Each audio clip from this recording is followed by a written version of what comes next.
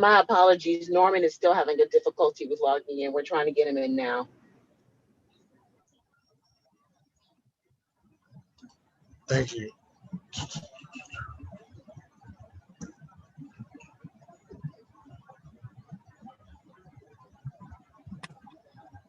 Norman, it looks like you're on mute. Still on mute.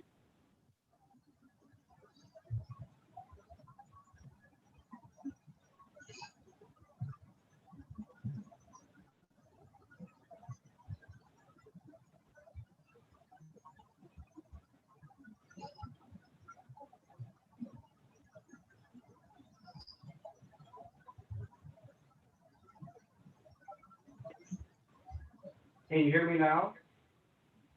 Very faint. Okay, I'm gonna have to, what's happening here, the mic on the laptop isn't working. So what I'll do is I'll go back and forth and use my telephone to talk to you. So what you may not do is be able to see me, that's it. So I'll just use the phone and talk to you from there, if that's okay. So what I'll do is go.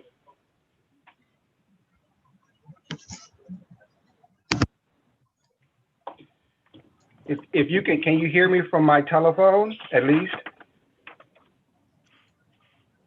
Norman, we can hear you from the phone. I can pull up your presentation and advance the slides while you're on the phone if you want to do it that way. Yes, please, let's do it that way.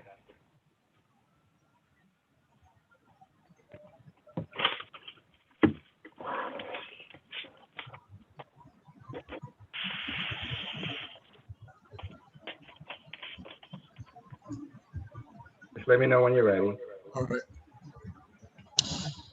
Good morning and welcome to day one of the budget hearings on Mayor Cantrell's proposed 2021 budget. Today's budget hearing of Monday, November 9th. It is now 9:10. I would ask to please call the roll.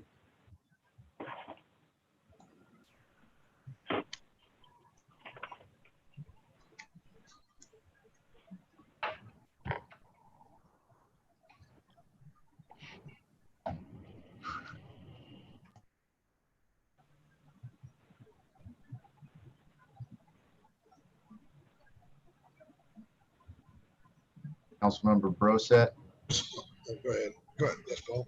Councilmember Broset, Present. Councilmember Moreno, Present.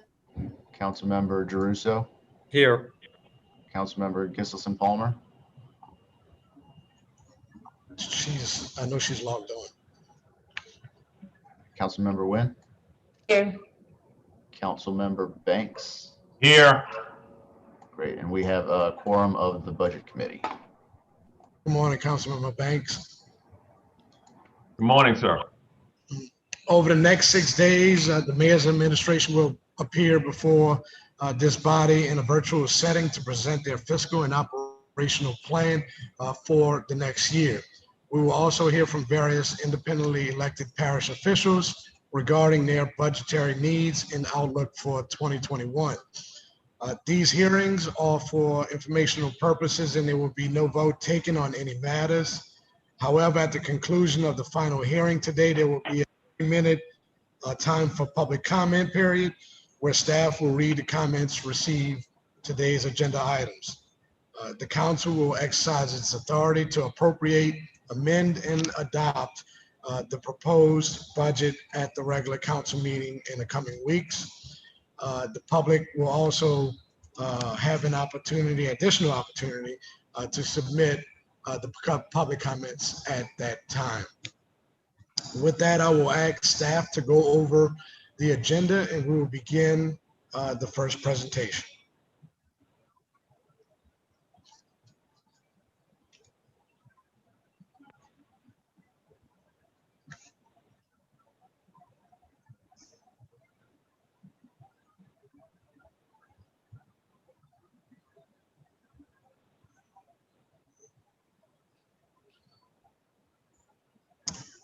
First, we're going to kick it off with the Department of Finance. Then the second presentation, we will have the tax levy ordinance, which includes the proposed millage rates. that will be on the ballot in December. Third presentation, we will have Department of Revenue's budget, then the Board of City Trusts, followed by New Orleans Public Library, the Civil Service Department, the Chief Administrative Office, which includes the Budget Office, the Office of Information Technology and Innovation, the Office of Performance and Accountability, the Office of Service and Innovation, the Office of Employee and Labor Relations, and then wrapping up with the New Orleans Aviation Board. So with that, we'll go to the first presentation, Department of Finance. Mr. Norman White, would you introduce yourself and the staff you have with you regarding your presentation? Yes, thank you, Mr. Chairman, and I'm good sorry. morning to all the other city council members. And we appreciate the opportunity to come before you and deliver City of Finance's budget to go over in detail. With me, you'll have Ms. Frida Richardson, Mr. Julian Myers from Purchasing, Jesse Evans from Bureau of Retirement. We'll also have we'll have Jules Nunn. We'll have Ms. Samuels, who's running and discussing revenue, Romy Samuels. In addition to that, what we'll go over, you'll also have on the call that you'll hear from later, our economist that will go over some of the revenue figures that we talked about doing the REC. I think I've captured everyone. If we can, I know we have very limited amount of time, and so I'm going to push through this as quickly as we can. Some of these things are pretty much just things that you've seen before. We'll go over the department overview, and then we'll go over 2020's accomplishments. And then from there, we'll move into what we have established our goals for 2021, and then the budget summary and the 2021 proposed budget. And then from there, we'll look at some of the revenue figures. I think that'll be redundant because we'll also go over that during the revenue portion of your hearings. So with that being said, we can push to the next slide. Next one, please. Clearly, I think you know Finance's mission is to provide timely and relevant financial services for the city of New Orleans. And then in addition to that, you'll see our statement there, and I'm going to push on to save time as well. I think you're very familiar with that. Our goal is to directly influence citizens' perception of the trust in the city government to account for its use and taxpayer dollars through the following improvement initiative, and that's our goal. I think over the last several years, we have remarkable improvements despite all the challenges that we've had. Did a pretty good job of simply improving our system. Can we go to the next slide, please? As we said before, the Office of Finance have roughly 5 different bureaus. We have accounting, in which they serve as really the gatekeeper or the filing of all of our financial data. As the transaction occurs throughout the city, they're put into certain buckets in which we can understand them and be able to make relevant decisions from, and also compare to our budget to see how well we performed. And then after that, we have procurement, which all of our preliminary activity occur from. In fact, the financial system is built on the procurement area where it enters into the financial world through requisitions. And then from there, we begin to purchase our items, and then it flows through the system all the way through payment, what we consider and well known for rec to check. Our Bureau of Retirement, clearly, it deals with our retirement program, in which is housed in, which Mr. Jesse Evans handle, and it have done some remarkable things. I'm looking forward to some of the things that Mr. Evans have to talk about regarding some of the disadvantaged programs that we've now instituted within the retirement system. Clearly, Bureau of Revenue, we've talked about that in great detail. A large part of most of our revenues that we've identified, which we were lacking due to some of the COVID-19 pandemic, clearly those revenues have been challenged. But still, we've made marked improvements there. We're capturing the revenue, pushing them into the system so we know what's there quicker than we've ever done before. In addition to that, we know it based on the byproducts of certain things, restaurants, bars, and the like. And we have seen some marked improvements in what we call electronic purchasing of items. And I think that's been a great deal of improvement for the city of New Orleans, and we expect that to continue. In addition, we'll have Bureau of Treasury, in which most of our cash programs move through. We've done a pretty good job of now collecting and centralizing our cash data, along with putting a new system in with our IS World tax system, in which we're able to quickly deliver or distribute the taxing dollars to the relevant taxing authorities and ensure that the SIS is posted within our accounting entries and departments, so we can now figure out where we're at a given time, so we can make adjustments depending on what we received that year. Next slide. Next slide. We'll go over the 2020 accomplishments. As I said before, we've been pretty busy. We've implemented our invoice approval system to IPA. That the goal was to increase efficiencies, right? And I think we talked about this over a number of years, that in general, we kind of work from an invoice perspective, and then we kind of work backwards to make sure we have payments. So a lot of the posting was delayed. With the new system, the IPA program kind of moved to what we call a methodology. So in order to purchase anything, you clearly need a requisition that goes into a PO, and then from there, the receipt of an item, and it goes through approval process through the department. And once the department approves it, then it goes to accounts payable for payment. And so now that we have the correct process or procedures in order, we're able to see where we are at a given moment, and we're constantly getting better at that as we get more experience. And I think we'll see great things from there. And the whole goal, as you'll see, when it comes to the next one, we're looking at trying to pay vendors on time. And part of that program, we were tremendously dependent on paper checks. I think we were upwards of 97% in paper checks, which is a dinosaur in the business that we're in. And what we're being able to do is now move people to ACH payments, which they have their own accounts through the portal. They can now see where their requisitions are and the stage is in throughout the program. In addition to that, they can submit their invoices in, attach it to that PO, and from there, they can put their banking information in, and now we can send electronic checks. Now, we're at 30%.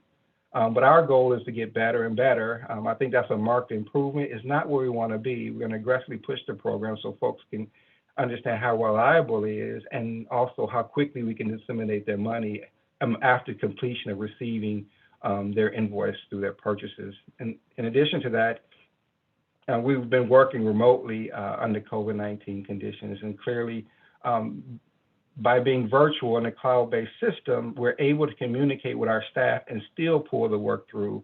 I think the varying degrees in which an individual can now perform their functions throughout the day to ensure they get their work done is remarkable. I think what we're seeing when it comes to this is that we're getting more work hours, more efficiency this way than I've seen before. And I think that's a marked improvement given the fact that we don't have to see each other, we can work remotely. The other thing is that we've been working with City Hall personnel to give them control of their own destiny. And what that means is in the past, it used to reside in finance where we dictate those items. We push more of those features into the departments where they can control their activities. And as they get more experience within the system, they'll see they have more readily available to make sure they can have their requisitions on time. So there's no interruption in their program like it was before.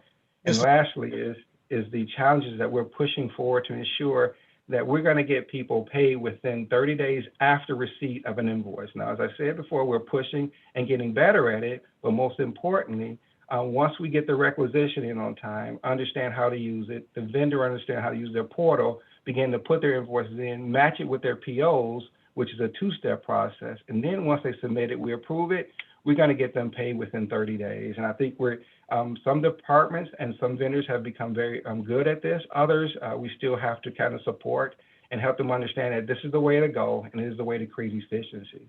Mr. White. Sure. Councilmember Palmer has a question. Sure, thank you. Thank you. I'm sorry, Mr. White. Could you go back? You said something about 30%. Can you explain that?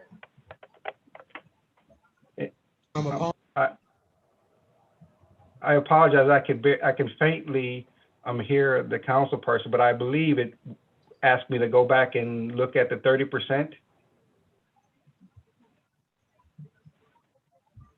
if someone can hear her, I would appreciate if they can echo her request.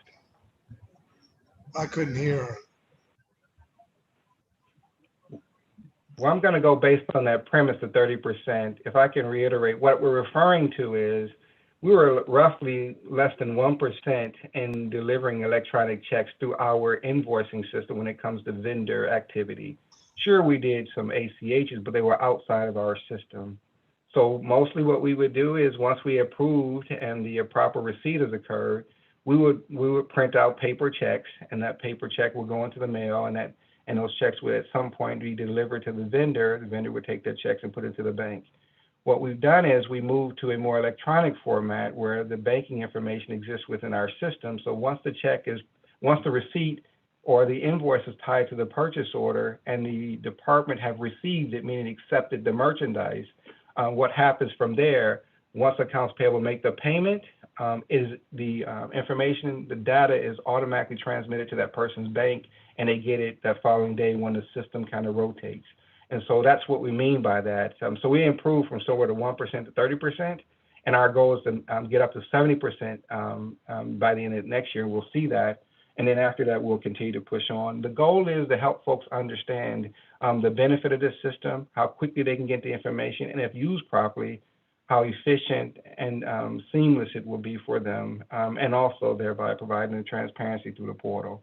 I hope that answers your question.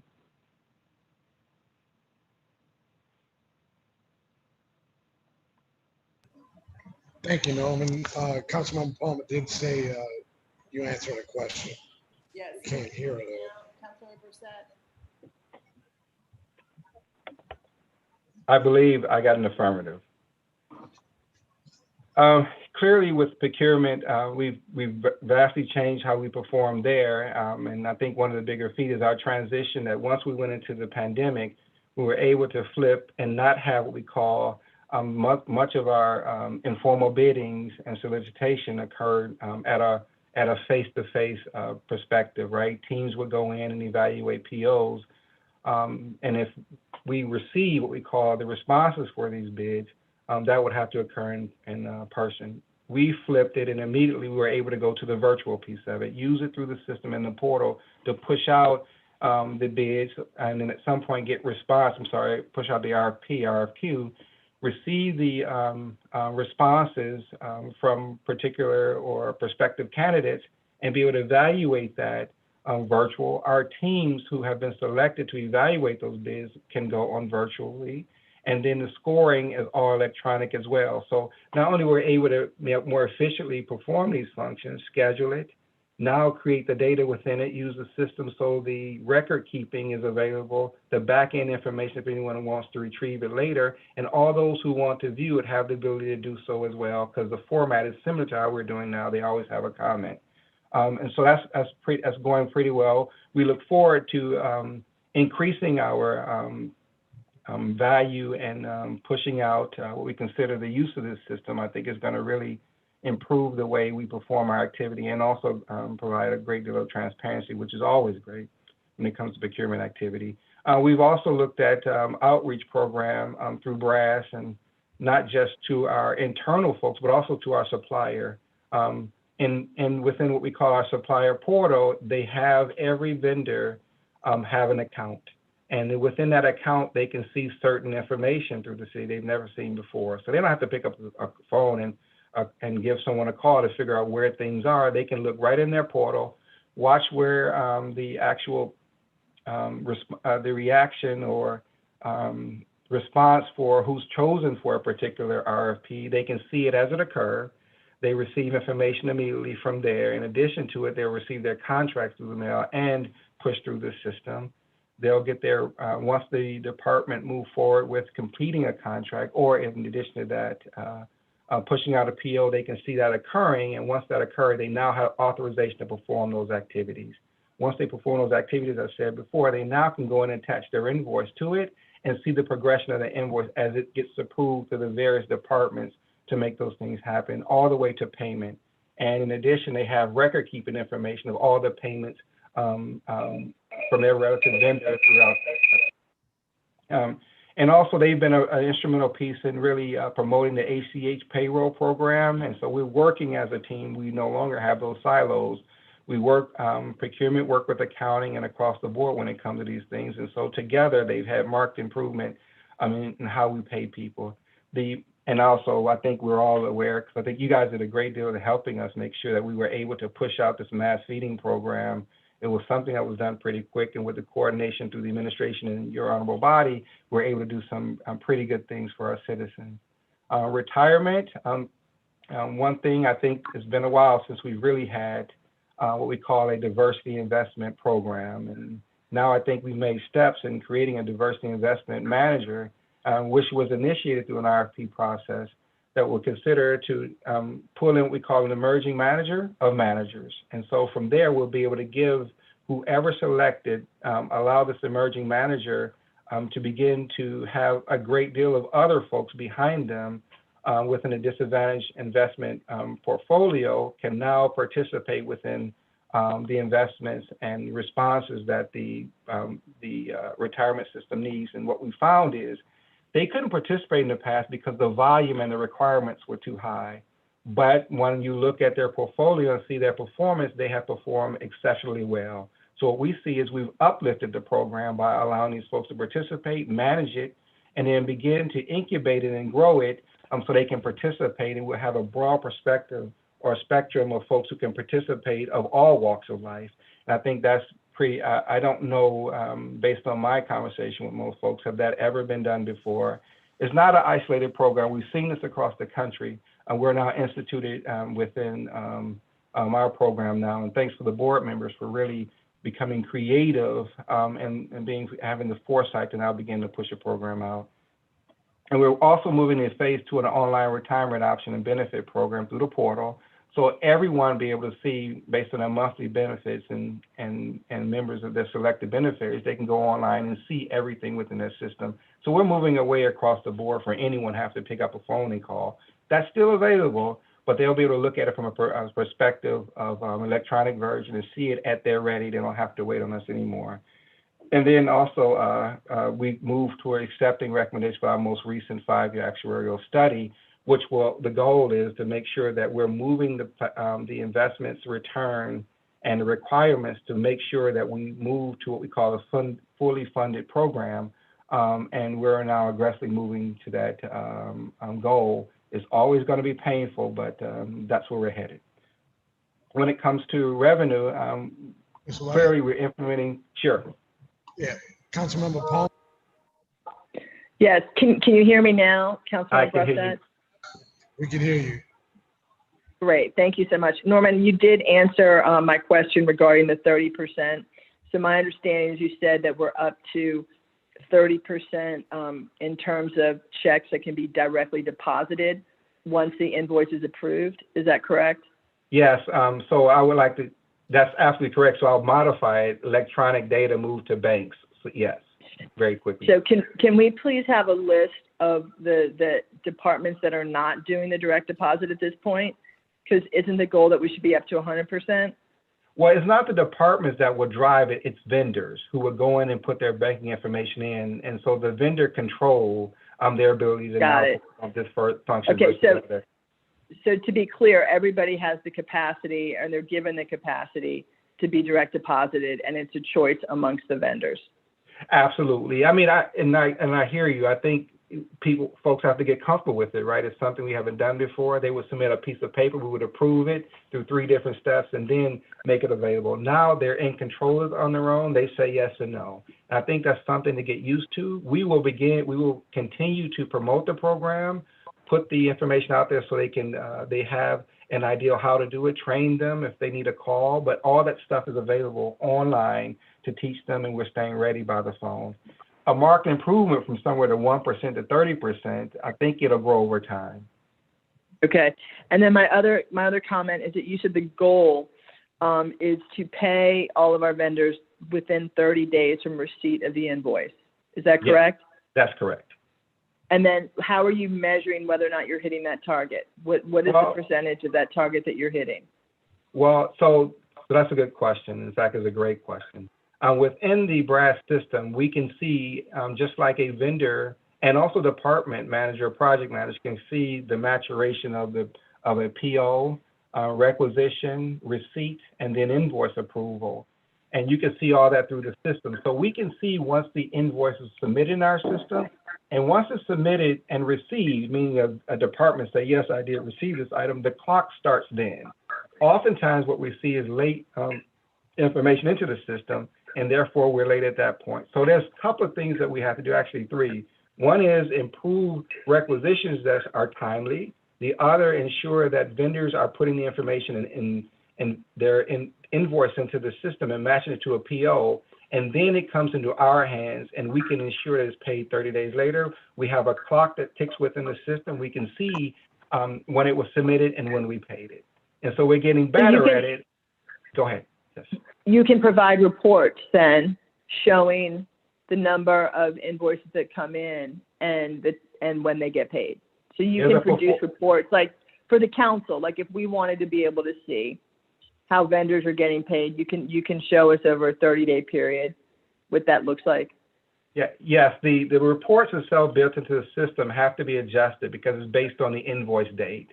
And what I said before is it can't just be based on the invoice date. It must be based on when we said we received the product and therefore. So some adjustment have to go, but it's performance features within the system that will let you know that. With a discussion between us and yourselves, we can begin to articulate and understand where we are at any given point. Yes, we can show you that. Okay, thank you. If we move forward to the revenue, clearly we're implementing the short-term rental occupancy tax. That was one we accomplished, and then published new short-term rental forms and making sure we're getting ready once we move forward to be able to capture this information. We completed 75 sales tax audits views, generating $2.4 million in audit assessments. Timely distribution of our funds to our taxing authorities, and the mandate didn't just exist within the Treasury Department when it comes to ad valorem tax. It was also in the revenue area, and both of those areas stepped up, put a team together to ensure after they receive those taxes within 2 weeks is distributed to the taxing authority. That was important this year because we all were stretched and struggling with the need of cash. So marked improvement there. We're going to continue to improve it, and a quality circle improvement program. We're just going to get better. We'll never again rest just with what we have. We'll always improve the system. Clearly, a tax payment extension offered by the mayor, and if you recall, that was at the point when the pandemic started.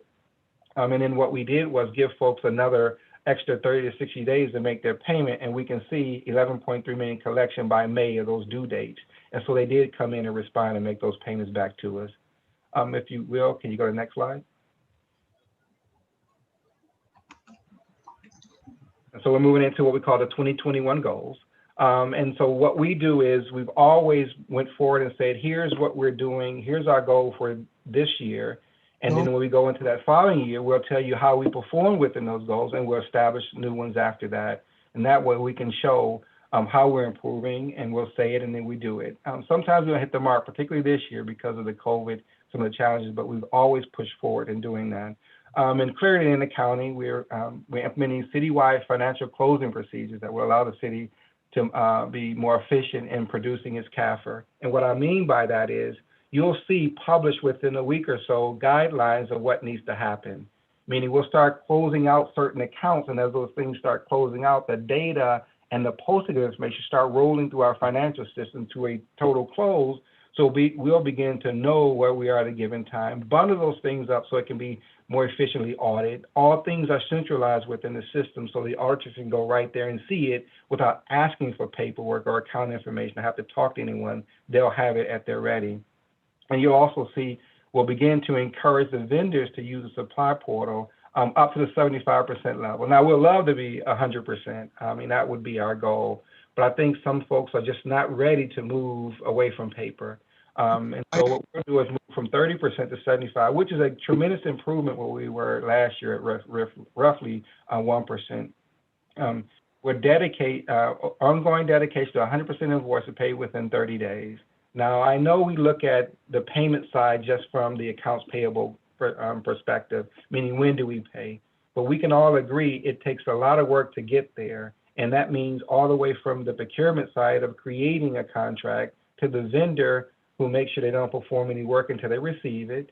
Then once they receive it, put their invoice in, matching against the work they promised that they would perform, and then moving from there to the department saying, yes, I do agree with what you did.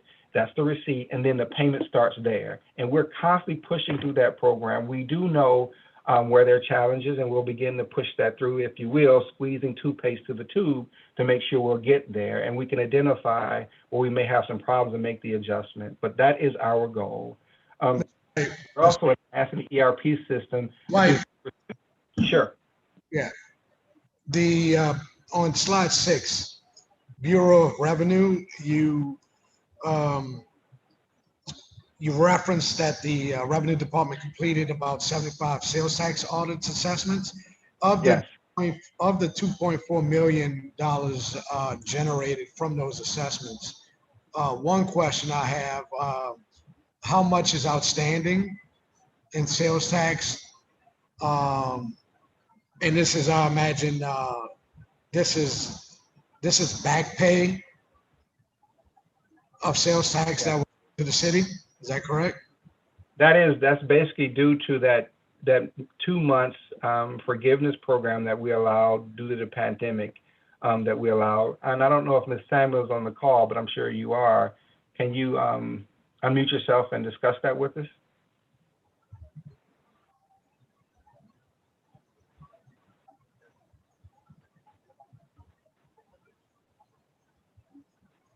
Ms. Samuel? Hello. I don't think she's on the call.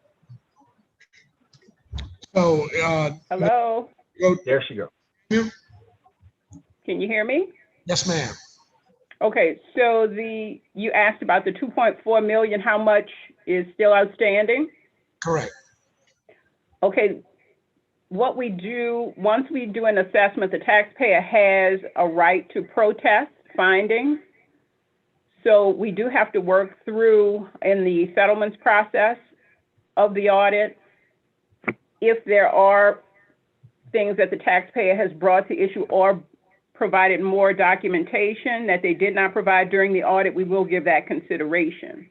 But if you need us to break down of the 2.4 what's still out there, we could probably do that for you. That would be helpful if you could get us the what is remaining of the outstanding balance for the sales tax audit. And my second question is that, do you all, how does the revenue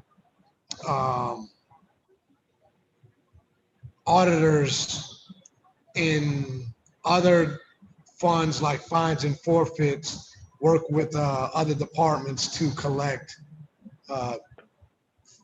monies that's owed to the city? Okay, so the audit number you see here is a snapshot in time. Our audit team is consistently working, going through audit reviews. So it's just not the 2.4 million. Correct. That is only a snapshot in time. So if you need for us to provide to you additional detail of the updated audit number, we can do that. We only concentrate on sales tax, occupational licenses in these reviews. Other departmental fines and fees, we don't audit for that. We are strictly a sales tax focus.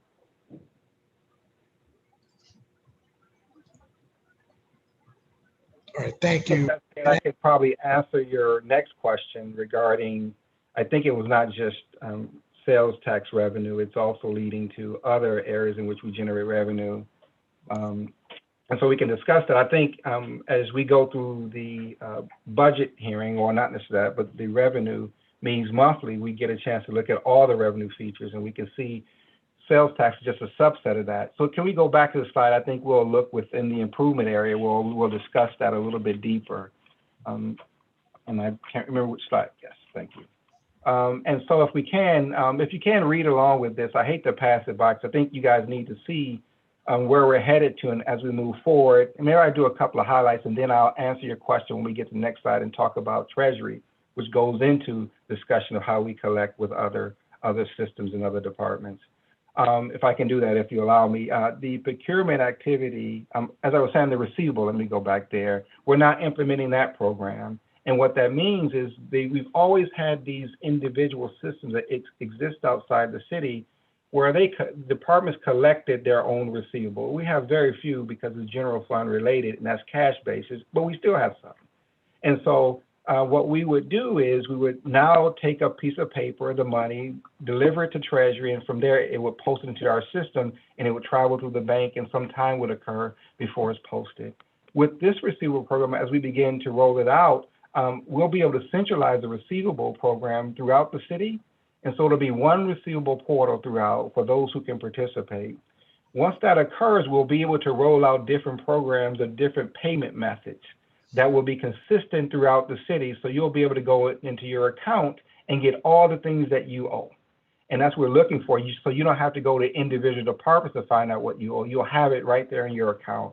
And we'll begin to push it out after the first year to add other things into the program. But that'll be a big feature. And I think folks will be ready. Hopefully what we'll do after that, and I think this is a big leap, be able to push out things to the department, meaning it is time to pay your bill.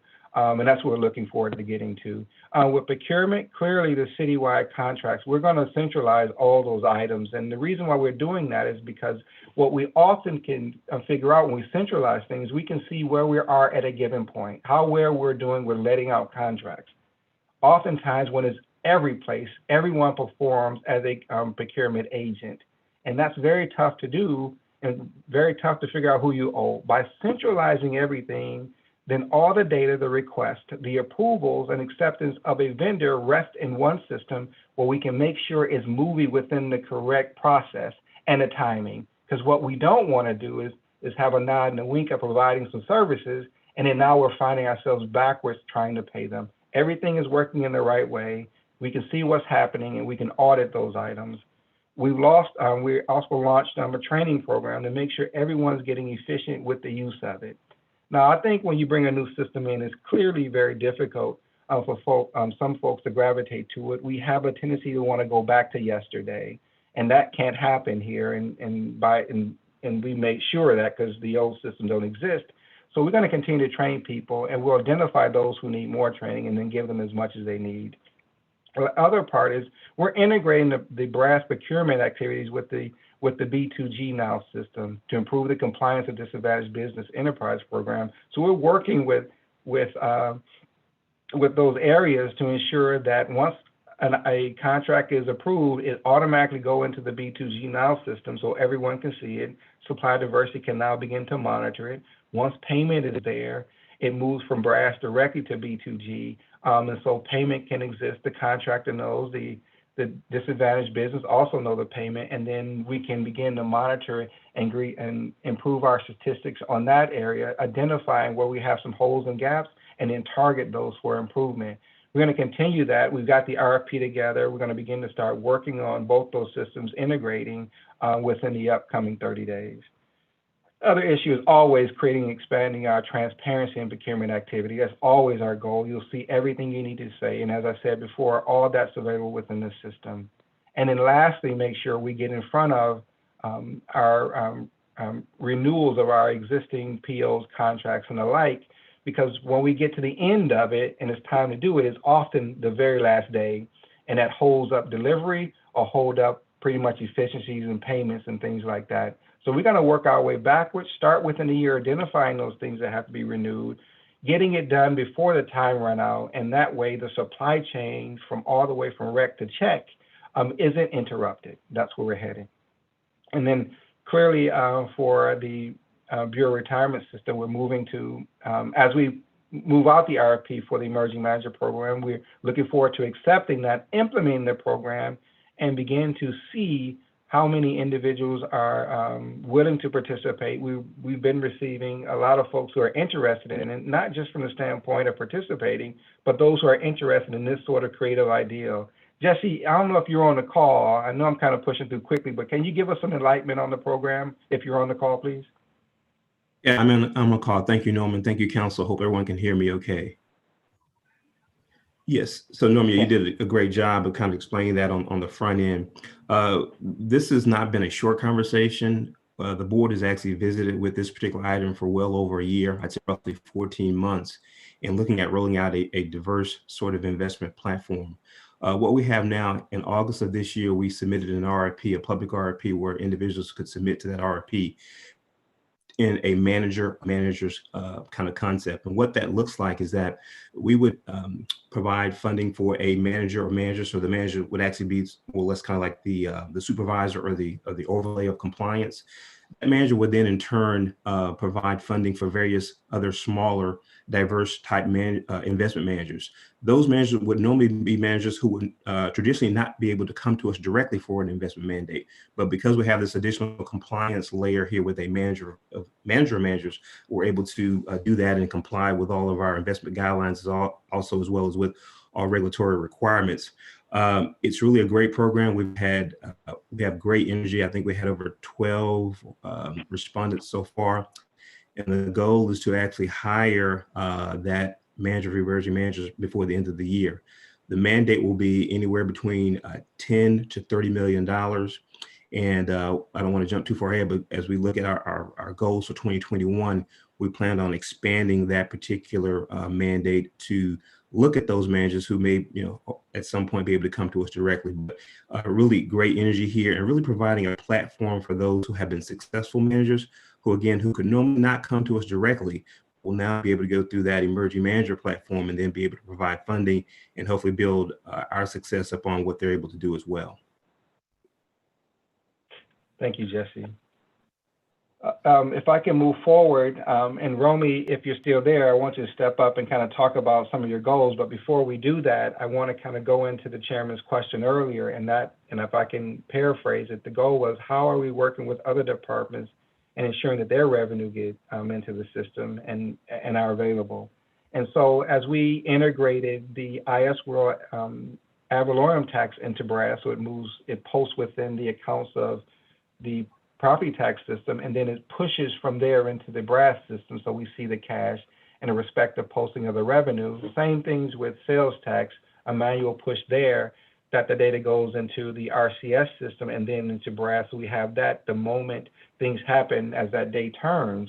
We're also doing that with safety and permits. We'll begin to move into their particular system, integrate that with BRAS. We've been talking to traffic and traffic as well as parking tickets and meters, and that will be a little bit different as they begin to post.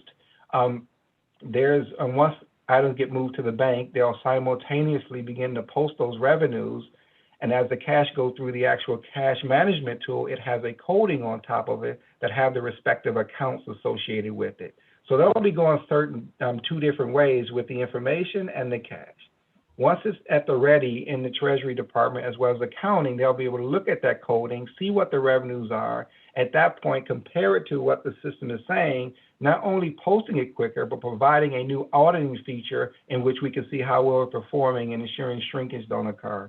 And that's happening. And that sort of process is working through every department. The problem is an elephant, right? And we're taking one bite at a time to get to where we actually need to go. And if you don't have any questions with that, I certainly can add to it. But if I can, if Ms. Samuels can kind of talk about the other areas within revenue that she's now identified as improvements. Okay, can you guys hear me? Yes, we can hear you. Okay, as a few of our 2021 goals, we will provide support to safety and permit to pursue leads provided by the department to assess unreported tax revenues for the short-term rental program. Can I interrupt right there? What does that mean and how?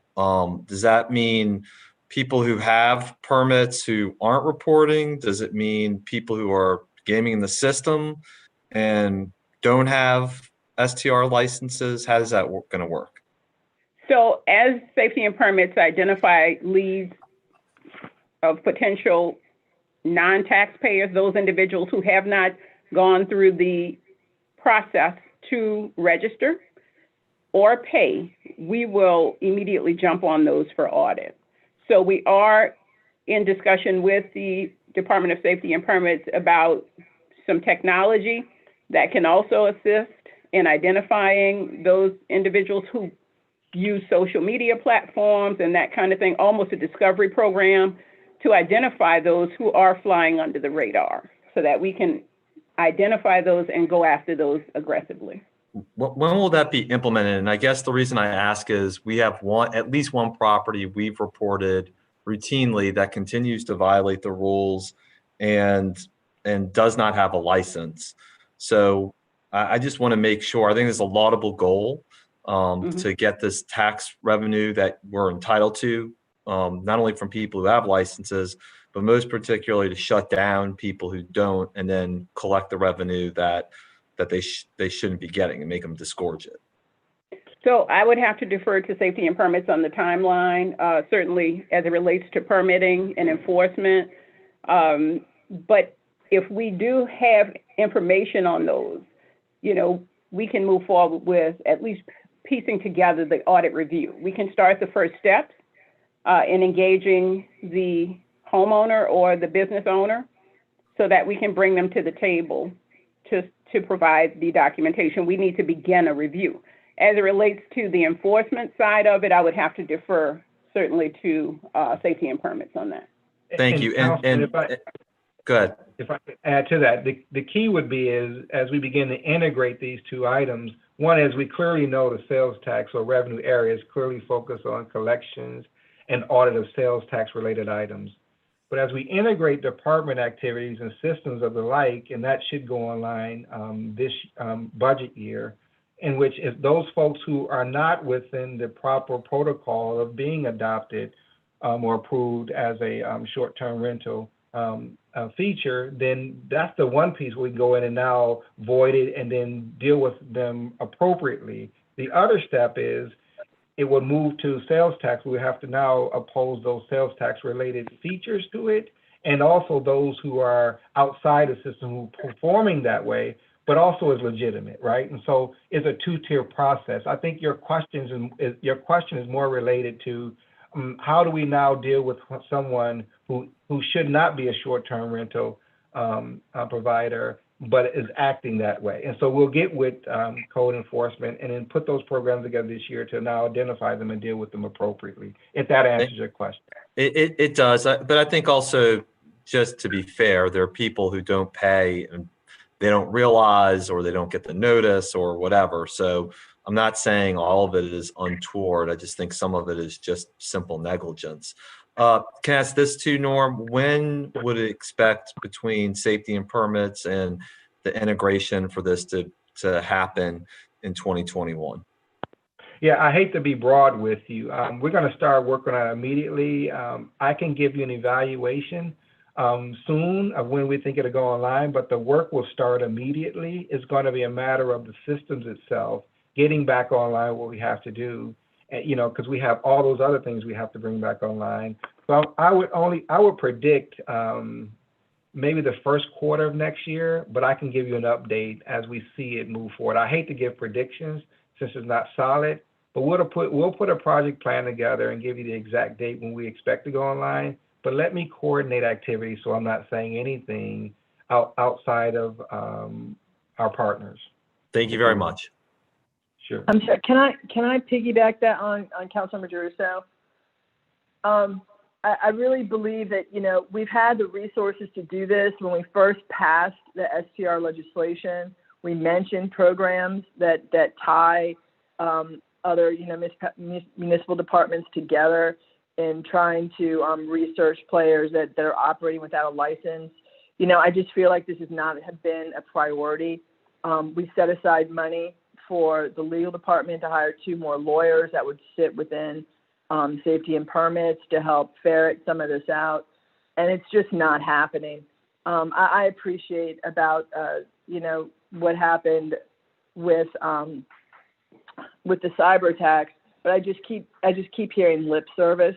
And Norman, I need something more than that. I want to see, and I think this council deserves a very clearly outlined plan of implementation and what you do when we are reporting bad players, because just like Councilmember Giarrusso said, there are people out there operating that are not paying taxes.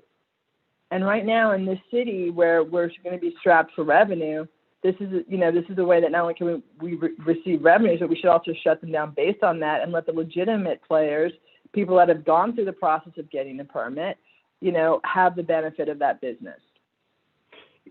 If I can respond to that, and I certainly can, I understand your sentiment, but let me say this. I think as we move forward, and this is our third budget year, I think you can see. And Norman, let's just be clear. This is our third budget year, our second budget year after we passed STR legislation. I hear you, and so I want to say this. No, I don't think y'all do hear us. Because if you did hear us, we would have something more than just lip service. So let me say this, if I can. Right, I think the way you've seen that we worked over the past is we said what we're going to do and we do it. If you look at our previous goals, you see we accomplished those. I think you can see what we started off with, we made tremendous stride in ensuring that the financial pieces and the systems are integrated. Well, you see better performance. I get it may be some frustration regarding where we are on short-term rental, but let's be fair about it. We've been really trying to put data back in the code safety and permit system for a while now. We've been working on that and we work forward with it. So it's not lip service. It's been a lot of man hours and people behind making it happen. And as I said before, it's proof within that. If you look at everything that we've said as it project related, we delivered on that. And we're going to deliver on. Norman, can you tell me how much money is in the account that Councilmember Moreno set up at the state that can be used specifically for all of this? Right, and we can, and Randall, if you're on the call. Can you tell me right now if we're really concerned about bringing everybody online and we're concerned about not having enough revenues to do so much so that we're taking money out of what the council wanted last budget season, which was $700,000 to go to hire more lawyers, and y'all had to put it towards ITI for the benefit of the cyber attacks. I would like to know exactly how much money is up in the state that is supposed to be set aside for these kinds of things. Yeah, if you can, Randall's on the call. Look at that account for short-term rentals and pull the number, and then when you get there, let me know. But I'm going to say, if you do, Randall, go ahead and speak it if you're there. I have to find it. Okay, well, pull it up, and then go ahead and speak it. When you get it, just go ahead and interrupt me. But I want to say it's not just money, right? It's putting the process and programs together so it's efficient and secure and stable. Not just money. So I can agree we all work together to make sure there's money. Now it's time just to get it together. And as I said before, we've done a pretty good job of making that happen, and we'll also make this happen as well. But there also been a lot of things that happen, and that's no excuse. We'll get that to you, and you'll see it just like you've seen in the past. And so it's just more than money, if you will. And Randall, as I said before, interrupt me once you get that information up, and then just go ahead and put it out there. Sure. Just a minute here. Sorry. Sure. All right. Romy, I think you probably want to go into your last two items that you want to discuss in your area.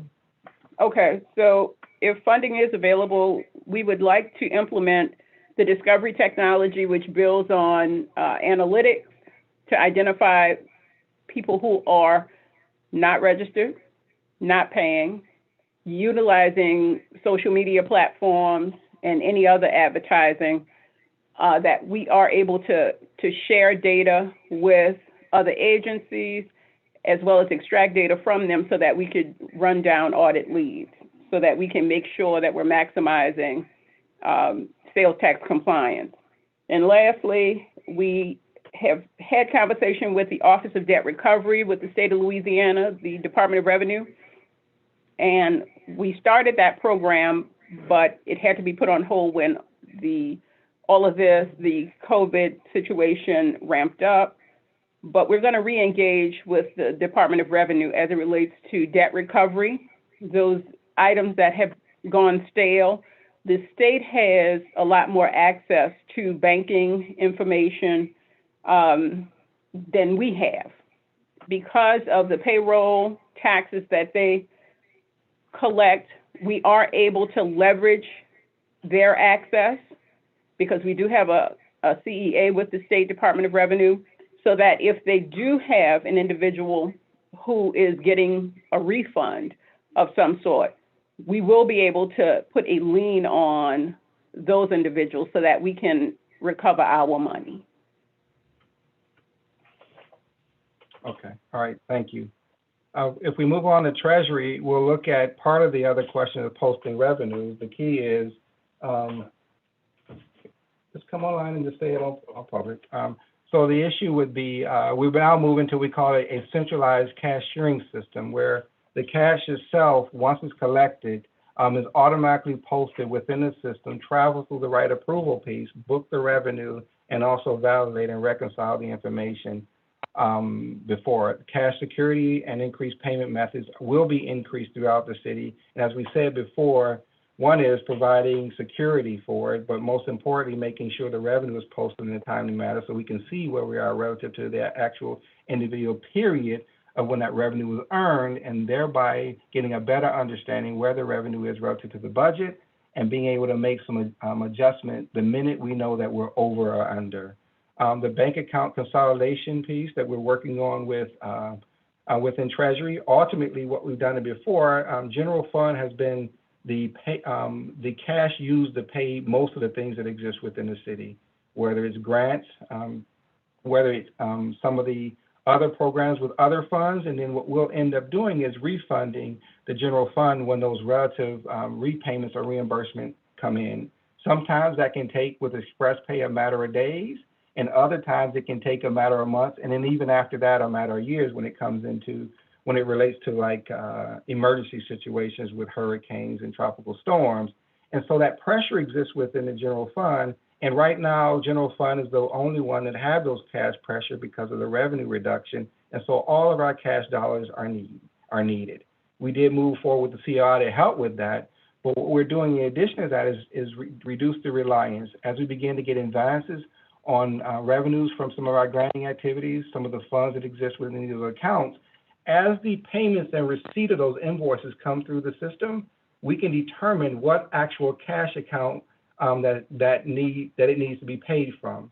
So we'll use that particular payment register, use a pool cash program to determine at that point moving those cash to what we call a disbursement account and then make the payments from there, thereby reducing the general fund cash dependency. And now we're not as strapped as we were before. And now we can begin to now move from the need, the payment, the grant, and all the way through cash itself. And we'll begin to even push forward, as you say, with the consolidation and coordination to get rid of some of those peripheral bank accounts, because we no longer have to rely on the cash account on its own from a manual perspective. We can use our system and begin to contract all the accounts and limit that because they're easier to control from there, and also tell you from what account and cash program this particular invoice, program, or project comes from.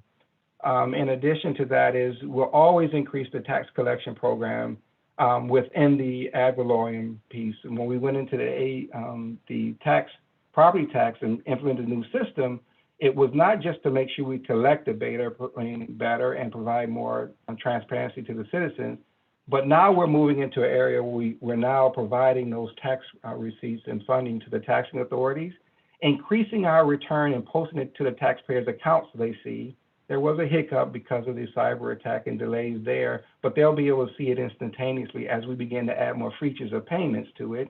And then also, as I said before, to the taxing authority, but most importantly, giving folks refunds when it's due. The system itself, which is different than before, if someone has already paid, like a mortgage company, that particular homeowner's taxes, the system won't allow you to overpayment. It'll put it aside, look at the last person who made that payment. We'll begin to reduce what we consider the process of returns, move that because we have more reliance on our system, and give the return back to the system citizen immediately, or whoever that last person who paid that last check. Those are the things that we're moving into next year, and you will look forward to seeing that, along with the safety and permit integration with our partners to ensure that we're doing a better job in the short-term rental program. Next slide. And Randall, if you're ready, you can go ahead and push out your number there. Yes, sir. Thank you. We have received this year about $6.2 million from the state for the short-term rental enforcement fund. And if you require, I'm sorry, I want to get back to that. Y'all have received $6.2 million from the state. Can I have a very clear accounting of where that $6.2 million went? Sure, we can get that to you in detail. I would like it this week, please, while we're in budget session. Sure. Because this council approved, which I did vote against, that $700,000 transfer from legal that was supposed to go to 2 lawyers that were supposed to help with STR enforcement. And now I'm hearing that there was $6.2 million transferred from the state this year to STR enforcement. I don't know. I might turn this over to Councilman Giarrusso. Are you slightly concerned about this? Yeah, I mean, I was going to echo that because in the proposed budget, and I realize we're getting a little bit out of finance here, but as a preview for Friday, 2 lawyer positions are eliminated from the STR budget, as are a couple positions for inspectors. So I'm with you, Councilmember Palmer. I'd like to know all sources of money for STR and how they're being used. And then I think where you're also headed is we want to prop up that office to the best that we can with necessary enforcement attorneys and inspectors to make sure that the rules that under your spearheading were implemented are now have the money to be enforced, right? Correct. Right. And if I can, Chair and council members, I get it. I hear you. The issue is I'll join that meeting with safety and permits and where we can collectively tell you where we are. But I still like to reiterate the fact is we can put money into it and that we have, but it isn't instantaneously where you put procedures and programs together. Coupled with what occurred in the past of not just the COVID-19, but cyber attack, it took some time to get there. You'll see where we're headed to go and that we're not providing lip service. So I appreciate the conversation, but I think it's important is not just dollars, but it's programs, procedures, and processes to ensure that we're capturing. And it just doesn't rest in one department, it rests in many, including your honorable body. And so I think we've moved through that, and I have nothing more to say except we'll prove what we're saying. Well, excuse me, with all due respect, we passed the budget with additional resources there last year, way before this, and systems should have been put in place in January of this past year. So with all due respect, and even before that, we had resources sitting at the state that were set aside to create these systems that should have been in place for the past 2 years. I hear you, and I stand by what I said. I understand. I stand by what I said. I stand by what I say. Thank you. Through the chair, if we can move into the 20 budget summary and 2021 proposed budget, you'll see the recommendation to reduce our budget to deal with what we consider the reduction of the revenue shortfall. There's several things in which we have done. Really, with the personal services, we reduced it by 32% reduction, and clearly that was done by 26 furlough days that were added to it. And what we try to do is, in lieu of laying off, we use the furlough days to get the reduction. And then all those that were unclassified, like myself, we just took a 10% reduction. I think you guys are familiar with this. And then we also did not fill some of our vacancies, and clearly that was intentional. The whole goal is we saw a pool on cash, and then the key would be is if we don't hire those folks and reduce it, the burn rate of cash will be reduced, also saving within the budget. But as we talked about the cash program and how we're using it, it slowed the rate down along with other programs and strategies to now keep us with a level of cash going forward. In addition to that, we're able to reduce some other items. One is reduction in contract hires or the professional services. As we move forward with some of the programs, adding some of our systems, we had to have temporary folks to now bring it in order or backfill us in some of our departments. So we can now move some folks in those departments who were proficient to now help us integrating or developing the system in a professional way. So some of those things we reduced in that area. And then in addition to budget office and computer equipment, repair and treasury, as well as delaying some of the goals of bringing other systems online.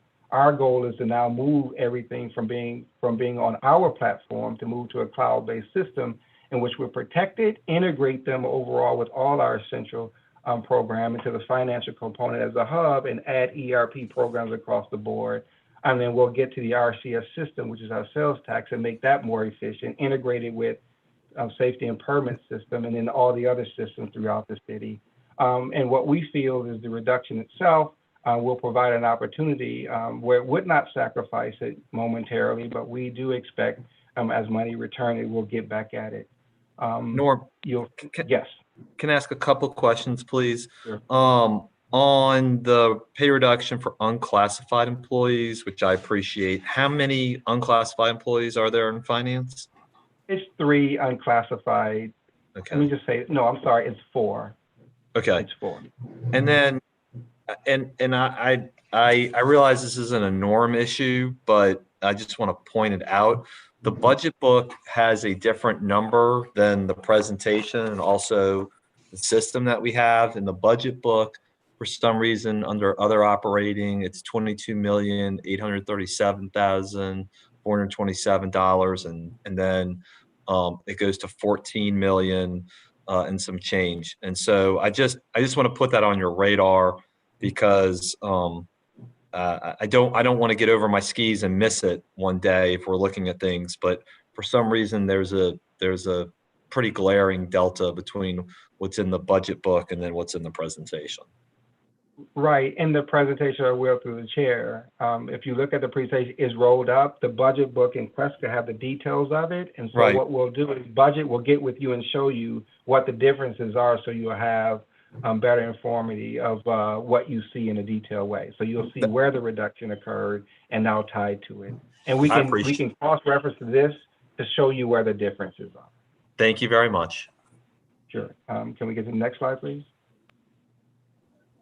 And in addition to that, you'll see where our capital improvement program, which primarily we used in the past to upgrade most of our system, whether it's the IS World ad valorem tax system, whether it's BRAS that consolidated, what we consider 4 different systems into one to make our previous financial system complemented by other peripheral systems. Now those are all going away, but this is the pot of money we use to make that happen. In addition to that, the operational tools and the back support regarding it. And so that's been reduced, and which is really the reason why we have to delay until we get additional money of improving the RCS system. And you'll see the marked reduction there. No one loves to see this, but we understand the situation. We understand that we can move forward with the budget we have, and we can continually to be able to move forward in the improvements that we put on this deck for you to see. We think our budget is adequately there for it to make it happen, and I think you'll see that throughout. And as we begin to improve, the revenue begin to improve, then there will be a conversation of where those things will incur, and then we'll get back online of improving our systems. But you'll see the ones that we stated we will continue to move forward with, and then after that, we'll continue to move forward. Next slide. Revenue collections, if you go to the next one, please. I think this thing we've looked at across the board, and clearly we understand what's happening. These are monthly activities when it comes to sales tax as it relates to what's occurring now. You'll see 18, 19, and 20 comparison, and you can see where the pandemic occurred in response of it, because clearly you'll see March where it starts to reduce compared to the previous years when January and February it was up. The track of January and February based on the budget should have continued on, and we would hit our budget mark with a little bit more. What you're seeing now is the pandemic, the reaction or the results of that, and therefore the pretty much cause of why these reductions are necessary. But if you look at it, you'll see that we did see some marked improvements from April to May, drop down again because some of the things we had to close back, and then you'll see July and August going back up when we're talking about the 2020 information. We look forward to that continuing as we move into a safe environment and then act accordingly and responsibly. We should see that revenue kind of continue to go up, which is predicted within the 2021's budget. Next slide, please. This is the same thing when it comes to hotel motel, clearly tourism related. We have when we go into our revenues, it's not just the sales tax as a whole, we get to break it down into different categories, and what we're showcasing here is hotel and motel tax, which you can see the tourism related items drop remarkably, one slightly from February to March, but pretty much off the cliff from April, May, and then down June and July. Small increases in August, and we'll start to see that going up as we begin to do some things differently. But for the first time, we get to isolate the economy as it relates to what is occurring with folks who live here, and then also the difference of folks who actually visit and the impact of our economy based on that visitation.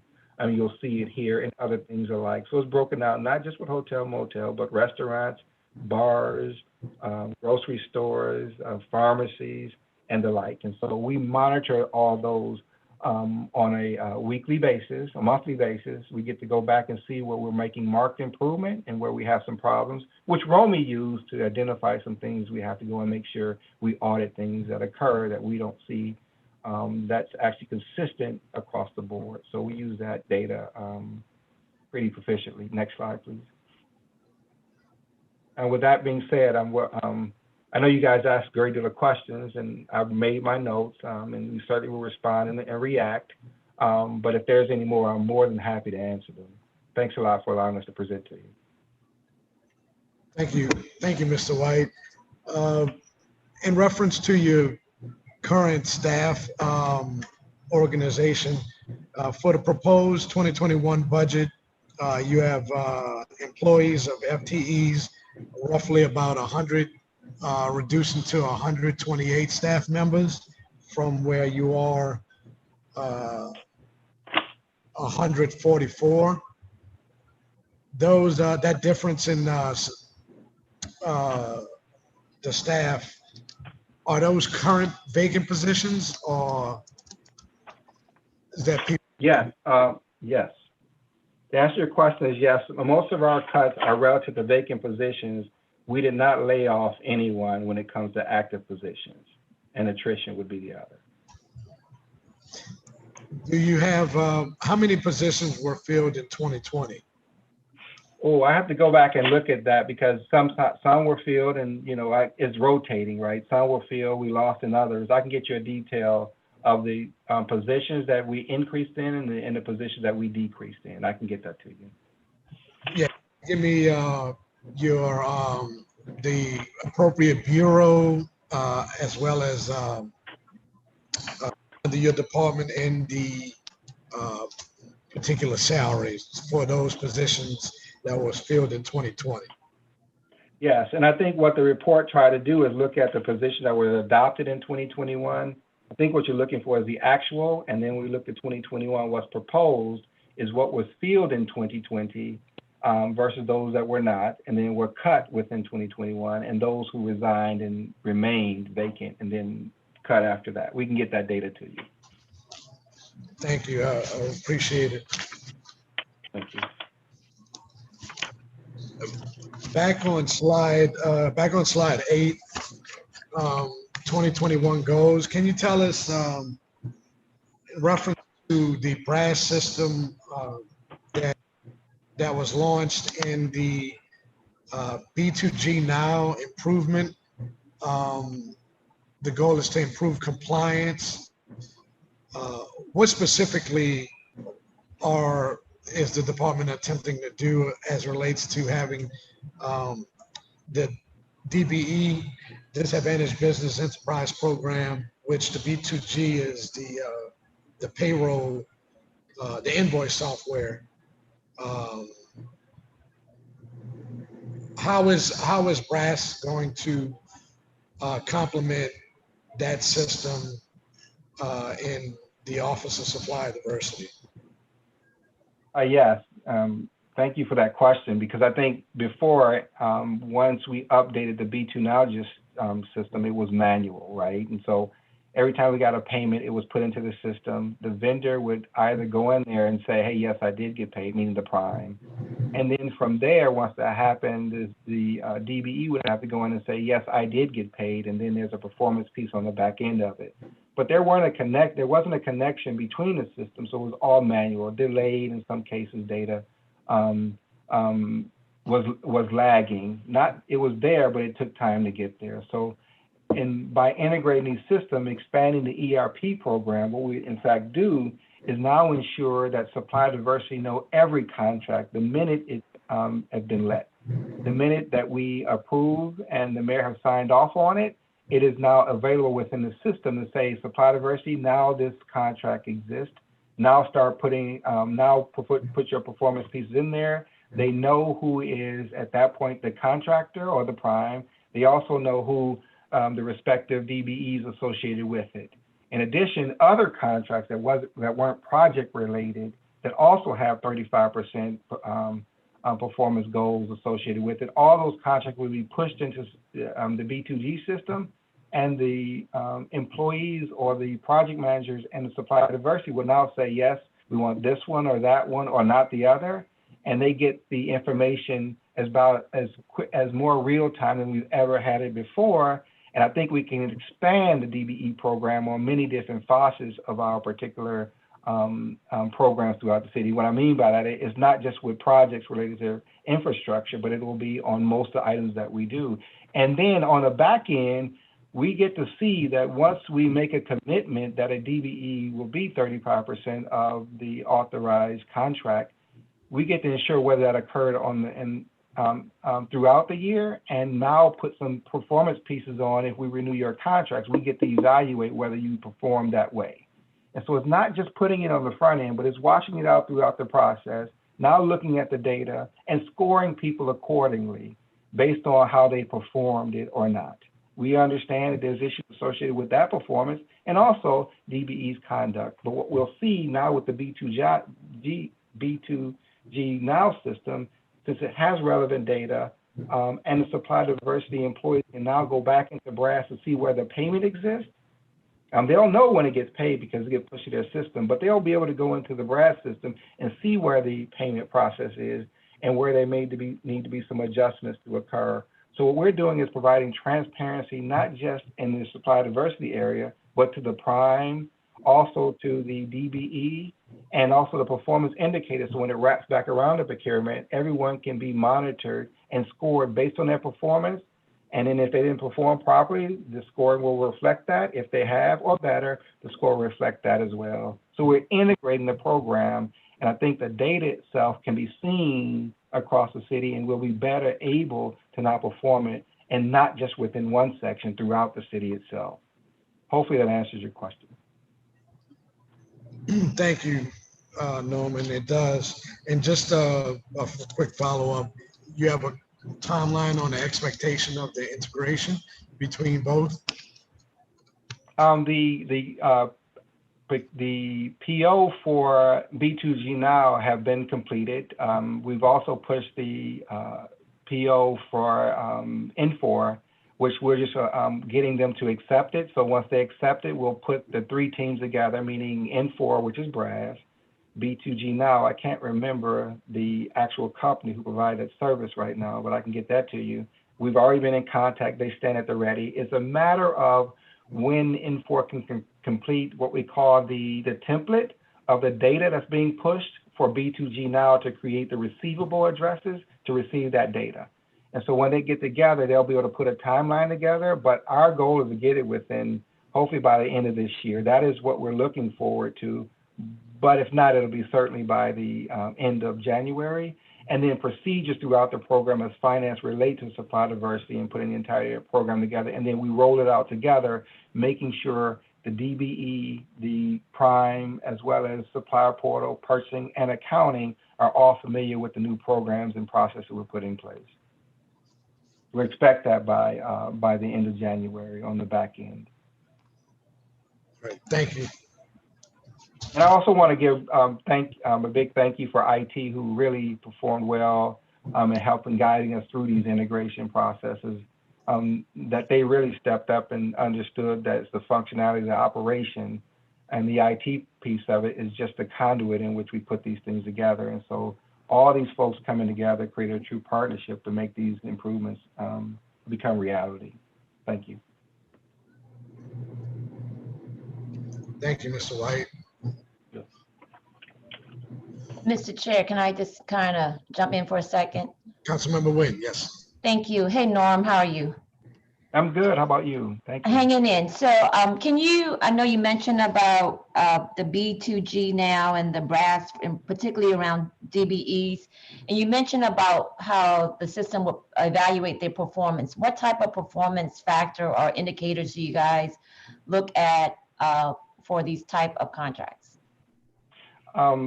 Well, I can give you a little bit of it, and I think it would be good when supply diversity come up, you can ask that question to them. Because what we're looking at when we talk about the integration of these systems is pushing data from one section of the city to another. And that data from not just when we go out and put bids out there, but more importantly, when we create a contract with an individual, pushing that data to the B2G system, making sure when POs that are renewed yearly, that is also pushed to the B2G Now system, and when they're paid in addition to that. So data existing from one system to another, and the protocols and procedures that rest within supply diversity, they have a program that monitors those activities, and they're better able to explain that to you than I am. Okay. But what we'll do is, it's been linear, if you will. What we're going to do is create a circle, so the data goes into the B2G system, it comes back, so we can prove the fact that it now is corroborated by what we see in brass, and then the performance pieces will pump out so we all can see it more readily. Not just the city, but the actual DBE participant as well as the prime. But I think they'll be able to explain that more articulately than I can. All right, I'll bring it up when they come up. Thank you so much. Thank you. Thank you, Councilmember Nguyen. Any other questions from colleagues?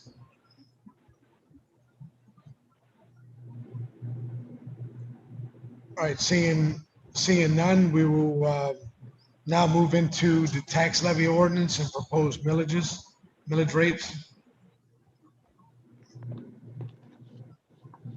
Sure, I'll pass it off to Mr. McElroy, and he'll take it from here on that particular item. Thank you, Norm. Good morning, Mr. Chairman. Good morning. We have our slide here. Okay.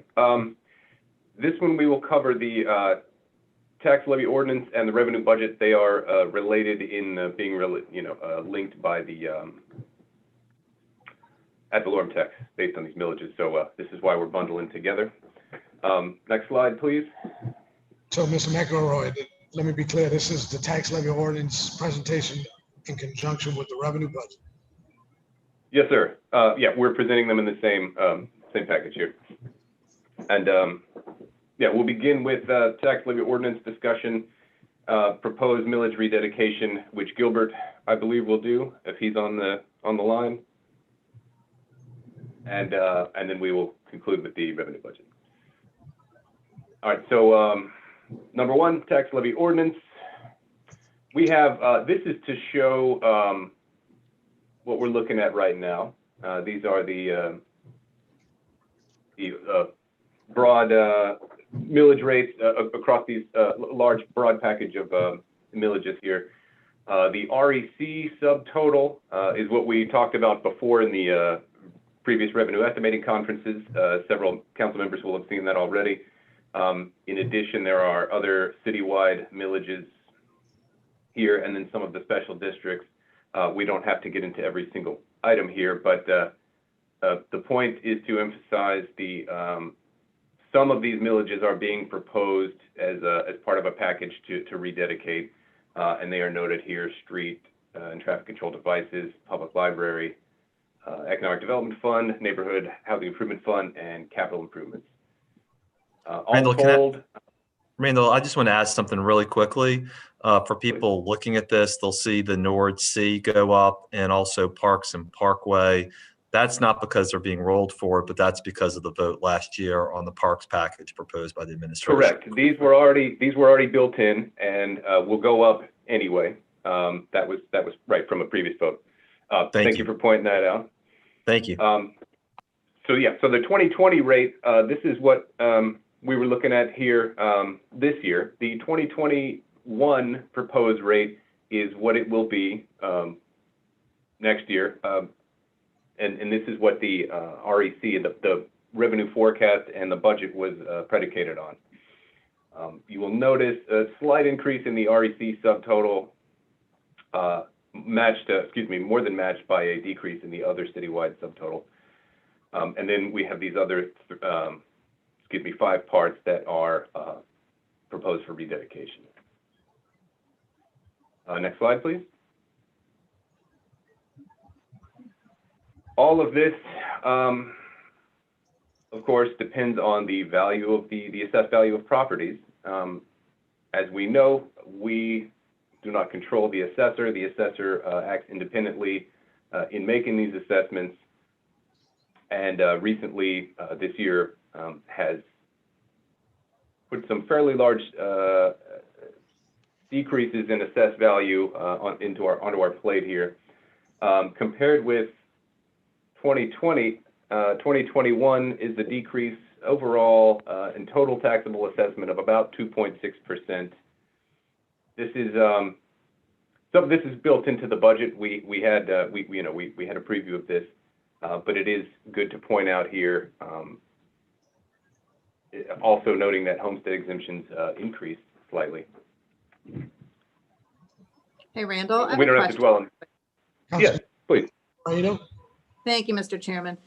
Randall, when we're looking at these big decreases, is this coming from, I actually found out through the media actually, that there were these substantial decreases on our big commercial hotels. Is that what's being incorporated here? That is the bulk of it, yes. So there are some increases due to assessments simply going up over time as they would in any normal year. And these are more than offset this year by fairly substantial decreases in commercial property mainly.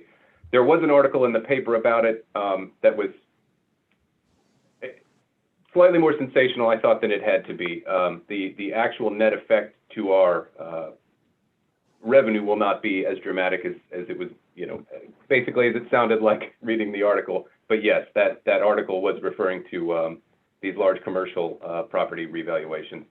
And, these, of course, will be reassessed in the future. Eventually, the economy will recover, and, those are not, we're not stuck with that forever.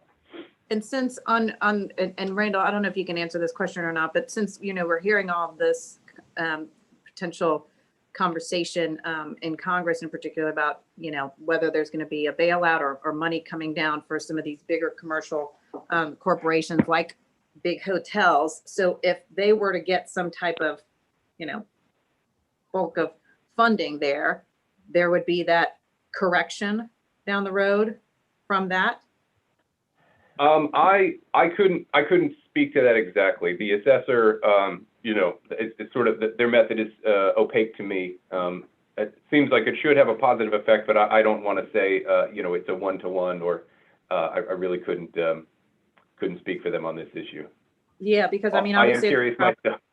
Yeah, Randall, because I see it as a problem, obviously now, but if it were to last, for ongoing into the following year too, that would be really problematic. I think where it gets frustrating for the people in the city is that they see their homeowner property taxes constantly going up and up and up, and then they're constantly then seeing property tax breaks on whether it's a big corporation or whether it's big commercial properties. So that's what's been frustrating, and clearly I am seeing it reflected in the budget, especially when you mentioned that, obviously there are some increases, those being the homeowners, and the big decreases being on the big commercial properties. That's yes, I can see how that nobody likes to see their taxes go up, certainly. Part of the when the home assessments are increased, that's part of a general trend. That happens a little here and there, sort of across time, ultimately for everybody. And for the commercial properties, right, this ideally would be a very short term, we don't know obviously when we will be done with all this, but that should just, when looking back on it, that should appear to us as a blip on the radar. So it shouldn't be a long lasting problem, but I agree in the short term, it is definitely, we don't like to read about it in the paper, that's for sure. Thanks, thank you for bringing this up. Mr. Chair, right, may I so ask we a question? Yeah, Councilmember Druso. Thank you. Randall, I'm sorry. We're trying not to buffet you here, but we do have questions because of all of these issues. I want to piggyback on something Councilmember Moreno did. I know this budget doesn't build into it any additional CARES Act money, But obviously, if there is a new presidential administration, there may be a push to try and get cities some more of that money. Is there some contingency planning going on? I'm not asking for all of it right now, but what it might look like in March, April, May, if the cities start getting infused with some cash as well? So Randall, maybe instead of asking that question, if I can, Councilman, I Yeah, don't know if Gilbert's on the call. Might be a good idea if he join in and talk about that. But the ideal would be, as you're right, it wasn't baked into the budget as we move forward. Yes, as we begin to get money, our anticipation would be that we probably won't get that money until the second or third quarter. And it's also predicated on whether it comes directly to the city or actually goes through the state. We're familiar with, as it moved through the state, what can happen through the political process, that the monies can shrink. But our goal is if we can begin to receive money directly based on the needs, then it may be more. So we're standing ready. Our governmental liaison has been working at the federal level as well as the state level. So once we know what those dollars are, then we'll be able to put a program together and start rolling things back as they occur. If Gilbert, if you're not on that, if you want to add to it, certainly, please do. But that's the process. Sure. Thank you, Norman. Chairman Brissett, Councilmember Giarrusso. I guess wave if you can hear me. It's the first time on. Okay, great. I think Norm hit it very well. There are contingency plans. Want to articulate that there's contingency plans both ways. One if we get it, and one if we don't, and we trend actually in a more of a downward spiral relative to another closure or some sort of dynamic related to that. Now, if we are looking at additional CARES Act dollars, I think the first implementation where we want to start plugging the gap per se is on some of those furlough days for our public safety individuals and our employees. So I think that would be the first target to address the furlough days. Now we have to always maintain the reoccurring structure and the nature of it. So although we may not be able to stop furlough days because of the nature of the way the budget was built, we would, as we've always said, like to provide one-time payments back to those employees, whether it be for 2020 or 2021. But that would be the priority after the structural integrity of the budget is maintained for those potential CARES Act dollars. We're hopeful, we're confident, we're watching them daily. As Norman said, we have people on the ground trying to articulate them. We're at the state trying to fight for Tranche 4 as well. So I hope that answers your question. And not to get too much off, but I know you asked a question about the delta between the budget book and what is in the presentation. The presentation is specifically general fund. We thought that would be most prudent relative to the conversation.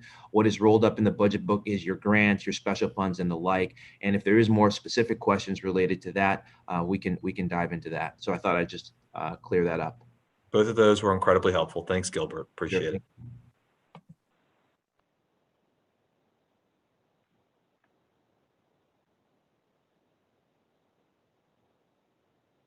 All right. Should we go on, Mr. Chair? Do we have any more questions? Mr. Magaro, you can continue. Thank you. Actually, for this part, I'm going to turn it over to Gilbert again to talk about the millage rededication package, which the council members will have seen by now, but this is to recap.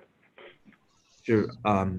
Mr. Chairman, members of the committee, thank you. Thank you, Randall. And for the sake of time expediency, I will roll through this. As we know, we've discussed this on multiple occasions. We have a reallocation of how we wanted to expend our millages. The council voted affirmatively and helped us design this overall structure so that we could articulate two major goals, or three perhaps.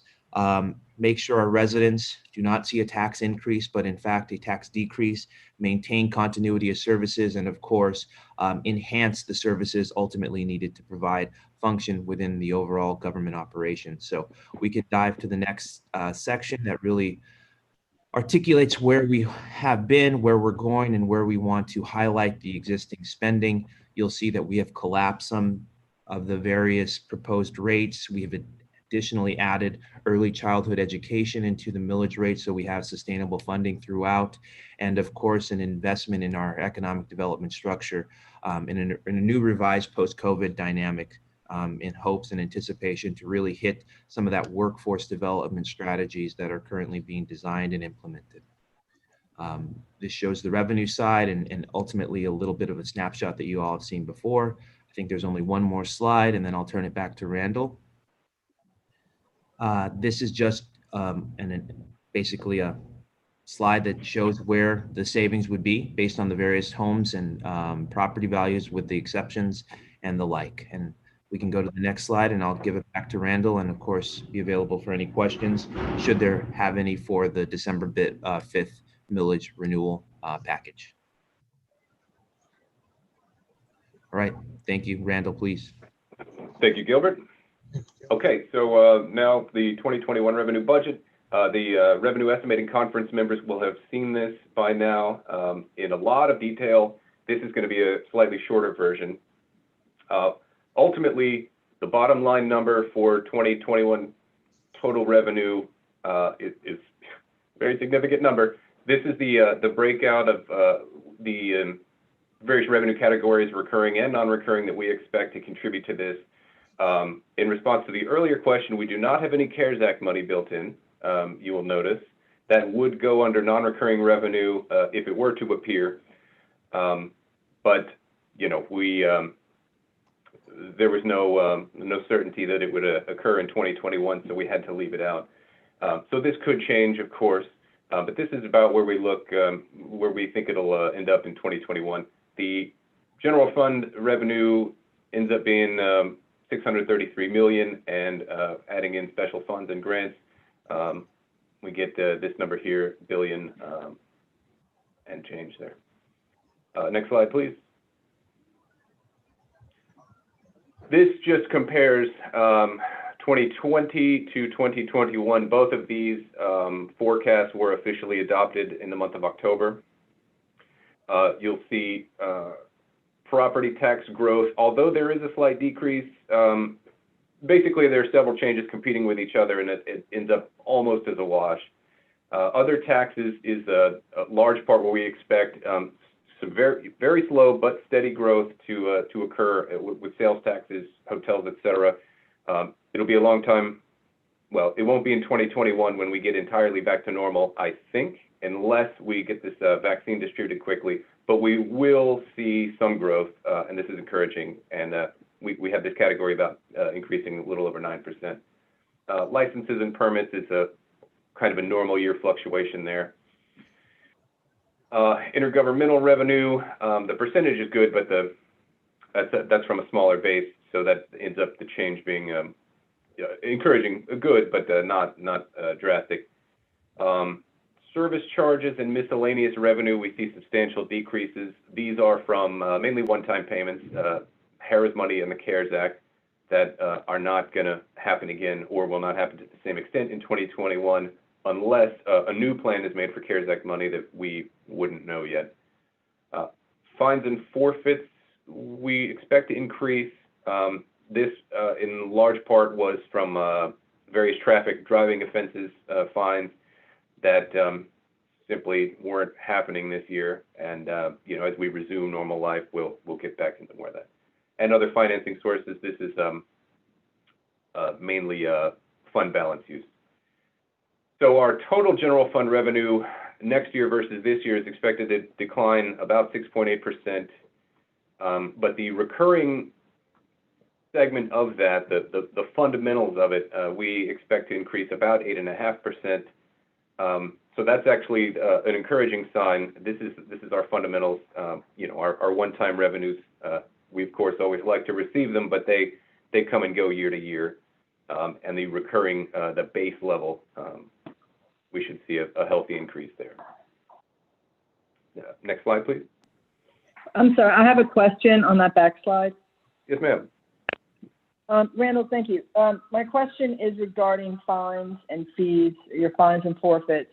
So you're saying you're anticipating next year to be 100% growth just in the red light cameras because people are traveling again? There's red light cameras, there's parking tickets. Some of this activity is related to schools, right? And with schools closed for a large part of the year, that was, of course, just not happening at all. This was I don't have the decrease from 2019, but we are expecting it to go almost back to normal. Almost, not entirely. But the 2020 was the drastic deviation there. That was a very sharp decline, and we expect to get back on track with that. With fewer, yes.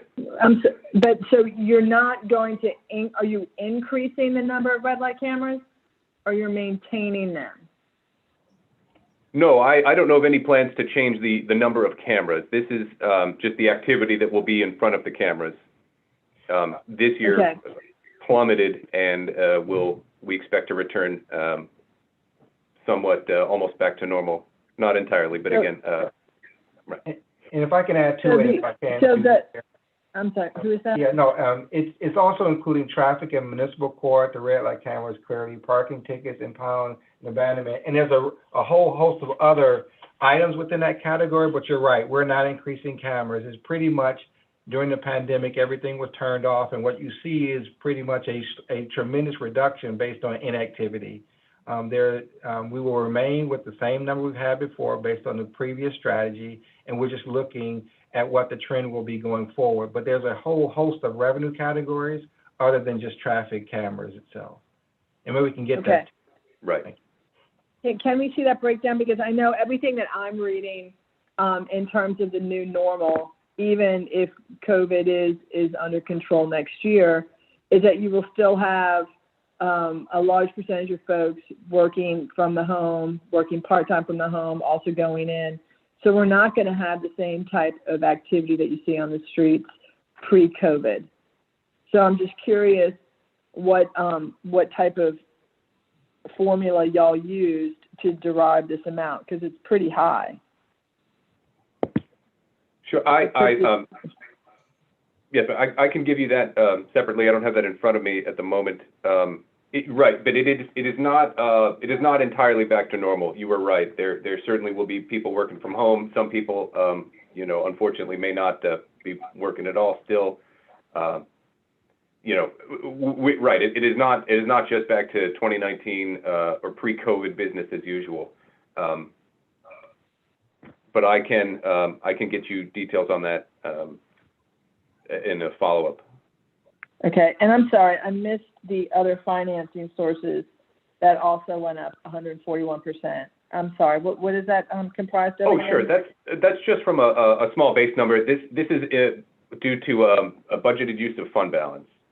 The number is almost entirely in 2021 of fund balance, so that this is one of those things that if revenues increase beyond our expectation, we would try to reduce the reliance on the fund balance, so that number would decrease as the numbers somewhere else would increase. Okay. But that's the basic. And then other taxes, when you look at the proposed forecast is going up, annual growth is 9.2%. Mm-hmm. Other taxes, that's like sales tax? Other taxes, right, is the bucket of taxes that are not property taxes.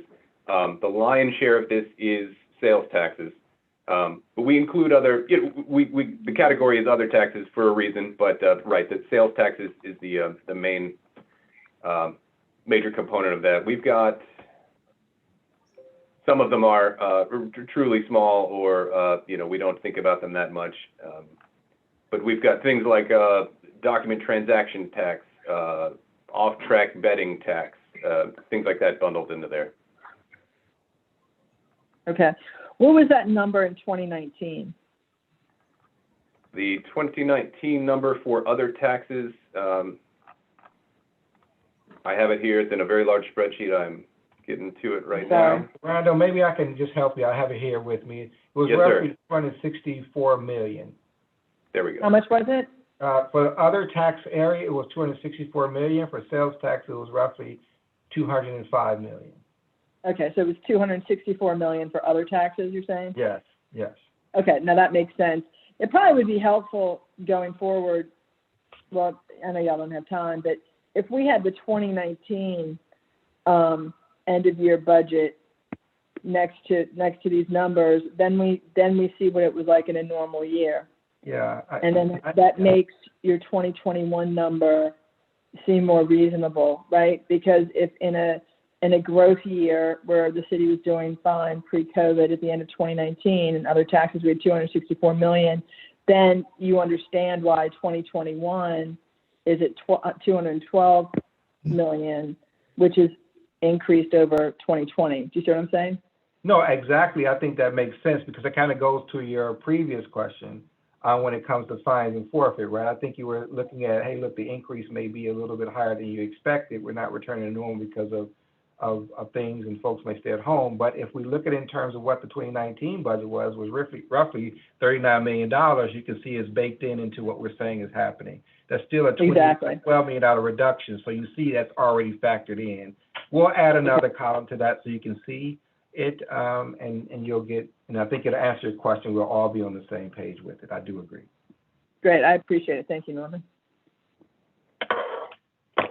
And thank you for pointing that out, Councilmember. We do have, right there now, the pre-COVID and post-COVID world, there is a very dramatic change. In a normal year of this presentation, you know, it's nothing as dramatic as that. But right, 2019 is normal. 2019 is very abnormal, and 2021 we expect is slowly creeping back to normal. All right, if we may go to the next slide, please. These are just some highlights, our major increases here, which I already talked about, but just to put them on the, you know, put them on one slide so we can look at them together. We expect growth in sales tax and some in hotel motel taxes, which will contribute to the other taxes category, fines and forfeits as we discussed, and then fund balance, with the major decreases being from no longer receiving in 2021 these one-time funds that we received in 2020, unless the new administration pushes out more CARES Act money, which we will have to wait and see about that. And Randall, the major increase for fund balance, this is the 2019 fund balance audit, fully audited. Oh, so we have, I'm not 100% sure how if the audit is finished just yet, but this is just a budgeted use of the unassigned fund balance. We will have an official stamp number on that, but this is basically just to say we're taking 10.8 out of that. And it's more than 10.8 million, obviously, but I don't want to step on Frida's toes and say a number that is not precise for what it currently is. What's the balance? Yes. Through the chair, if you recall, during our REC meeting, we were looking at the surplus for that particular year, unassigned for that particular year. We're looking at roughly over 7 million. Right. Sorry, that was the 7 million at the conclusion of 2019. 7 million was added to the fund balance. Correct. Right. For a total, again, this is the number I don't want to say because I don't want Frida to be angry with me for misquoting. This is what they were still, once the 2019 audit is wrapped up, they will be able to put a bow on that. But the unassigned fund balance is greater than 10.8, and we are essentially drafting 10.8 of it for use next year. And this is the 10.8 million proposed is the use of the fund balance. Yes, in 2021. In 2021, which would leave the fund balance at what amount? This is the part I don't want to say. We should have, once the audit is complete, we'll have an official number on that. It would be, there's the reserve fund would be about 28 million, and there would be some amount on top of that, but I couldn't responsibly give you a very precise answer about that. This part of the fund balance has already been approved in the budget. You know, we know the math works out, but given the progress of the audit now, I'm not 100% sure what that total is at now. And what we can do through the chair, we can give you that sheet within the REC that breaks down the fund balance, because even though it's at a certain amount, some is restricted, some is assigned.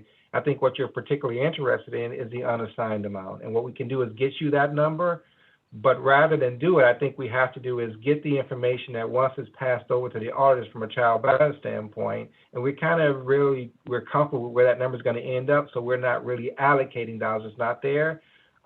We'll give you what we have for the REC and then respond to that once the trial balance is delivered to the auditor, and then to officially, or as close as we can officially, give you what that unassigned amount would be.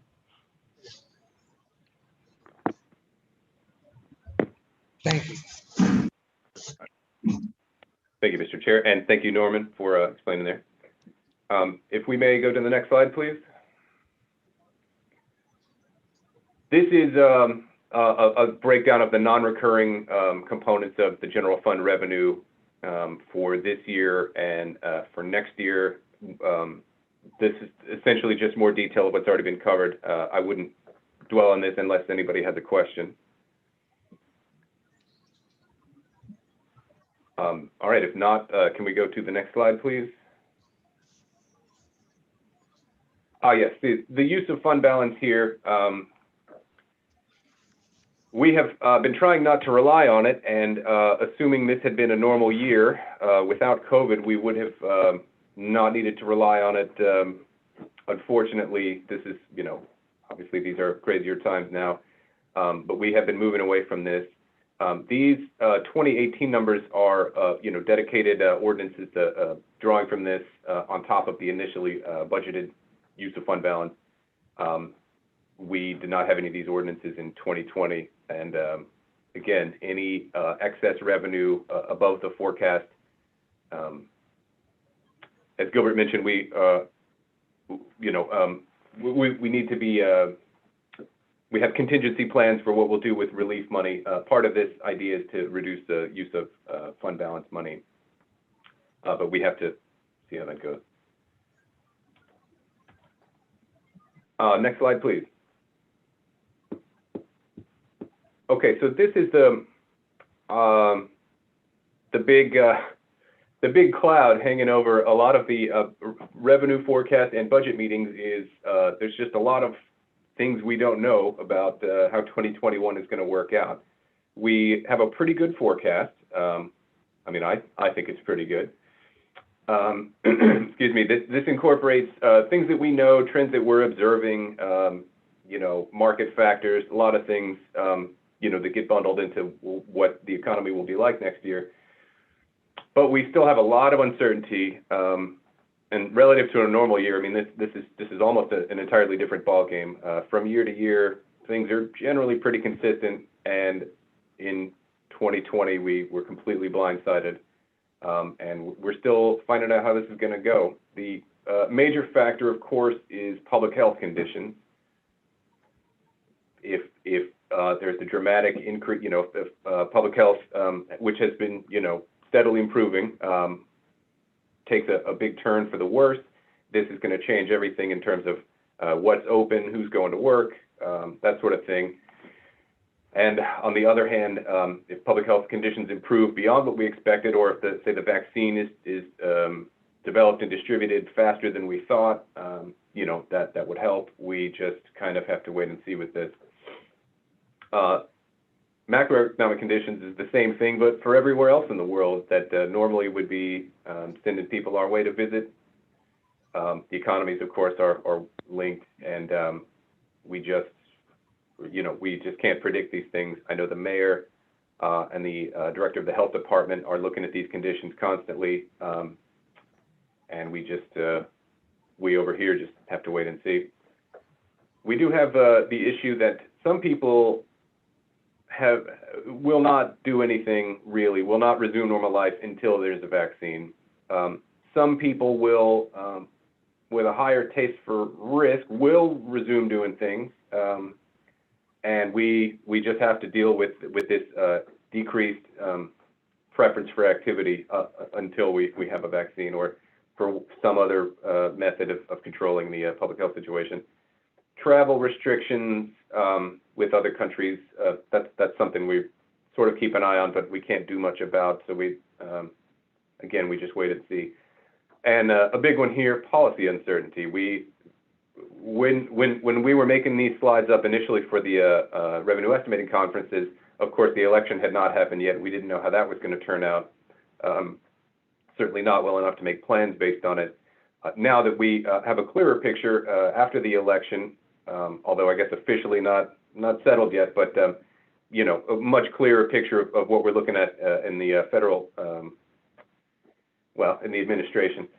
We still don't know what sort of things will be worked with Congress, et cetera, how long this will take. And this is another one where we're all just waiting on the edges of our seats to finally get, you know, official confirmation about all of these things.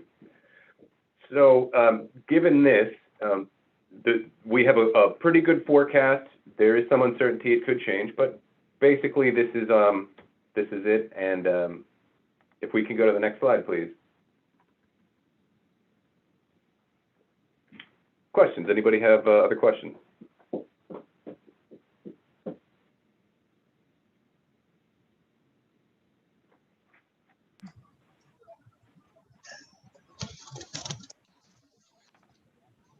Council members, any questions?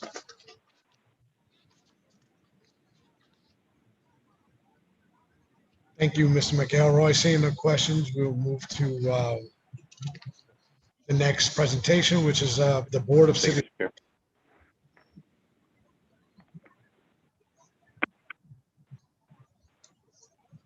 Yes, Mr. Eric Smith will take over. He'll discuss the Board of City Trust. Eric? Yes, good morning. We can go on to the first slide, please. Okay, so what we'll do this morning is basically give an overview of what the Board of City Trusts is, its function, the results of our 2020 annual report on dedicated funds that were specific to the Board of City Trusts, and then answer any of your questions about those funds or the Board of City Trusts itself. You can go on to the next slide, please. And again. All right. So the Board of City Trust was established in 1954 as a result of the 1950 to 1952 Committee on the City Charter, basically recommending that we establish a board to oversee the various donations and trusts that were entrusted to the city, and also to review and recommend for acceptance all trusts and conditional donations made to the city moving forward. There are some, just as an aside there are some exceptions of trusts and donations that do not fall under the Board of City Trust purview. For instance, the Wisner Fund is one of those. Once accepted, the Board of City Trust exists to safeguard those investments and maintain all immovable property under its jurisdiction. And they maintain a broad advisory function to the mayor and to the council on the execution, modification, disposition, and abandonment of those trusts and donations. So essentially, we want any expenditures or acceptance of trusts or new donations to the city to fall under the Board of City Trusts. We can move on to the next slide. And so I have a question. Yes. Can we go back to the previous slide? I also want to go back to your statement why the Wisner Fund is not part of this. Yes, so if you, so basically this was anticipated in the charter itself.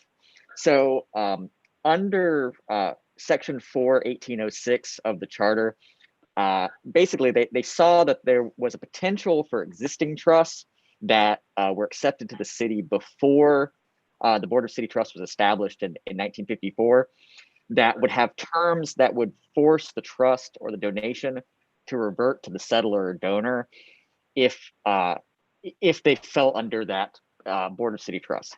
So the Wisner donation had a specific component that if it were to have fallen under the Board of City Trust, then the Wisner donation would have ended up reverting back to the original donors. But quite frankly, the Wisner Trust technically ended at 2014, which would have put it under the purview of the City Trust. So that is outside of my area of expertise. I know that there's ongoing questions about the Wisner Trust and its continuation But I'm not authoritative on that, other than up until that point, I can tell you that it was anticipated and specifically not included under the purview of the Board of City Trusts. I know, I hear what you're saying, but now it should be, as the trust technically ended in 2014. I would like, I think we're gonna have to deal with this at another date, but I do find it curious that you brought that up, knowing that the trust ended in 2014.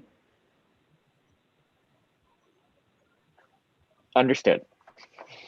And Mr. Smith, to Councilmember Christian Palmer's point, under Charter Section 14-1802, the Board of City Trust is supposed to oversee all the trusts that the city is a beneficiary. Is that correct? It is, but again, 1806 specifically carves out existing trusts that would have forced a reversion.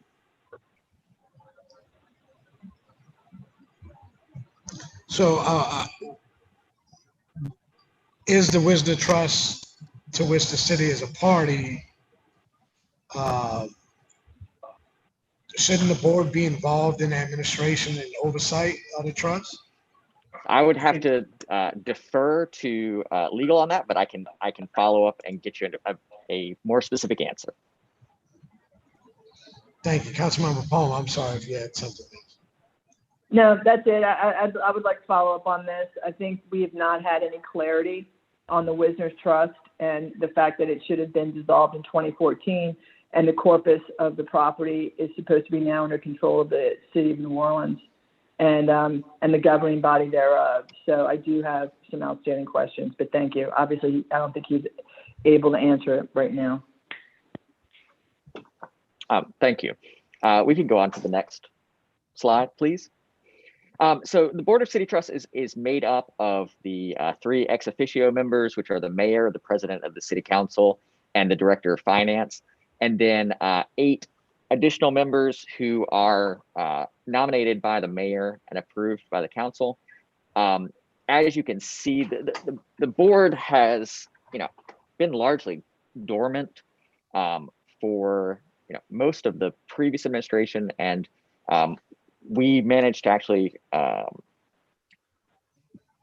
have a meeting of the board this past August to go ahead and reconstitute and take up some of these issues. And we intend on moving forward to regularly hold meetings of the Board of City Trusts to oversee and approve the various funds or trusts and donations that are under their purview. I have another we can go on to the next slide. Yes, ma'am. It appears that there's some expired terms. Who appoints Yes, these ma'am. positions? The positions are appointed by the mayor. Okay. And is she okay? Well, I'm just curious. There's a vacant spot, and there's 1, 2, 3, 4 expired terms at this point. So that's a total of 6. Yes, ma'am. Actually, there are only 2 that are up to date. So under the rules, members whose terms have expired can continue to serve until a replacement has been nominated and approved. And so we've relied on that in order to have a quorum to continue functioning.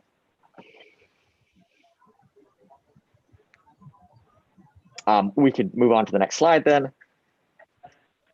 So as a response to MCS 28501, the Finance and CEO's office worked together to create the annual report on dedicated funds, which was submitted to the council on October 15th.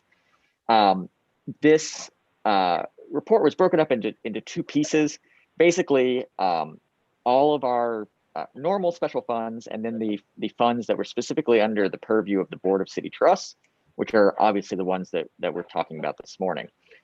So in this report, we have the history and purpose of each of these funds, the current and prior years revenues, expenditures, and balances, as well as projected 2021 revenue, and then our recommendations as to the future use of the funds, whether these should be abolished, because as I'm sure you're well aware that a number of these special funds that we have kind of inherited or taken on over the course of essentially the last 150 years. A lot of them have kind of fallen out of use.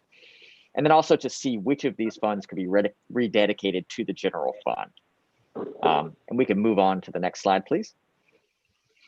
And so basically our key findings was of the 67 funds that we analyzed, which totaled a little over $38 million as of, in terms of balance as of October 1st. 28 of these funds fell under the purview of the Board of City Trusts, the 39 other dedicated funds. And then we identified 28 funds which we identified to either be exhausted and abolished or whose balances were already at zero and should just be abolished. Part of the reason there is a number of these funds have to be audited on the annual basis as part of the CAFRA. And it's kind of in everyone's best interest to go ahead, exhaust, and abolish. And you know, we also recommend that, you know, the city should take careful consideration in the future in terms of accepting trusts and creation of new dedicated funds. And if we move on to the next slide, and again, so the last two slides here basically just restate what was in the report that went to council on the 15th of October. What the funds that fall specifically under the Board of City Trusts, and then what our recommendations are for both this budget year and the future. And I believe the next slide has the second set of those funds, and then any questions that y'all have. I do want to thank the administration for looking at all these small miscellaneous funds. It's always been kind of like on the books, and it's just not clean. And I think it's smart to do that, put a lot of these funds back to where they need to be utilized in accordance with them, and then just zero them out. I do think that's wise. So I do want to thank the administration for that. So I am not pleased about the wisdom, but we'll talk about that later in a different time. But I do appreciate the thoughtfulness in terms of going after all these smaller ones. Thank you. I believe that is going to be it for me then.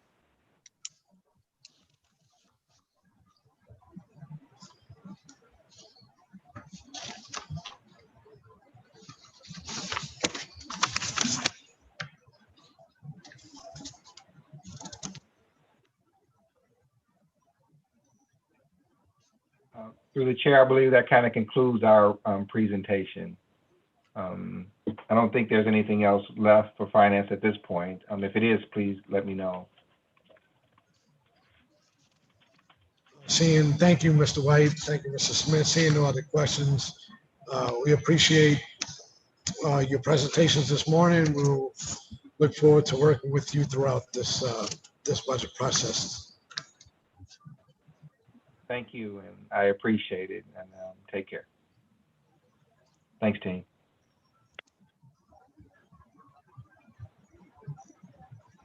Thank you. Next, we will have the New Orleans Public Library.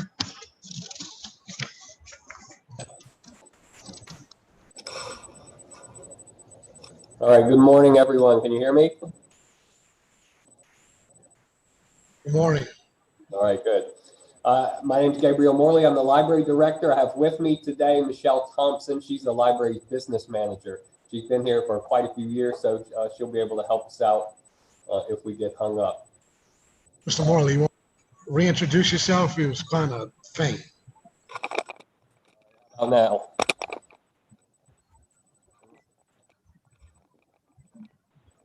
Salute. Is that better?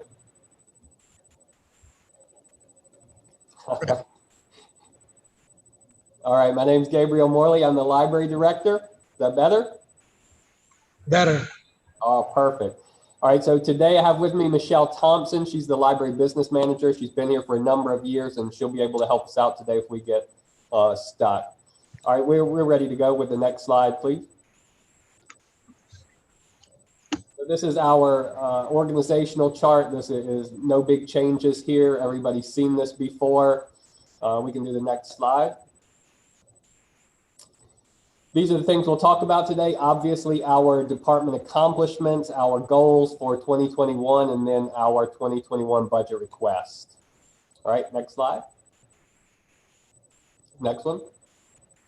All right, so everybody knows we're in the midst of a pandemic. The libraries usually, was that for me or no? All right, so the library's in the midst of a pandemic where we're usually trying to get people to the library. For a while, we were trying to keep people away from the library, and now we've sort of figured out a little middle ground. We've got our contactless drop-off and pickup. That's been working very well. Several weeks ago, we also started 45-minute library in-library appointment sessions. We expanded those sessions after we had some patrons who said they didn't have enough time. We also added additional appointments as the COVID restrictions have been reduced and as we've seen more demand for the computers and the materials and resources in the library. All right, next slide. We've tried virtual programming with some mixed results. Much like in-library programming, it kind of depends on the program about whether or not it's well attended and really meets the criteria that we set out to achieve when we created the programming. So you can see some of the kinds of programs we've had virtually. We've had some bilingual story times. We've done a financial literacy series for sure. One of the most interesting things this summer, we did these online escape rooms. That was very interactive, got a lot of people involved. We've also had some great programs. Some of you may have participated in our archives virtual programs. We recently did a Catholic Archdiocese program where we helped people find old records, and we had several hundred people attend those programs over a several week period. All right, next slide. Again, our virtual summer fun program, even though it was right in the midst of the pandemic, we pulled it off virtually. Over 3,700 people participated in those programs. We got in a lot of good reading before we started to see some COVID fatigue where people were tired of being inside and they wanted to get back outside. So we're renewing that now that it's getting to be cold weather. People will be inside again. We're trying to get those things teed up for the next few months. All right, next slide. One of the most interesting things we've done over the summer is we've expanded the role of our African American resource librarian. Now, not only is she in charge of the African American resource collection, she's also heading up the equity task force for us. We're also trying to figure out how we can get in a scholar in residence who will look at issues that affect the city specifically that are related to equity and inclusion issues. And we're also in the early stages of trying to convert one of the libraries into an African American resource center that would look very different from a traditional library and that would be a real model for how the future of libraries could evolve into the 21st century and as we look at more things that are equitable and inclusive. All right, next slide. Obviously, this should not come as a surprise to anyone. We've seen a significant increase in the use of our e-resources. This is fantastic. This should have happened 5 or 10 years ago. We're catching up to where we need to be. You can see we had in the second quarter, we had a 59.8% jump over the same quarter in 2019. These are the kinds of gains we want to see in readership, especially in the e-resource market. That's cost effective for us. It's much easier for users and for us to push those resources out. We get more bang for our buck. All right, next slide, please. All right, now for some of our 2021 goals. And I should say, preface this, but we're engaged in our strategic planning process now. So some of these are a little more vague than they will be in the next several months. For example, we want to increase early literacy. We know once the millage is renewed later next month, we'll be putting some money into early childhood education. We intend to partner pretty extensively in that area to bolster those efforts. Health literacy, that should be a real important topic for everyone in the city. Digital literacy, as I just said, those resources are being used at a much higher level than they were before, and we hope to continue to grow that. We clearly want to strengthen our partnerships with the mayor's office, youth and families, the school board, North Sea, and some of these other entities around town that are really trying to pull together. All right, next slide. Our equity task force has been going strong for a couple of years now, and we're going to continue to develop and evaluate ways the library can become more equitable. We've also asked Shikrani, our new African-American Resource Collection librarian, to look into how we can push this out into the community as well, how the library could be a thought leader here and go out and help other organizations that may not have the resources to work on their own policies and procedures around equity and inclusion. We already talked a little bit about programming. We do hope to grow our virtual programming. We'd like to get back to doing some in-library programming, but there are some logistical issues we have to work out first. And at this point, it's probably safer to do virtual programming and really focus on how we can make that effective for the end user, the people who are watching the program, and for us, as an efficacy measure, how we can make that as cost effective as possible. All right, next slide. All right, our 2021 budget request is going to be a little squirrely this year, right? Because we proposed our budget and then a lot of things happened. We've got the millage renewal coming up. We've had some furloughs added in. So you can see that what we've tried to do, everyone knows we have a healthy fund balance. So what we've tried to do is propose a budget that is very similar to last year's and then back off of it as we need to. If the millage renewal is approved in December, then we know we have 21 vacancies currently. We can leave those unfilled. That saves us $1 million. We know we have another $1 million we can nickel and dime out of the operating budget. There wouldn't be any really significant effects that a patron would notice. These are things from the marketing budget, from our training budget, our dues budget, all things behind the scenes that don't really affect the public. So we know we can start to incrementally chip away at our budget and get it down to the point where over the next 3.5 years, we can get to where our expenses will match our revenues. All right, next slide.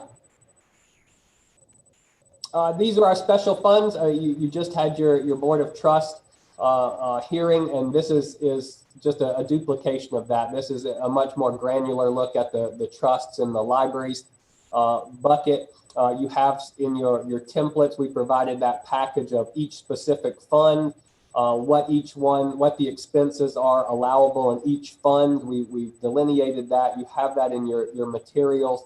And you can see that most of them obviously are for books and materials or for facility upgrades. All right, next slide.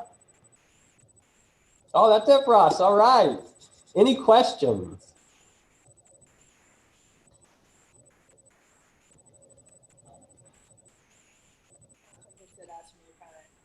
If someone's asking a question, I can't hear it. I'm sorry. Can you hear me now? Okay, yes, ma'am. Yes, thank you. I'm going to be chairing this while Councilmember Brissett just stepped off from the dais. I just want to thank you for this. I want to comment on your department accomplishments, especially the fact that you increased at 59.8% over the same quarter during the library closures. I think that speaks volumes, and I think it explains to folks when they question the need and the use of the library. I'm really glad that you were able to pivot towards that. So thank you very much. Sure. I also want to just, I want to add, go on. I was going to say I could add too, we, as the months have progressed, we get about 11,000 calls a month now, and we're seeing between 2,500 and 3,000 people who are coming in, making those appointments and using the computer resources. We're back to circulating about 25,000 items a month in print. And here's the really interesting statistic, 31,000 items e-resources. So you can see that even wow. have leveled off, we're allowing access back into the building. We're still holding on to those healthy gains in the e-resources market. Well, I'm just impressed. Look, I was very disheartened when your budget has been cut and we talked about the millage, and I know I just want to make sure it doesn't negatively impact your operations. I think it's something that we're going to have to watch very closely over the coming years. The administration has also said that, you know, one of the questions I asked during this whole millage realignment was, would there be other potential funds for the library? Because my concern too are all your new buildings, right? And some of these buildings are more costly to operate. They're also larger. And that are there other funds for the library from other pots of money, such as the capital budget? And they said that yes, there would be. So I think that that's one thing we do have to watch in terms of budget, so that you don't incur any type of cost in terms of your operations and maintenance, especially the maintenance on some of these buildings. And then I also want to ask, you referenced that a library, one of the libraries you would turn into an African American Resource Center. Do you know which one that would be? Yeah, right now we're looking at Nora Navra. You know, it's in a great area for what we're trying to do. One of the things we want to do is get all of our issues worked out before we go to the public, start asking people in the neighborhood what kinds of things they might be interested in, what kind of concerns they might have, so we could then figure out how to incorporate their feedback into our plan going forward. And truly, that was really a short-term effort. I mean, long-term, we'd much prefer to have an additional facility, but you know, the process of trying to go through the capital process of buying that new facility is more long-term than what we're trying to do. We want to do something pretty quickly, and ultimately, if we can buy another facility, then we can just move what we have over into that space. So that space would also house some of your collections from the main library branch? Partly. I mean, that's what we're trying to figure out now is what would really be valuable to move, what is more of a research-based part of that collection that could potentially stay somewhere that isn't going to be used as frequently. What do we do with the limitations of space we have in that facility? All of those are the things we're looking at now in order to make sure, because what we're doing is not trying to replicate what a library looks like today. What we're trying to do is say, let's start from scratch and see what a library resource center for a community might look like. And that may be something very different than what a library today looks like. It may be full of computers with a small collection. It may have a bigger space for more activities and more programming. It may have more area for art or for things that are not necessarily something you would see at a traditional library. And that's part of the fun and excitement about this is allowing Shkrani to talk to people, come up with ideas, and develop something that's truly unique and meaningful for the residents of the city. Well, you know, that's an interesting point, because some of these new libraries that were built post-Katrina had created spaces in them to utilize, like, for other, even potential revenue creation. You know, you see it at the like the Algiers Regional Library. There was supposed to be like a coffee shop in front. I think we also see it at the library over in Broadmoor. Is there any thought of trying to activate those spaces as well, even for potential revenue generation? Sure, we would like to. You know, we haven't had a lot of success in the past. There's been some turnover at the space at Keller. You know, and probably that's due to foot traffic. You know, you've got to have, for a restaurant especially, you've got to have enough people coming in so that your profit margins are high enough to maintain and have some sustainability.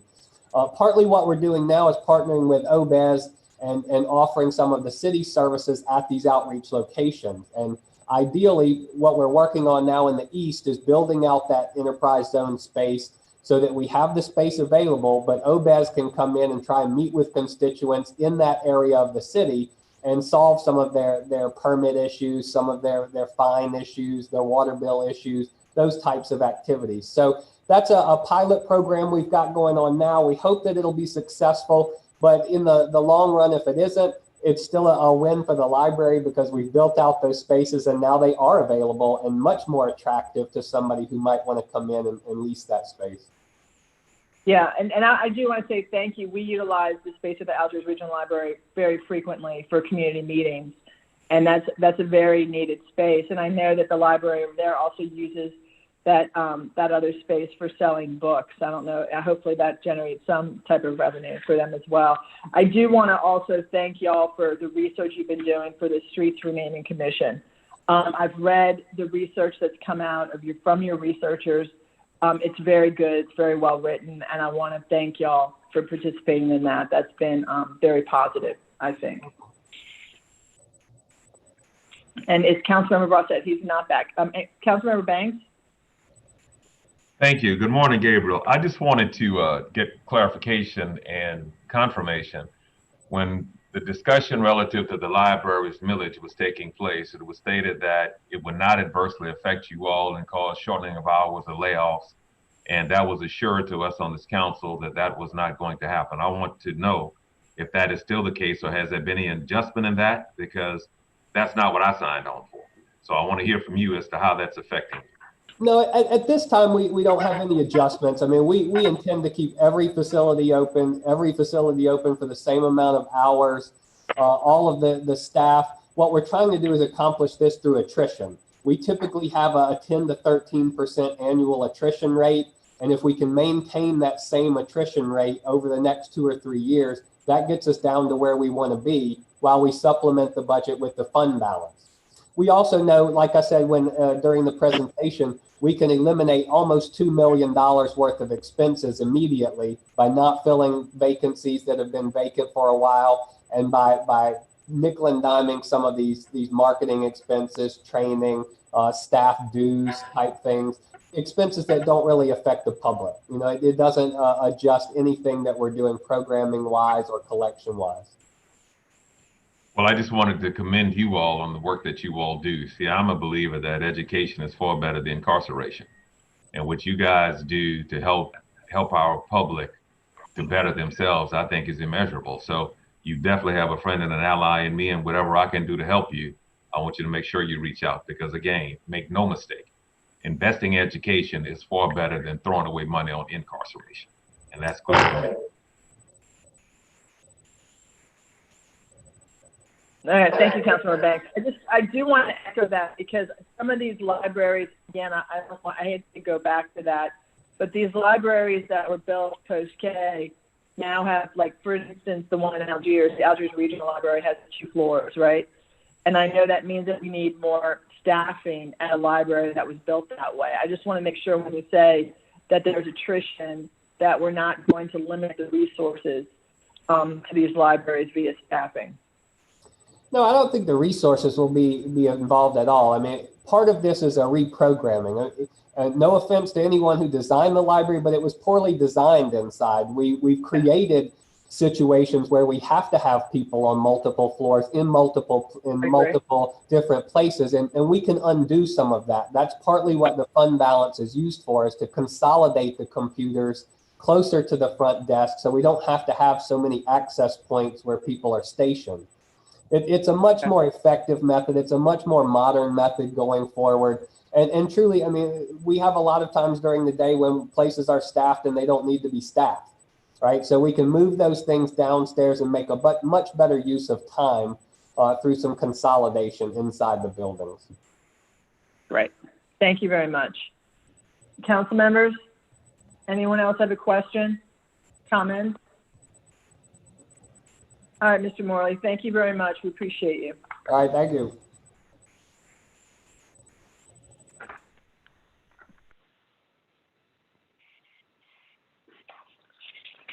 Okay, I guess moving right along. Next, we have the Civil Service Department.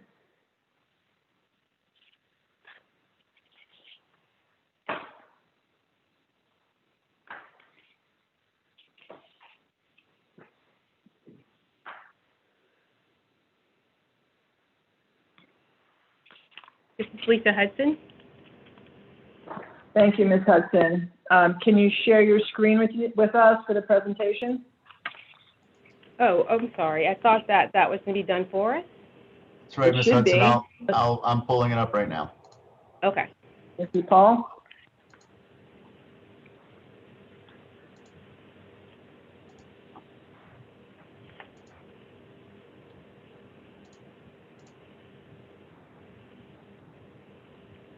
Okay.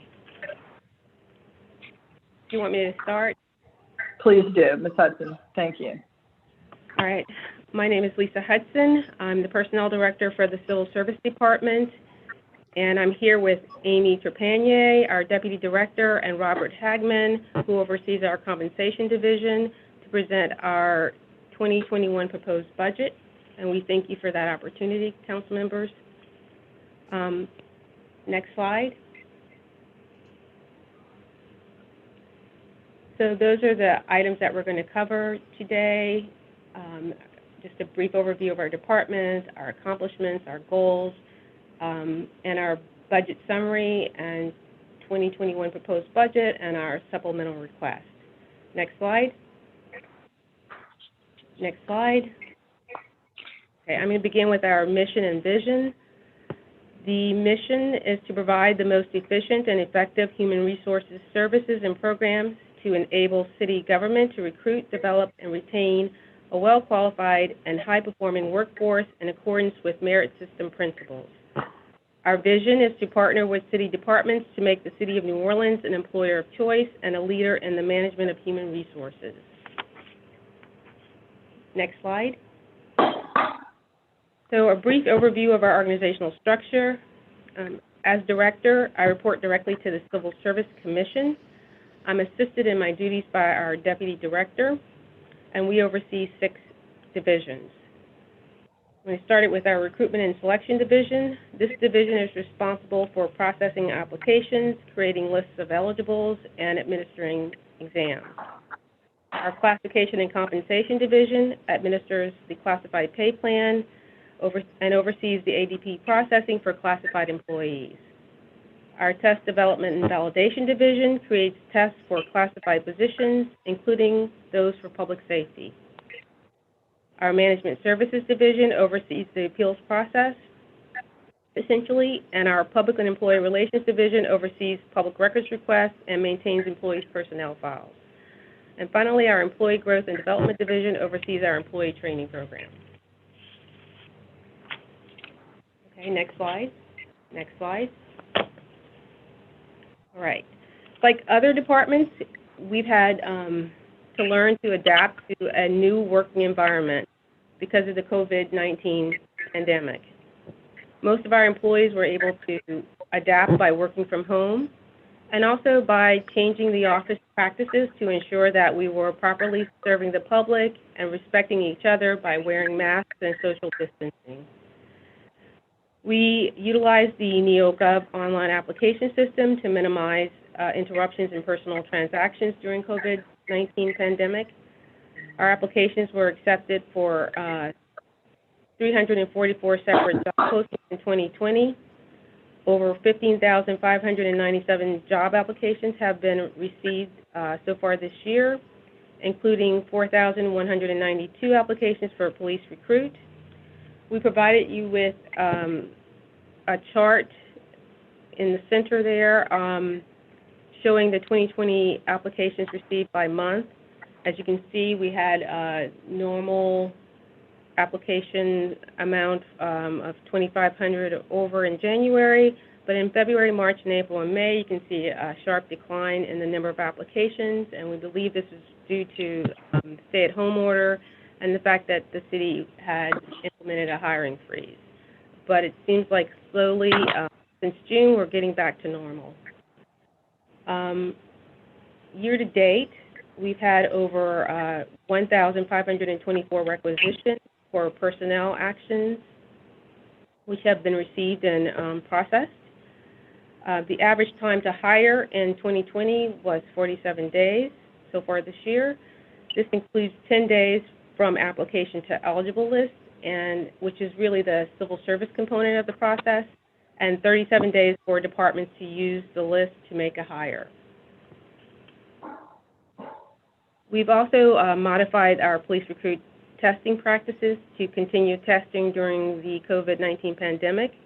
We changed testing processes, testing rooms to adhere to local, state, and federal CDC COVID-19 guidelines. We resumed daily on-site testing for police recruit in our department as of May 4th, 2020. We implemented national testing via a third-party vendor beginning on May 4th, 2020, leading to over 235 recruit applicants being tested in their own hometowns. And we developed processes for remote psychological evaluations. Applicants now complete both the written psychological assessments and meet with the psychologist remotely, similar to what's done for telemedicine. Next slide. Some additional 2020 accomplishments. We oversaw the fire recruit testing under the SAFER grant. The NOFD was awarded a SAFER grant, which will fund 63 new fire recruits, and we're just starting on that process.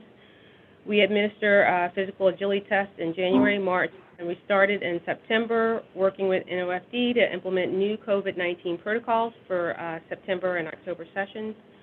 We oversaw the psychological and medical screenings of 35 applicants with an additional 18 pending in background. We provided support to departments relative to various personnel matters, personnel transaction processing. We reviewed and processed personnel and pay transactions daily through ADP. This included processing personnel transactions to hire approximately 194 full-time employees. We provided support for various rule and pay plan amendments, including service-wide leave emoluments brought about by the Families First Coronavirus Response Act, the FFCRA, as well as creating new classes for fire, the Surgeon Water Board, and the City Council.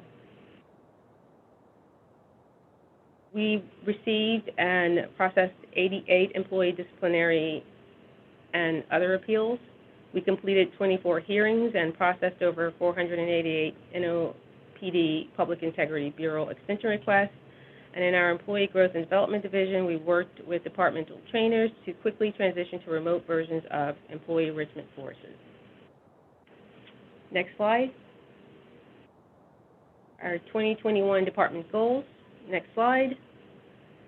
The Civil Service Department has established the following goals for 2021. We want to continue to enhance and utilize technology-based management of virtual training programs and training records. We want to review and update the classification plan and the selection processes as appropriate to ensure open and inclusive access to city jobs. We plan to collaborate with the city administration to convert the existing training course catalog into a learning management system and add new civil service-based trainings.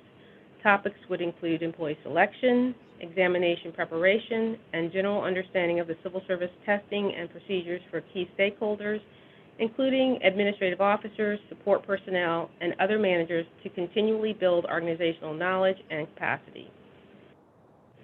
We want to partner with the administration to develop a formal service-wide exit interview process to better understand reasons for turnover with the intent of using this information provided to improve the workplace for existing employees. And finally, we want to develop and administer promotional tests for police lieutenant, police captain, and fire district chief. Next slide.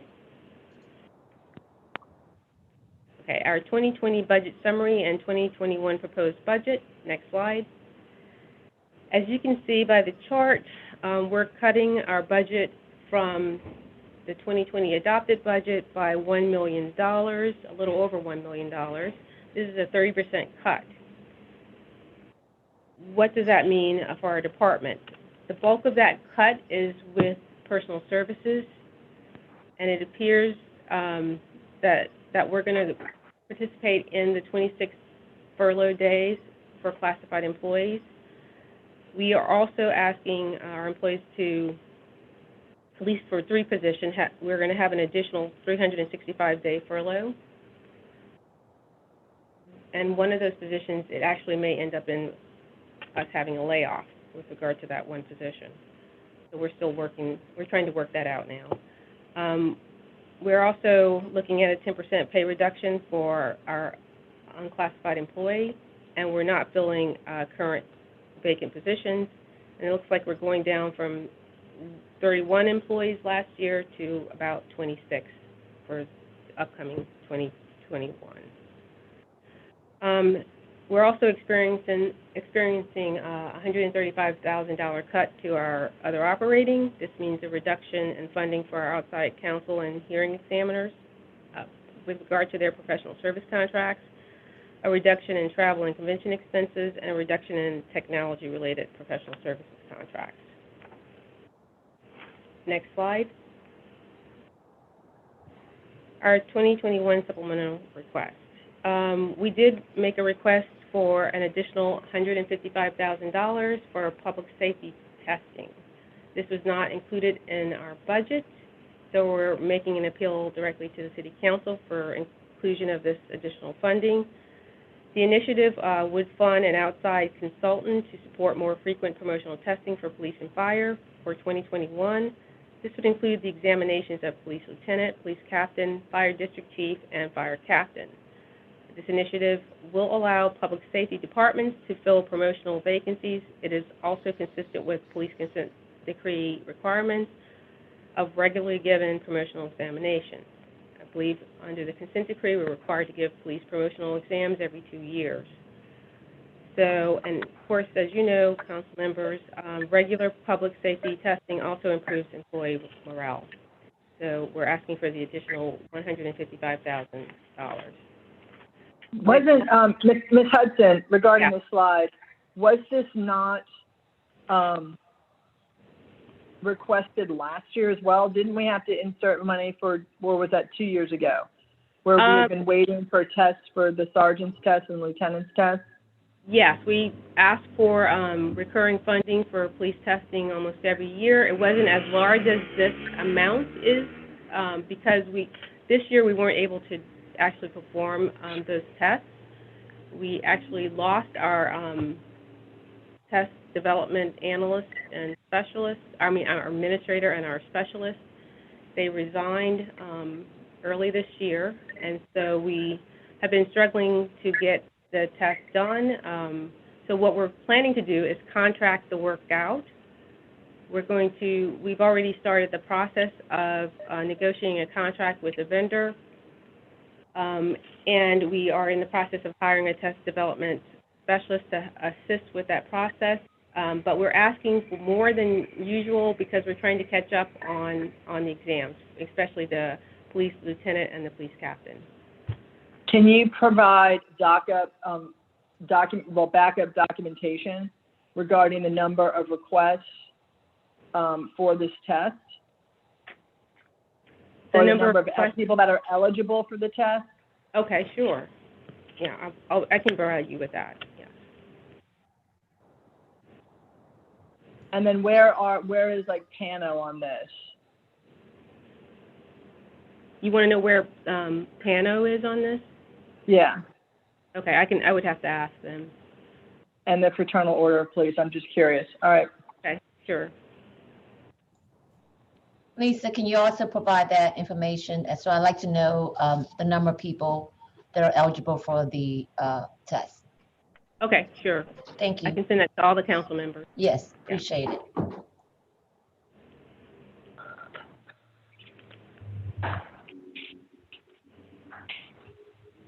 Great. Council members, are there any other questions or comments?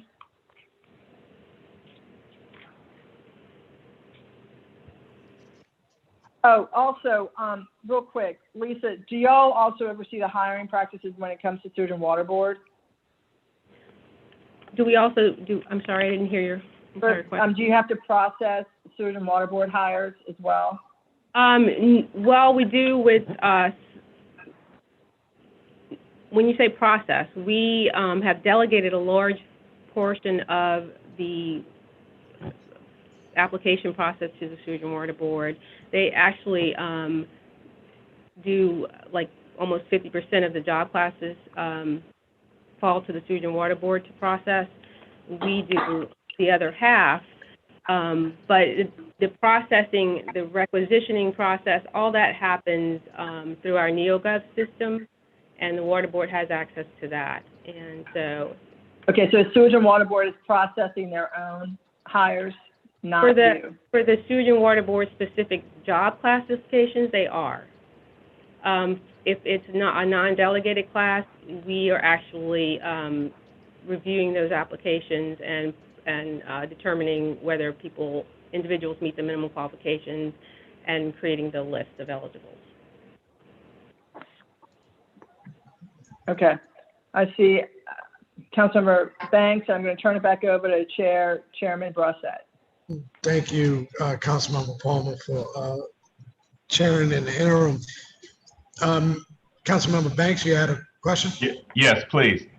How often are the job descriptions upgraded or revised? How often does that happen?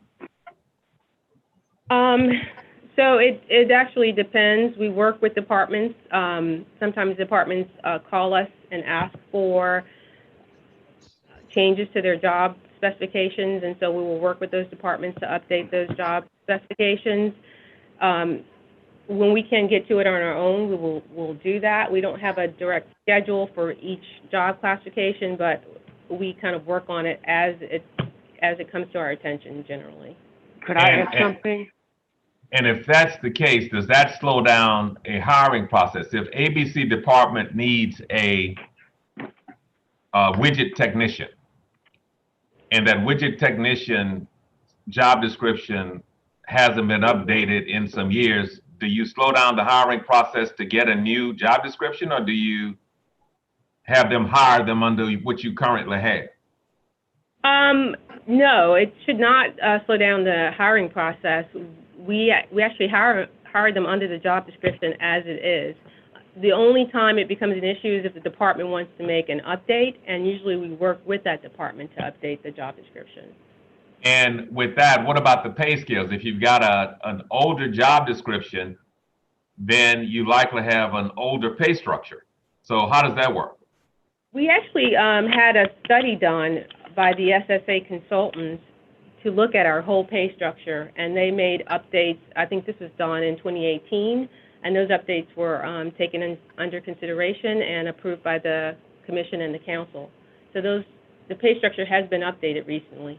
So generally, the civil service jobs in New Orleans pay what comparable civil service jobs pay in the region, the state, the country.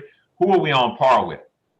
I think the goal was to get on par with the southern region of the United States, not other regions. The only time we consider other regions is if we're having a severe recruitment and retention issue, and the southern region is proven not to be as competitive as we need it to be. So, but in general, we are on par with the southern region. Are we at the top of the scale or the bottom of the scale, or are we in the middle? Where are we? I would say we're probably at the bottom. We're probably just meeting equity with the southern region. I know we're not. Our goal is to get to where we're fully competitive, but I know that we're not there yet. I think part of the issue, we were going to use the merit increases, the regular merit increases, to help us maintain our competitiveness, but I know we haven't been able to grant those merit increases recently. And having that lower pay structure, in your opinion, does that limit our ability to attract or retain high-quality employees? In some cases, yes. In some cases, we are very competitive. You know, departments are allowed to go up to the midpoint when hiring. They just have to show documentation that that person has higher skill level or ability, and we can work with them in setting or getting that employee up to the midpoint for that job classification and hiring. That midpoint is more of a fully competitive rate, and I believe that makes us, you know, of course, more competitive when departments are able to fully hire someone at the midpoint. And when that happens, civil service does pretty much so approve it, or is there a process that you all might deny it? There is a process for hiring above the minimum. There's a form that departments have to complete, and as long as they're able to complete that form and show that that person has a higher level of, I want to say, meets qualifications above just the minimum, we're able to approve that. And then finally, what would be the process for having those minimums increase? How do you all go about that? The process normally is the department would make a request, we would review it, we would put it on the agenda for the commission to consider it. When the department makes its request, it has to show or demonstrate in some way that they're not at a competitive rate. Usually that's done using salary surveys. If the Civil Service Department concurs that they're below a competitive rate, and we can look at the salary data and it agrees with them, we would approve it too, and it goes to the commission, and from the commission it goes to the city council for approval. But we're already at the bottom of the spectrum. So how much proof do they have to do to show that we're under when we already know that we're under? Or we're at the bottom? Well, in some cases, it depends how you look at it. I think our minimums are competitive with other minimums throughout the southern region, and in some cases, they are able to show that not even our minimums are competitive, and in that case, we can go to the commission and to the council and ask for an increase. Okay, thank you. Thank you, Councilmember Banks. Ms. Hudson, relative to the testing, you say supplemental budget request, so you require 155,000 for testing of for the police lieutenant's test and testing in the fire department for positions and rank. What testing did you all conduct in year 2020? In 2020, so far, unfortunately, we're in the process of completing the police sergeant's exam. Again, we actually lost our key personnel, our testing personnel this year, so that slowed us down dramatically. So our intent is to try to get back to where we should be, and I hired an outside consultant to support that.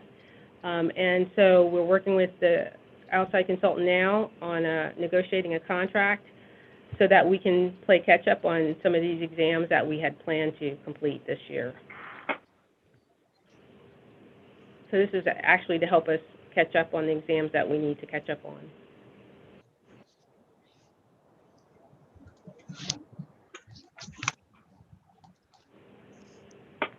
What is the amount of the contractor, the vendor that's going to assist you with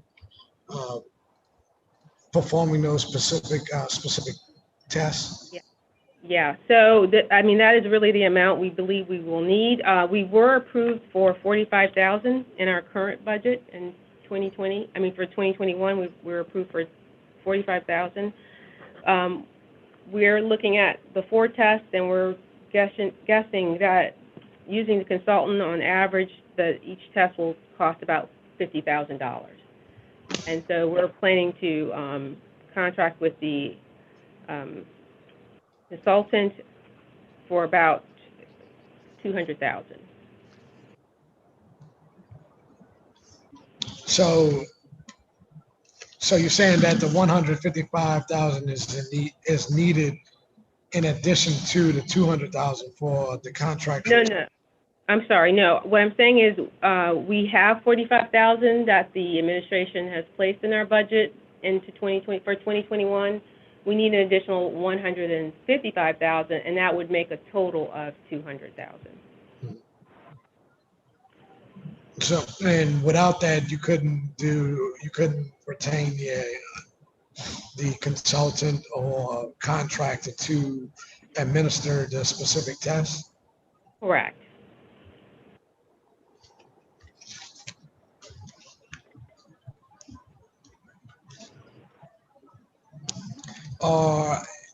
This is probably a double question for the fire department as well as police department.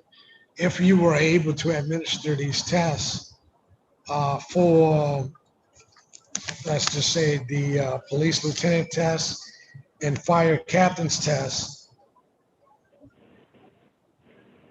would the specific departments be able to fund these categories, specific positions, upon successful administration of the test? That's a good question, but our list lasts for 3 to up to 5 years. So even if they weren't able to fund them next year, those lists would be eligible when they were able to make promotions and fund those positions. Thank you. You're welcome.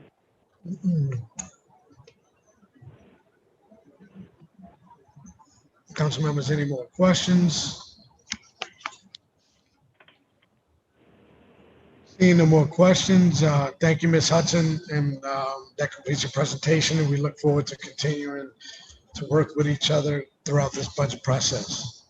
Okay, I appreciate that. Thank you very much. Thank you. You're welcome.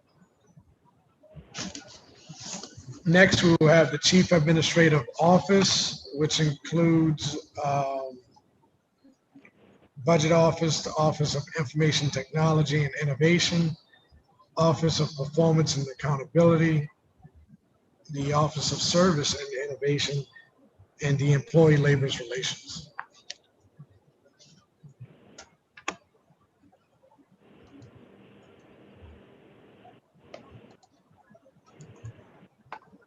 Good afternoon, Council, Chairman Brissett, members of the Council. As you articulated, there are several different divisions within the CAO's office, and for presentation purposes, I'll divide equally amongst the heads or the overseers within those organizations, if it's the will of the chair, and turn it over to either, if it's Clarence, Yubi, or someone else from my budget team to start the initial presentation, and of course, I'll be present throughout.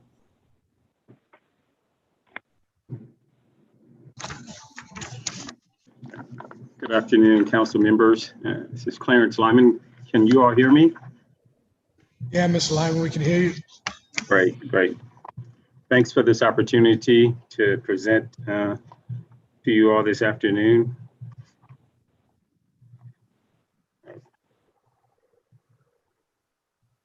So I'm presenting on behalf of the Budget Office. And we can go to the next slide, please. We're going to have basically a department overview, 2020 accomplishments, the 2021 goals, 2020 budget summary, and 2021 proposed budget. Next slide, please. And the next slide. And in the interest of time, I recognize with the number of departments under CAO, we're going to probably breeze through these pretty quickly, but I would like to mention a number of things on the slides that are likely important to everyone.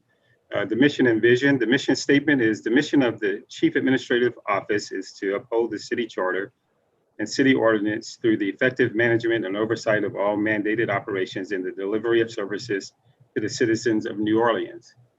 The Chief Administrative Office seeks to provide transparent, effective, and efficient service delivery for the citizens of New Orleans. Next slide, please. Here's a short or brief depiction of the organizational chart for the Budget Office. As you know, the Budget Office within the CA's office is in transition. Currently, we have about I'll say 4 permanent staff members, and I would say one staff member on loan. As you all know, Mr. Cary Grant, longtime budget administrator, long-term assistant CAO, has decided to retire. In fact, Mr. Grant Grant has retired formally, but he's been assisting the CAO and budget office with the preparation of our 2021 budget and with our implementation of our new Questico budget system.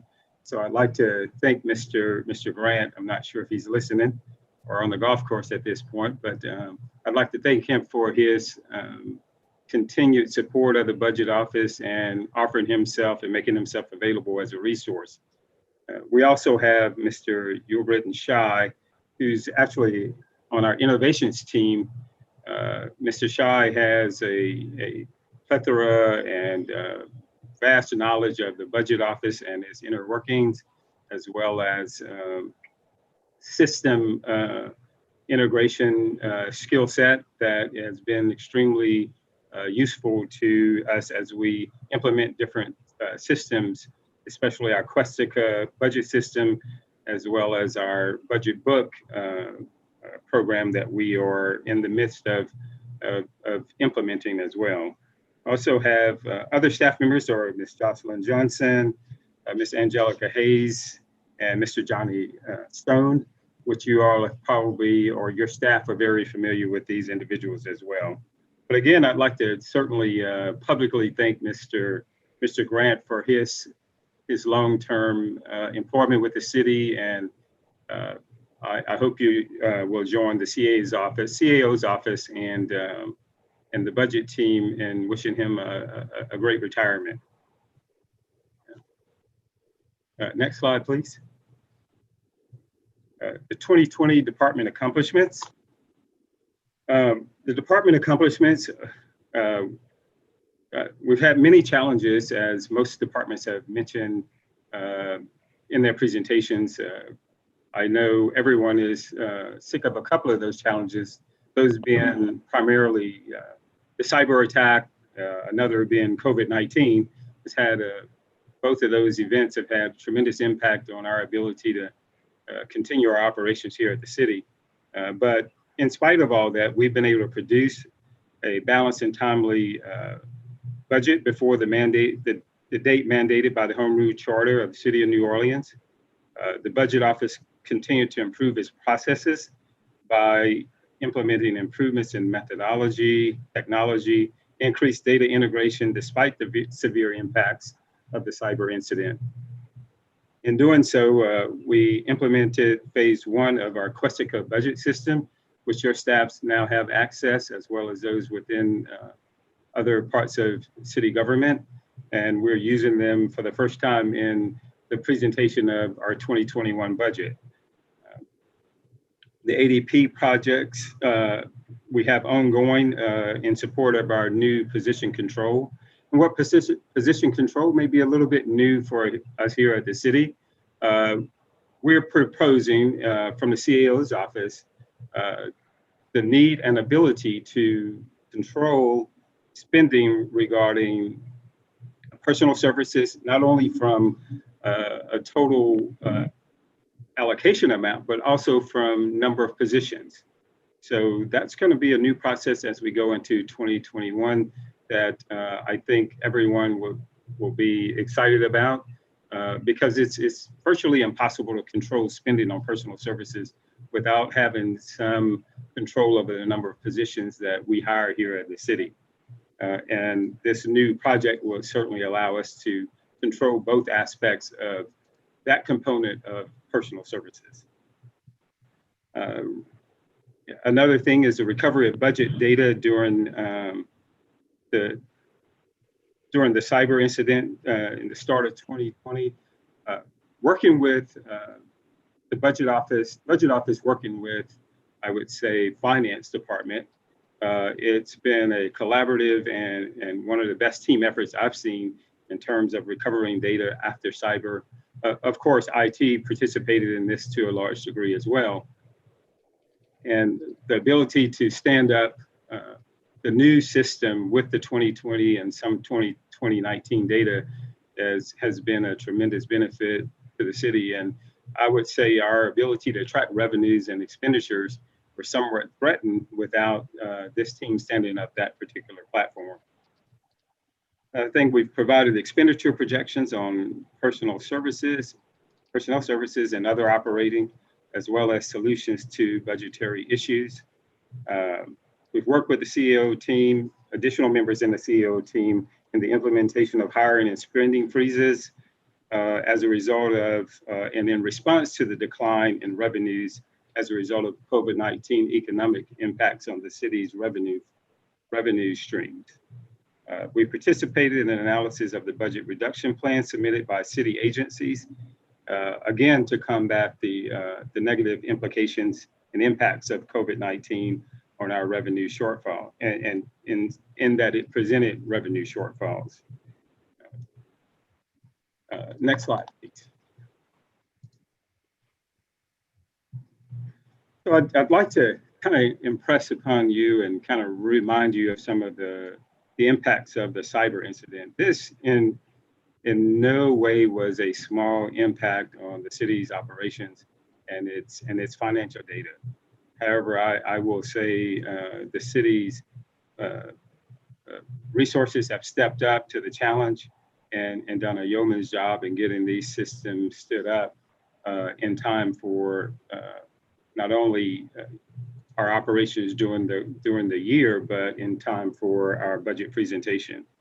But some of the challenges you've heard about all year, but and we're not standing behind those as a way to excuse anything that we're doing. It's just to make sure everyone is aware of the impact that this incident had on the city.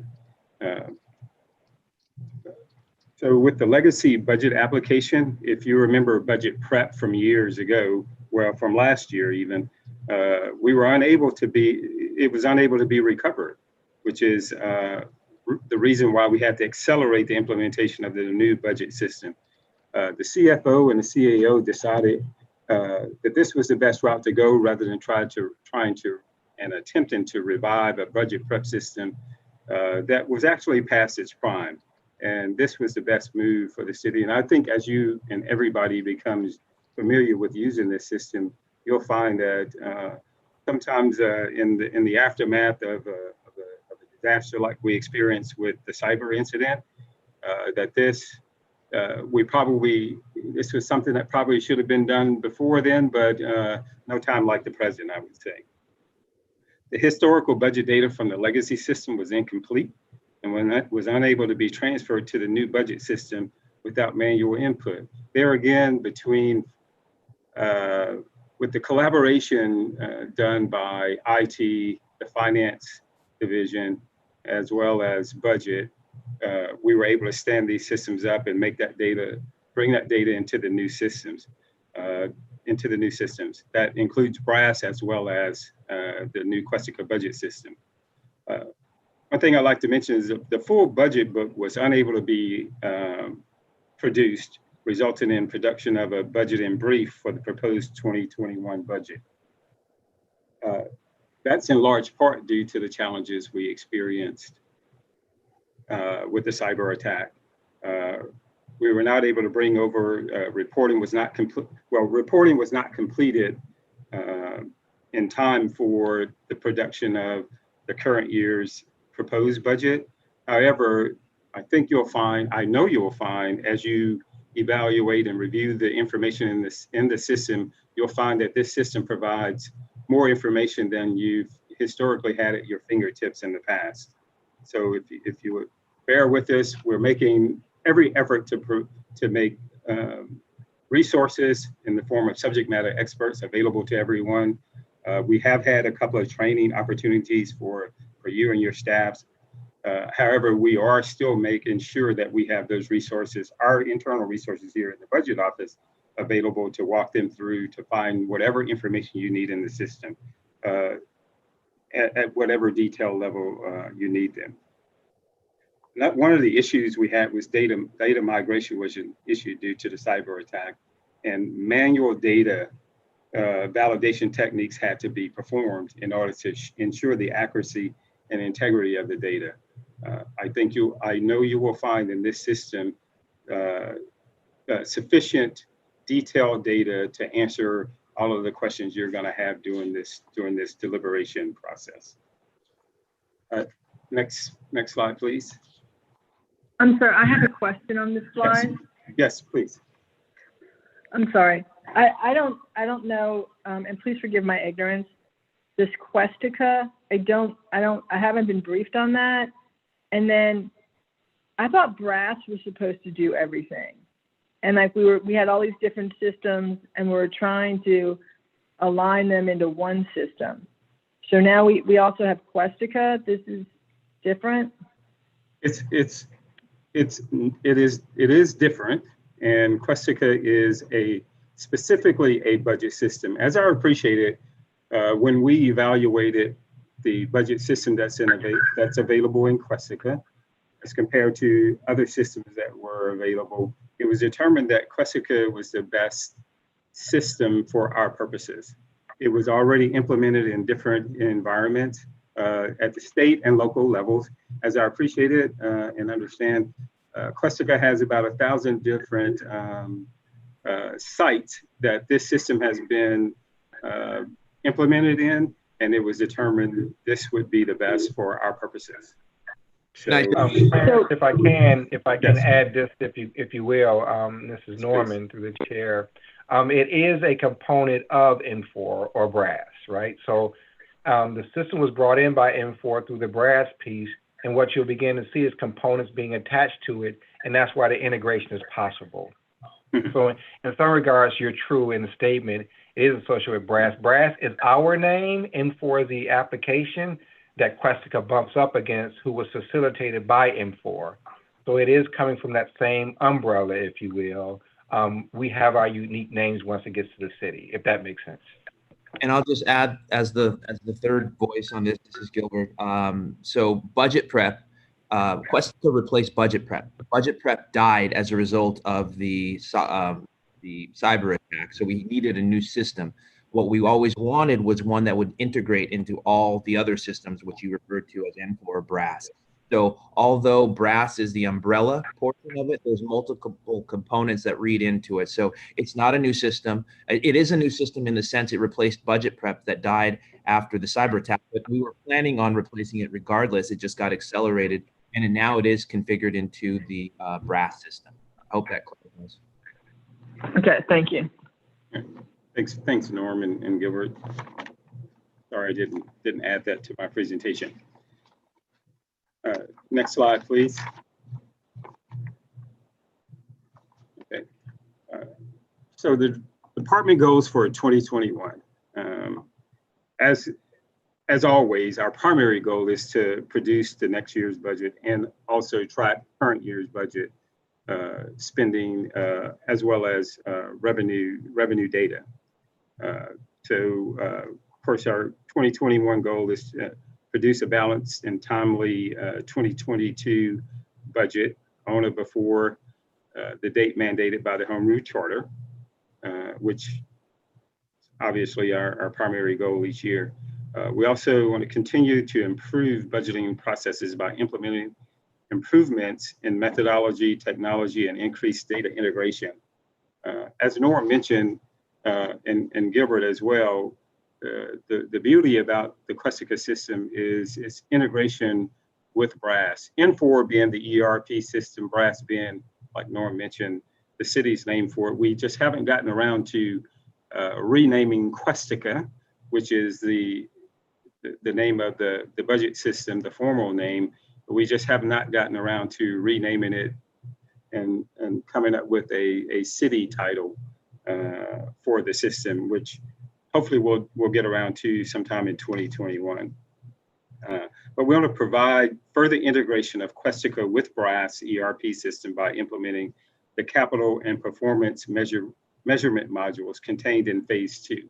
We expect to begin that integration and implementation immediately after adoption of the 2021 budget.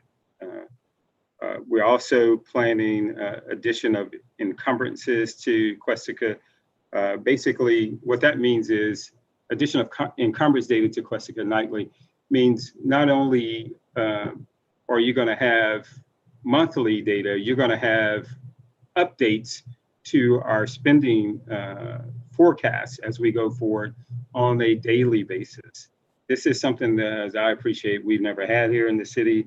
And these systems will allow us through the integration of data between the systems for you to have this at your fingertips on a daily basis with nightly data runs and updates. Number 3 is to provide projections of expenditures and evaluations of revenues to provide solutions to budgetary issues. So we're also going to be able to track this data on a daily basis, look into the system and see how where spending is taking place, track the various the cyclical nature of spending within our various departments, and work with them should we need to evaluate and I would say slow down spending or evaluate whether or not spending is being done efficiently, and whether or not there is a true use and need for departments to have the level of budget allocation that they actually currently enjoy. One of the big things that I think you're going to get out of this system is that once we produce the canned reports and make them available to you at the push of a button, or I'll say at the press of a key on your keyboard, that's going to be the major advantage to you as council and us here in the CAO's office, as well as those departments outside of the CAO's office, to be able to view that data, which they've never had before, as I appreciate it. They've never had that real-time access to data before, and access to their expenditures, expenditure data before, which based on the early feedback from the departments, everybody is really excited about that. Next slide, please.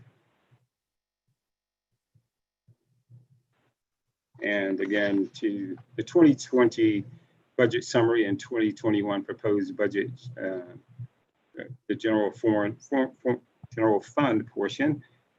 So as you can see, and on personal services, there's about a 21.8% reduction in our personal services category, and about a 41.32% reduction in other operating. Now, what on a personal services side, that reduction is primarily related to our transition with our recent retiree, as well as our having not filled a couple of positions in the budget office, which we certainly hope to be able to fill as we approach 2021 or sometime within 2021. What we've done to leverage and address some of the concerns we have is we have transition responsibilities and duties to one of our positions within the office that's currently employed, and that's our office manager is taking on more responsibilities with some of the other departments to take some of the weight off of a couple of our analysts at this point. But we also still hope to be able to hire as we go into 2021, at least one, if not two, additional budget analyst positions. On the other operating side, that reduction is due to our, I would say, using less in the form of staff augmentation from our professional services contracts, as well as evaluating our system maintenance use of funds, and eliminating funding relating to our system maintenance from our technological side of the house. So those are the various reasons for those particular reductions. And we don't believe that's going to affect us. The one that's going to affect us the most is if we're not able to hire and fill a couple of our full-time budget analyst positions. And we're going to be having conversations as we go into 2021 with the CAO about those as well. The next slide is, I'd like to entertain any questions. I have staff available to assist me with answering any questions you might have at this time. Thank you, Clarence. Just one request I have. Notice cyber attack has been mentioned numerous times this morning. Yes, sir. I know we will have a presentation from ITI soon, but can you please send us an up-to-date report to us, the council, regarding the city's recovery from the cyber attack. I think we would appreciate the report to contain the status of the city cyber infrastructure, given the total cost for recovery and any reimbursement. I just believe that it's necessary for us, the council, and the public to have a clear picture of the cyber attack's impact on our budget system and every system throughout. Absolutely. And I'm sure our ITI director has maintained, and in fact, certainly the impact on our systems, as well as maintain pressure on the vendor. And I'm assuming you're speaking in terms of the recovery of dollars associated with the insurance that we had for cyber attacks. So I can say, as recent as last week, we did receive one check on the recovery of some funds from the cyber attack. However, all of the funds that we expect to receive have not been received. I think it was reported to you some time ago that we were expecting to receive the full value of our insurance plan for cyber attacks, which, if I'm not mistaken, it's in the neighborhood of $3 million. To this point, the amount that we received, It's about 500, a little under 500,000. So okay, I didn't want to give a bad number, so yeah, about $500,000 to this point, but we will be pursuing the remaining amount under that policy, I can assure you. But we will get you a report. Thank you. On the rest of the items that you mentioned. Thank you, Clarence, and thank you, Gilbert. That completes your presentation for the budget office. Yes, sir. Thank you. And next we will have the Office of ITI, Information Technology and Innovation, Ms. Kimberly LeGroux. Good afternoon. Good afternoon. Thank you, council member, council members. Good afternoon. I am Kimberly LeGroux, the city's Chief Information Officer, and I am presenting the Information Technology and Innovation 2021 budget request. Next slide, please. Next slide, I'll start with our department overview. Next slide. IT operates on a core mission and vision. Our mission is to deliver in 3 key areas: to maximize value with a stable technology infrastructure, to drive innovation and performance, delivering city services, and to make information increasingly available to city employees and its residents. Our vision is to do this in a very tactical manner by stabilizing the environment, building a foundation, creating value-added services, and then on top of that, our innovation. We envision total success of delivering city services being no major service outages, proper customer expectation, positive customer satisfaction, and flawless execution and good project management of citywide projects. Thank you. Next slide, please.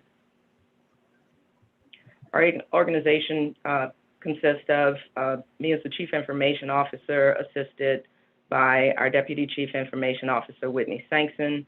We operate in 3 core areas: engineering, which falls under the Deputy Chief Information Officer, our operations group. We have a Director of Operations and a Director of Enterprise Information, which oversees our web and GIS and data platforms. Our Director of Operations and Director of Enterprise Information are classified directors' positions. Myself and the Deputy CIO are in unclassified positions. Next slide. And next.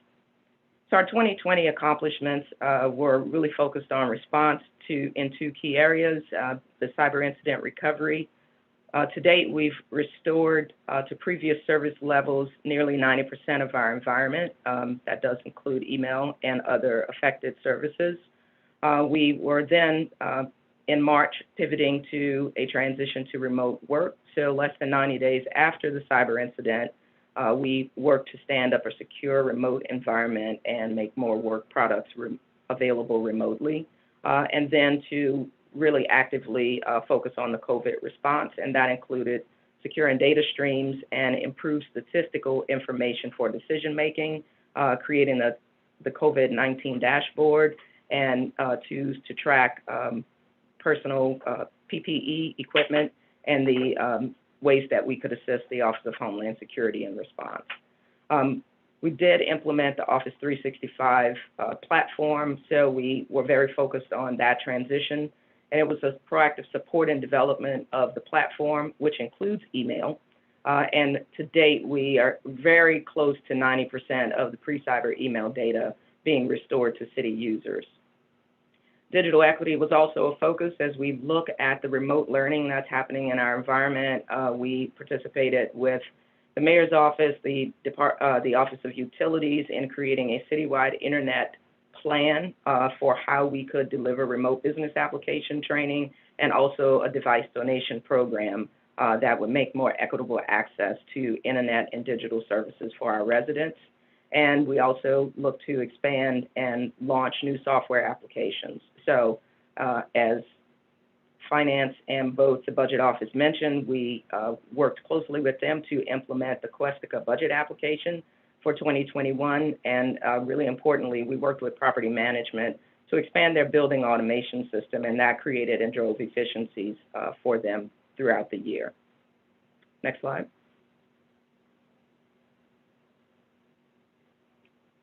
Moving on to our 2021 goals. We recognize the impacts of the cyber attack, so our 2021 goal will be very focused on continuing to improve our cybersecurity posture. We will be building and enhancing our team and maximizing the new tools that we've implemented since the cyber attack. Security awareness training, we have a new program that we're implementing. We actually kicked it off last week, and we're expanding security and multi-factor authentication for city resources and data. This is really important as we are moving to so much remote work. We want to just make sure that we have a way to verify that people are who they say they are, and that we can authenticate them securely to our network. We will expand our remote access to City Hall using the things that we've learned post-cyber and post-COVID. We're making better use of our online applications. So we want to move more city business and remote solutions to give our residents and staff more safety and flexibility as they access services online. We will complete a new disaster recovery plan in 2020. We significantly upgraded our network, our security, and our storage platforms to make our digital environment more secure and resilient. So we're going to be optimizing those resources. We made a fundamental shift from our data center at Orleans Parish Communications District to our offline data center in Baton Rouge. So we'll be expanding those plans and then putting into place a new format so that we have continuous service. We're really excited about that, and it's going to be very significant work for us this year, next year. And we have to improve our digital equity. Now more than ever, our residents need access to reliable and safe internet. They also need devices and training. So we hope to expand our efforts like our device donation program and repair programs, as well as helping to develop a platform where the city can provide or develop an affordable internet strategy for its residents.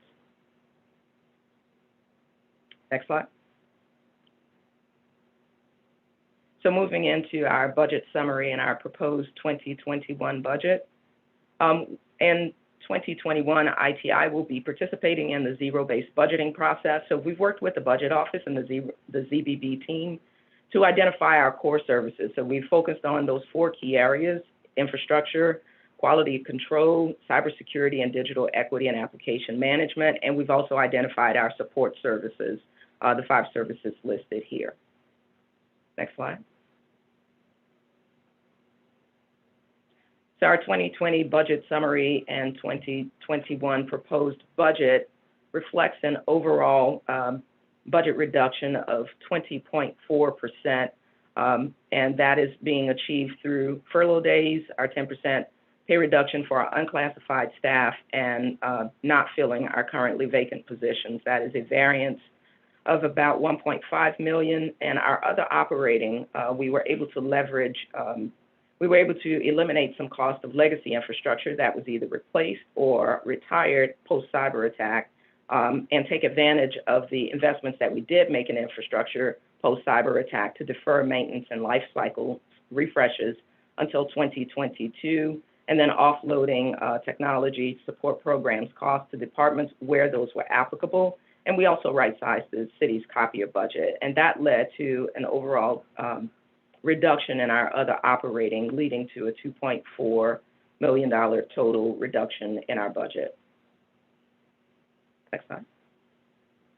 And that sums up our presentation. Are there any questions for me? Hey, Kim. First of all, I just really want to thank you for all of the great work that you've been doing with the IT department. And I know that, you know, having to go through the whole cyber attack was truly difficult, but I do commend your office for being able to recognize the fact that we were under attack and to actually cut it off when you did, so that it wasn't as bad as it was. It actually could have been significantly worse. I also, Kim, really want to thank you for the work that you have done with the council, with Aaron Spears in our Curo office, as we work to develop this public Wi-Fi plan. So I'm just wondering if you could give us kind of a very brief overview of the work that's being done. I know Aaron's going to have a much larger presentation, but just so that we can keep the public aware that we are working on this. And also, I do believe that there's been some money set aside in the capital budget for this as well.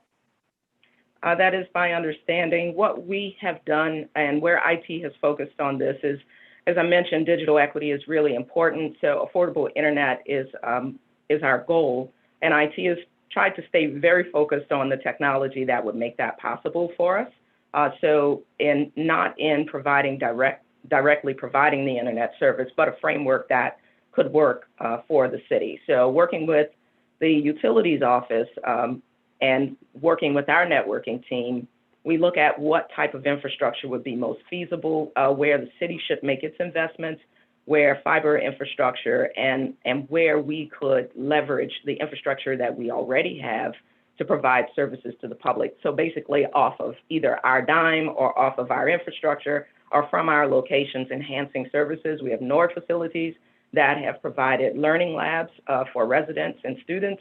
So we want to be able to improve those services while working with the carriers to develop a plan that would make the affordable services even more affordable, or put infrastructure in place that would incentivize them to bring better services to the city and to the public. So our analysis has really been focused on what those technologies are, highlighting the ones that are most feasible in an area like ours, understanding the needs of our population, and then what devices and what systems would be best to implement, either from the city's perspective or working with our carriers.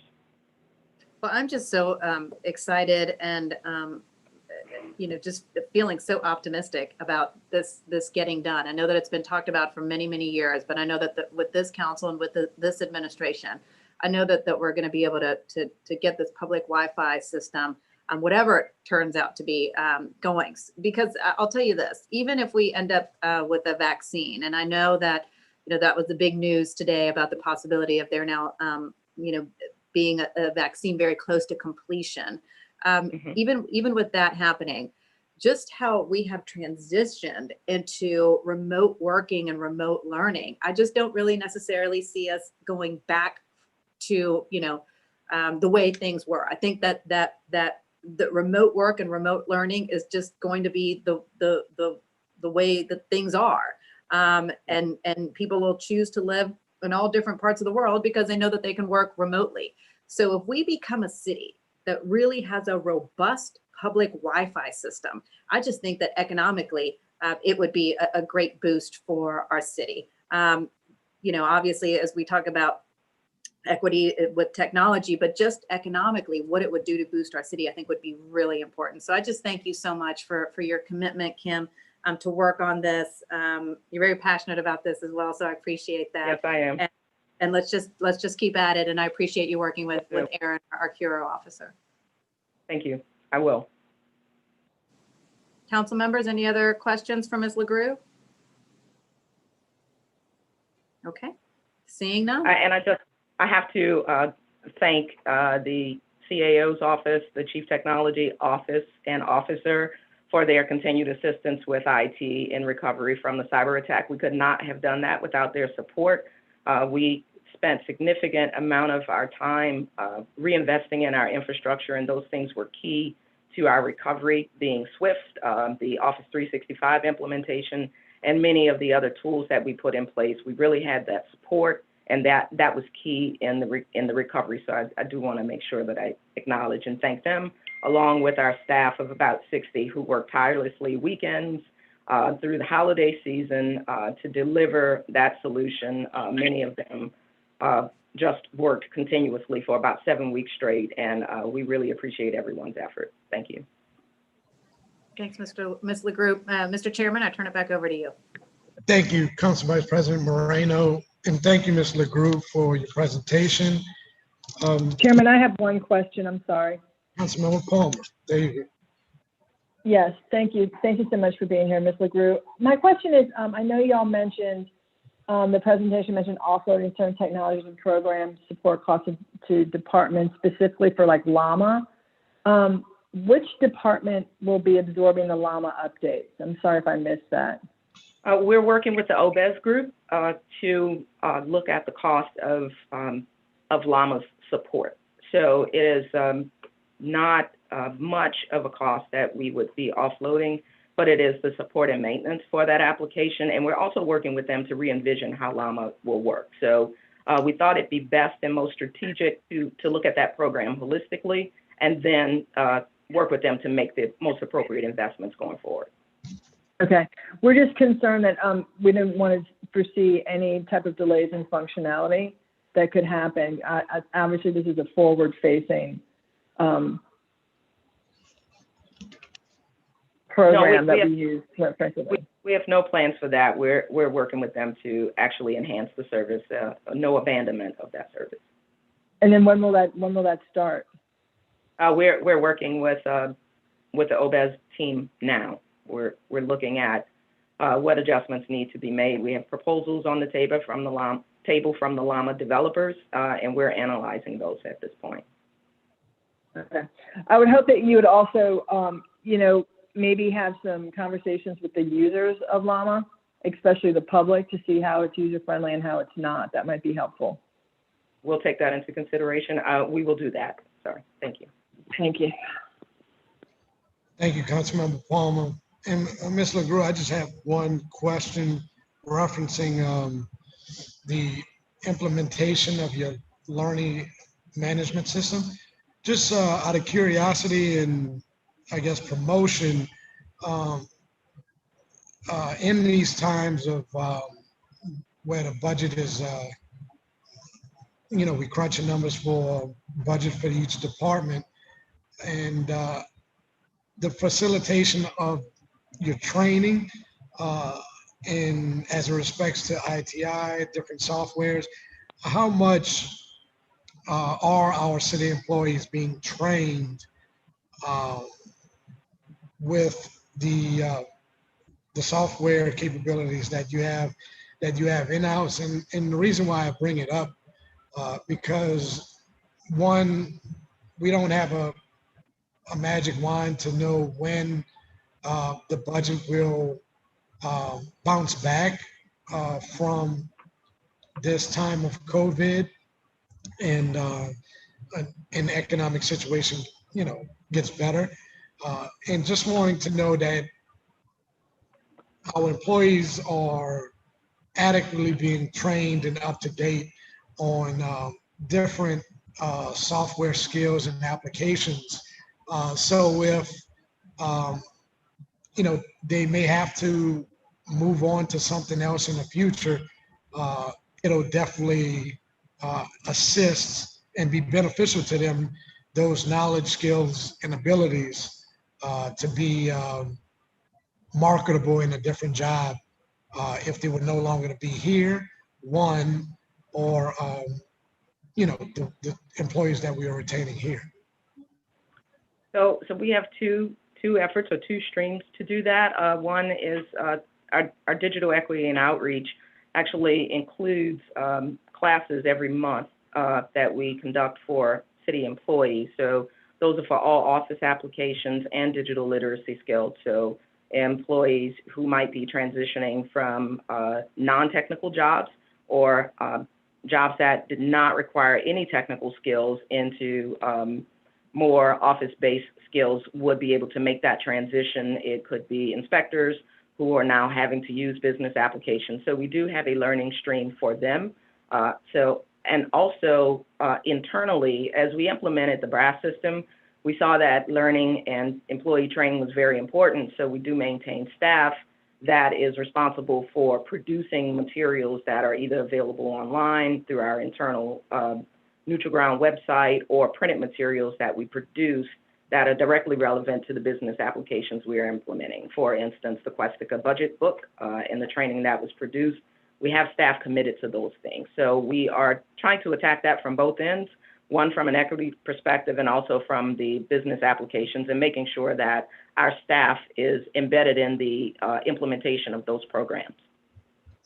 Well, thank you. That's good to know. I just wanted to make sure that those, you know, those opportunities continue to exist in light of the budget situation as well.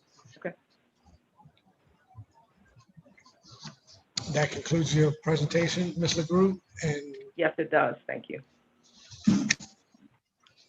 Thank you. If there are no other questions from colleagues, we will move on to the city's service and innovation.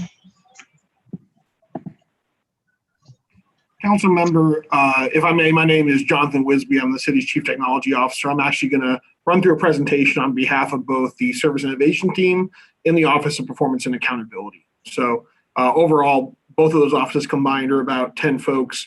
And, you know, over the last year, as we've sort of shrunk due to not being able to fill vacancies, the two teams have started working really even closer together than they had in the past. So I think it's appropriate to sort of bundle together you know, all of our work into one presentation.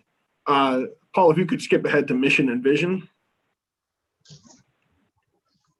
I want to just give you quickly a little bit of a taste of what it is that we do, what value we add within the city. I think primarily we think about this in terms of us being a bit of an internal consultant arm of the city, and in particular, the Chief Administrative Officer. In that, we really try to dedicate ourselves to breaking down some of the silos that exist in government, and we do that in a couple different ways. We do that by implementing some new technologies. As Councilmember Brissett was just talking about, you know, we have been working on an ordering management system this year. I'll talk about that in a little bit from now. We also really work on business processes, helping to streamline those and to create new processes. Especially this year, we've had a lot of stuff come out of nowhere and crises start to emerge. We've had to do a lot of work, you know, internally to help create these new business processes and make sure that we streamline those as much as possible.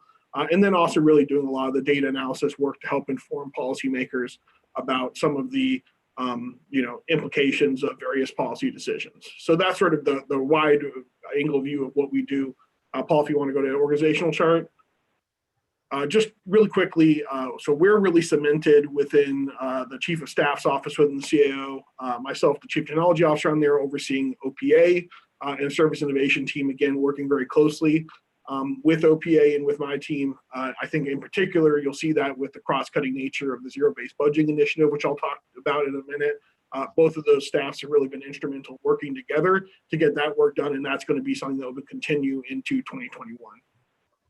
If you want to 2020 accomplishments, Paul. So wanted to kind of hit some of the highlights for everyone this past year. So the first box up on your left, assist with crisis response, wasn't necessarily stuff that we had planned on doing going in the year, But obviously, as things began to develop, we had more of a need to really pull our resources to help support some of the ongoing and organic responses that were occurring within the city. And that occurred really in a couple of core ways. One would be immediately with the cyber attack recovery, as the CIO was talking about a minute ago. We really worked closely with them to help project manage and oversee some of the recovery of particularly the public safety elements of that process. Once COVID, the pandemic was announced and started to become an issue, we worked first on putting together some of the financial internal business processes that were needed to make sure the CIO could start to control spending a little bit. And then also worked on the data end to help provide some data analysis to the health department and the mayor's office as they went through their COVID decision-making process, including helping to develop the public health dashboard that was launched. The most important thing that we've done really over the last 3 or 4 months is the zero-based budgeting initiative. Going into this year, the plan had been to stand up an entire zero-based budgeting process for the entire city. That plan had to change because as we were in the process of starting to make hiring decisions in December, we were hit with the cyber attack. We then restarted the hiring decisions in February. We actually had, 2 offers outstanding, one that had been accepted. We had to withdraw all of those as a result of the hiring freeze that was implemented in March. And so we weren't able to really hire up a full staff. We had to repurpose our existing staff to handle the ZBB implementation. And so what we focused on was making sure that we define the core building blocks of ZBB, which are to say, you have to define what services the city provides and define how you're going to measure how effectively those services are being delivered. So it's a matter of defining services and defining performance metrics that go with those services. In that process, we also expanded the financial analysis that we did for the 5 pilot agencies last year for the 2020 budgeting cycle. We expanded that to additional 4 for the 2021 budget cycle. And I think have positioned ourselves well to do that full implementation for the 2022 budget cycle. As the chairman had mentioned, learning management system, this was one of those sort of cross-cutting projects that we worked on, last year. Fire, police, all wanted to sort of independently procure a learning management system for their academies. We also noticed that there was a significant need in learning management within the city. You'll notice that, when we do our sexual harassment training, our code of ethics training, we don't really have a central database to track those trainings. We really devolve a lot of those responsibilities down to our HR managers. So we thought this was a really important need, really citywide, not just for those agencies. And we worked on standing up that solution. We're currently in implementation phase. We anticipate that both the fire and the police academies will be able to use it for their training by end of this year, early next year. The plan then is, funding dependent, obviously, to expand that to start to capture those citywide trainings and to work with the Civil Service Department and with other agencies that do agency-specific trainings to help start to deliver more of their training online and provide them a central repository for tracking that training. And then finally, a large part of what we do is also kind of working with and leveraging the resources of some of these national organizations that are really dedicated to good governance and to ensuring that local governments are really laboratories of innovation and start to implement new ideas and test them. And so we've been really lucky, over the past several years to collaborate pretty closely with a number of these organizations. The What Works Cities Initiative, which is sponsored in part by Bloomberg Philanthropies, the Behavioral Insights team, which is really a nationally recognized team that leverages behavioral psychology to implement real life and meaningful projects.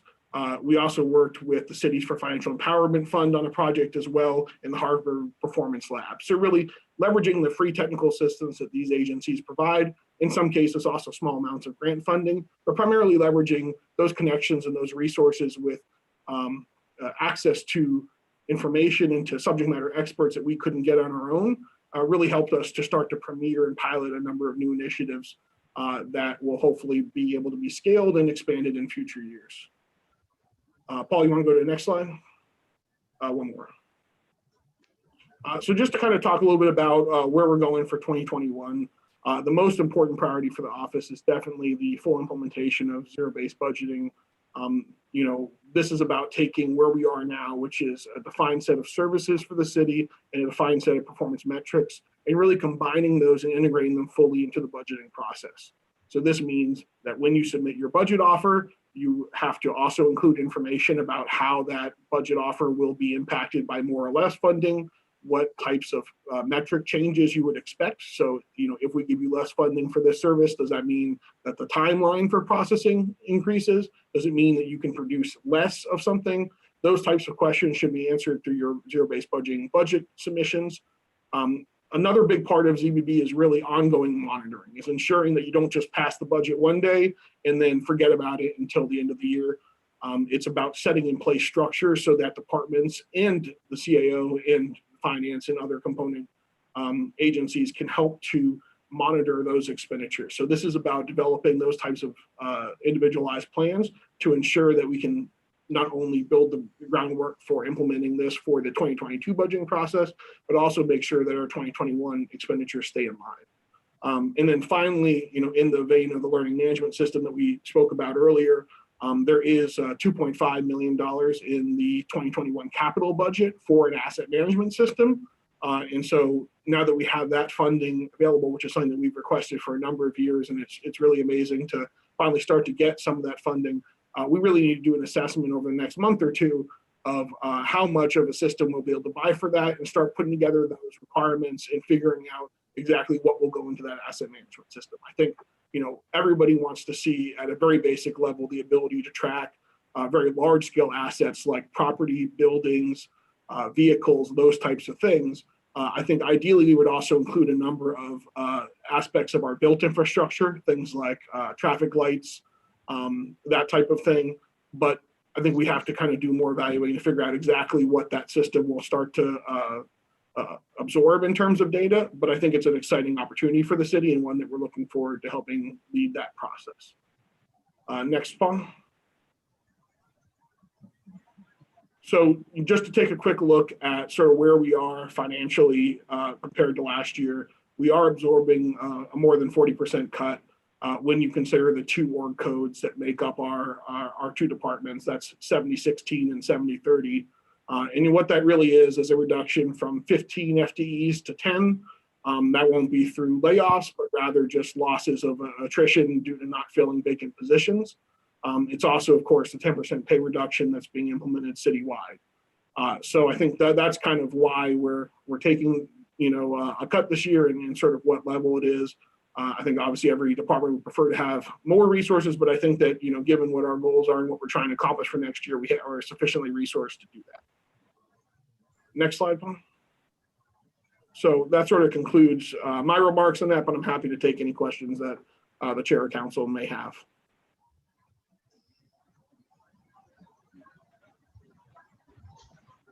Thank you, Mr. Lisby.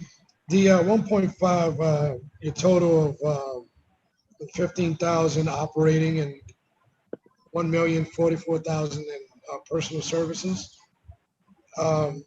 Roughly, your budget covers those 10 individuals that you just spoke of? Yes, the 10 individuals, and then the 15,000 is to replace computers for us, since the last time we got computers replaced is about 4 years ago, and it's a little bit hard for us to call ourselves a chief technology office with 4-year-old computers. So we're just trying to do a little bit of a refresh there. So not so much any contractual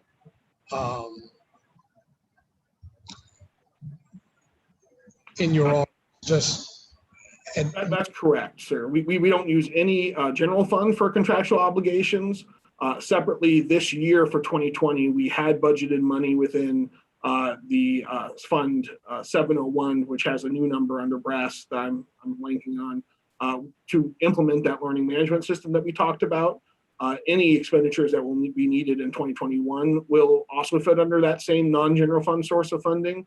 But the precise level of that is still something that we're working with the finance department to figure out exactly how much we would have available in that fund. I think you saw in their presentation that one of their goals is to make sure that we run down that fund balance for next year. So that's part of the ongoing discussions that we're having for 21.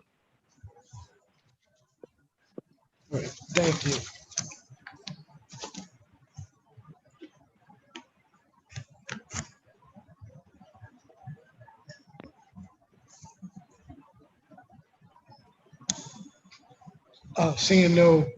Hearing no questions from My colleagues, thank you, Mr. Wisby, for your presentation. We look forward to continue working with you and the other directors within the CAO's office.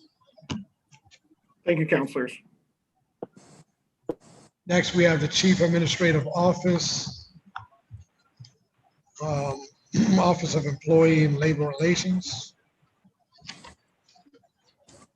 Good afternoon. Can you hear me? Good afternoon. Yes. Okay, my name is Christina Hamilton. I'm the interim assistant CAO over human resources for the CAO's office, and I'm going to go ahead and get started.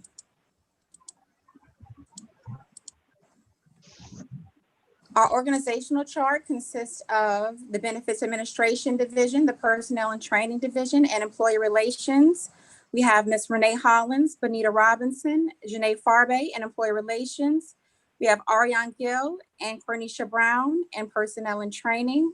And we have Sandra Walker, Carolyn Stringer, Janet Easterling, Leslie Bridges, Vanessa Holliday, and Brianna Johnson in Benefits Administration.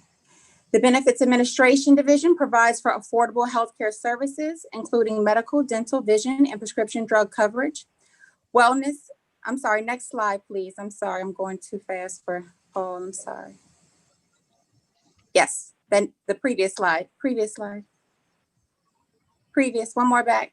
Thank you. The Benefits Administration Division provides for affordable healthcare services, including medical, dental, vision, and prescription drug coverage, wellness and disease management programming for employees and their families with options that meet or exceed industry standards and quality controls. Personnel and Training works to deliver efficient human resources support for the mayor and elected officials, for appointed staff, and to the members of the Chief Administrative Office. Employee Relations creates city policies on behalf of the CAO using the collaboration of working groups and best practice models. Next slide, please. Next slide, please. Some of our 2020 accomplishments are continued compliance with the Affordable Care Act and Internal Revenue Service regulations for plan design, affordable premiums, and reporting. Continued compliance with Section 1557 of the Patient Protection Affordability Care Act, non-discrimination in health programs and activities, which includes transgender benefits and rights. We've returned $1 million in savings within our healthcare claims budget to the general fund for use in other critical areas of government. This is the 4th consecutive year of savings for a total of $7 million returned to the general fund. We've continued to provide virtual and on-site sexual harassment training and ethics training. We've maintained a 96.8% success rate in favor of the city for unemployment protested claims made against the city of New Orleans. We've created the 2020 benefits booklet for distribution, which is currently available for all city employees on the neutral ground. Next slide, please. We've renewed the RFP with UHC with United Healthcare, which implemented a dental buy-up plan with $2,500 worth of orthodontia coverage up to age 19, and 50% of implants are covered with no age limit. This also includes 2 additional counseling services with our employee assistance program. We had 3 counseling services before available with face-to-face counseling. Now we have 5 sessions available for employees. Ms. Hamilton? We've implemented, I'm sorry, go ahead. Ms. Hamilton, right quick on the first bar to United Healthcare and its renewed RFP. I know that's been a concern. Can you tell the council and the viewing public that limit currently, the new limit would be $2,500 worth of orthodontics? What was the previous? We didn't have orthodontia coverage before, so this is new. This is the buy-up plan is a new coverage that is optional for employees to be able to choose. So it's a buy-up. We have not had orthodontia coverage before. This is a new thing that we're offering. And the reason why I bring that up, because under the current benefits, it's my understanding that it's only $1,000 cap for dental services. Seems to be too low for an employee, because root canal or a teeth cleaning could exacerbate, I mean, not exacerbate, excuse me, could basically take up all those resources before a year is out. Right. That's the standard that we've had. We've just had that standard in place for years, and we were asked to look into the orthodontia coverage, so we just made a buy-up, but we can definitely take that into consideration in the future to make that increase. Absolutely. We can look at that. Thank you. You're welcome. We also have implemented the Student Tuition Assistance and Revenue Trust program, START 529 and START K-12. This allows employees and families to save for tuition expenses related to attendance at any Louisiana school. This is for universities and for kindergarten through 12th grade. So they're two separate programs. The START 529 program is to be able to save for college expenses, and the START K-12 program is to be able to save for kindergarten through 12th grade expenses. We work with the health department to coordinate the flu shots for employees who are enrolled in the city's healthcare plan. We've also worked with the Mayor's Office of Human Rights and Equity with the development of a strategic plan to promote an equitable city government. Okay, next slide, please. For 2021, we want to continue to work on increasing our wellness compliance rates to 90% with more health awareness, education, and disease management programming. We're also going to continue to work towards the implementation of an unbundled plan for employees to make specific choices regarding the types of services necessary for individual and family coverage. We're going to implement training for HR managers regarding EEOC complaints and continue to work with civil service to develop training for appointing authorities and HR managers regarding performance evaluations and counseling. We're also going to continue to increase compliance of ethics and sexual harassment training. Our goal is to get it to 100% as the annual standard of completion. We're also going to continue to work on improving communication with employees regarding access to higher education opportunities, benefits, and financial planning. Next slide, please. Next slide, please. So our 2020 budget summary and our 2021 proposed budget, you'll see that we do have a decrease to the personal services, which does account for the 26 furlough days for classified employees and the 10% pay reduction for unclassified employees. We're also not going to fill our currently vacant positions. Also, the mailroom transfer to the interim assistant CAO of operations. And for other operating, you see a decrease of $1,632,064. This is due to some healthcare savings. Also, it's also because of the citywide budget reduction and also because of the transfer of the mailroom costs to the interim assistant CAO of operations. And I have staff on standby, of course, along with myself for any questions. Does anybody have any questions?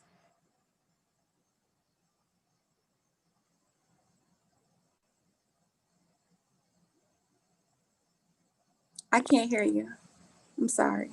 Sorry, it was on mute. Thank you. Thank you. No problem. Hamilton. Hearing no questions from my colleagues, that was the only one I had. And I appreciate your presentation today and you and all of your staff's work. We'll continue to work with you throughout the budget process as we move to adopt the 2021 budget. Thank you very much. Thank you.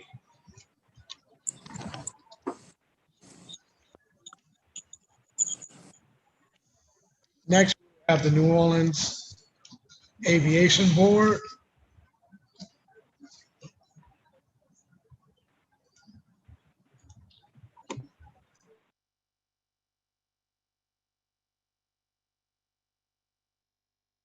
There you go. Hey, good afternoon. Can you hear me? We can hear you. We can hear you. Okay. Okay. Well, good afternoon, all. Happy to be here to talk through the airport's budget, our accomplishments, our goals, and then into to our budget request. We can move past the cover slide. We will, again, our agenda today is we'll talk through airport accomplishments in 2020, our goals for 2021, then get into the budget summary and 2021 request, and then at the end, just tick through quickly a couple 2021 airport initiatives or new initiatives. One more slide. As to 2020 accomplishments, again, these are bullets that we'll go into more detail on in the following slides. Set an all-time record high in 2019 for passengers through the facility. We did in 2020 add a couple new international flights or destinations. And recently, you all probably heard the announcement of Amazon Air and a new cargo operation here at the airport. We've taken a number of measures to make our facility safer through the COVID-19 period, and culminating with an accreditation from an international safety and supply agency, the GBAC Star accreditation, and a full campaign in coordination with our other tenants that we call the MSY Travel Ready campaign. There was a couple new concessions openings in early 2020, and I'll talk through how we worked with our current concessions operators through this very difficult period. We're on track to meet or exceed our DBE participation goals. We were fortunate, and we'll talk more to this as well, to receive $42.7 million in CARES Act funds to help support our operation through this period. And we have a taxiway project upcoming that where $56.5 million in FAA grant funds has been committed to it, which is quite an achievement at this time as things are so difficult. And then good news with J.D. Power and Associates, the annual airport customer satisfaction rankings. We've perennially been pretty low in the rankings, and understandably so, given the facility we recently moved from. But we leapfrogged 12 spaces in the rankings from 23rd to 11th, the second biggest jump in our class airport. Next slide. Again, I know that we set an all-time record of 13.6 million passengers for 2019. The new international destinations, I noted, with Spirit Airlines, announced just prior to COVID. Just announced service to Cancun, Mexico, and San Pedro Sula in the Honduras. With COVID kicking in right behind it, that service did not have the opportunity to actually start, but Spirit is still committed to, as we rebound, as we come out of the COVID period, to bringing that service online. Amazon Air, their cargo operations as Amazon Air began early last week. They've been functioning in the market through a third party prior to that, but they did begin Amazon Air early last week, and we expect a long, fruitful relationship with them, and I think we can expect more things from Amazon Air in the not too distant future. Can I interrupt here, Mr. Chair? Yeah, Councilmember DeRusso, go ahead. Thank you. Kevin, thanks for the presentation. I saw this news and I was wondering if you could expound on that a little bit. The fact that Amazon Air is here and what it means right now, and then what the development means for the future potentially. Absolutely. I have a slide that it gets into cargo a little bit later, but let me make note now. Airports around the country through this period, given there's been a change in buying behavior, if you will, on the part of the public through this period when you're you're locked in at home for the most part. You're not out in department stores or other retail outlets as often. More and more people have taken to making acquisitions online. It's created a good bit of opportunity for operators like Amazon Air, the UPSs, FedExes of the world, and airports are seeing as a result of this. A lot of these purchases, a lot of the goods moved are for quick delivery, a small package quick delivery, or for expedited delivery for other reasons. A lot of it moves by air.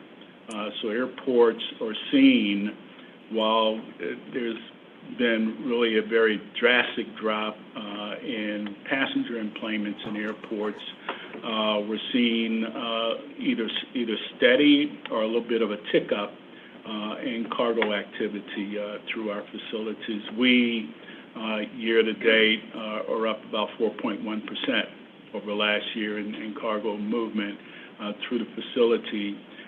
Part of the reason is folks like Amazon Air and some of the other all cargo operators that have been here for a while. Their traffic is ticking up. So it's a good story on the cargo side. And with the Amazon Air, with Amazon Air being initiated here formally, that's a good thing.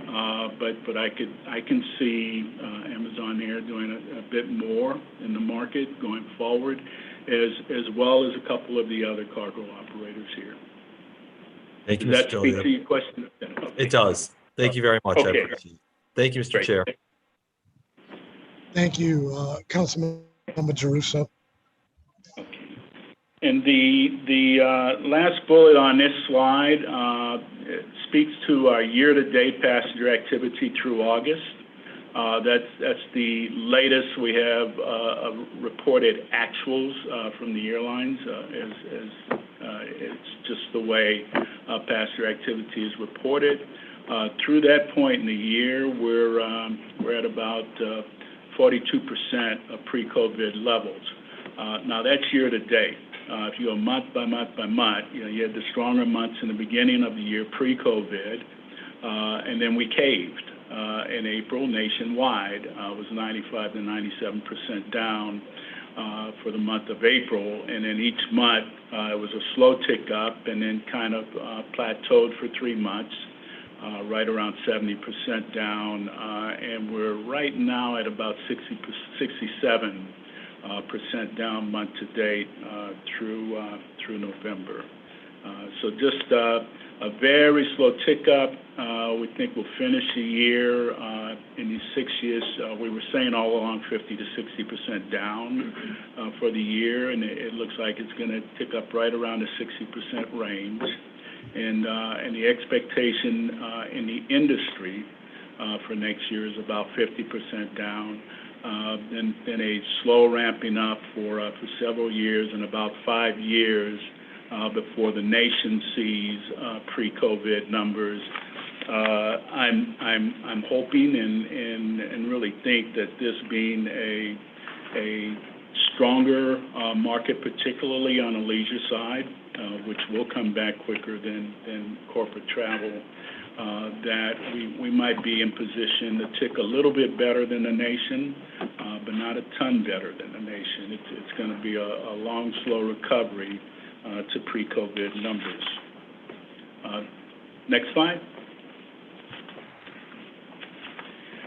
So in response to COVID, the need to make our facilities safe, the need to educate the traveling public as to what we're doing to make our facilities safe, we launched the MSY Travel Ready Plan, which is really a coordinated effort between the airport and our various tenants, the airlines and other tenants, to take certain measures in our facilities to help ensure the safety of the traveling public as they move through our facilities. And then the airlines, of course, take it beyond their physical facilities here and onto their aircraft and ensuring safety on the aircraft. The plan focuses in certain key areas.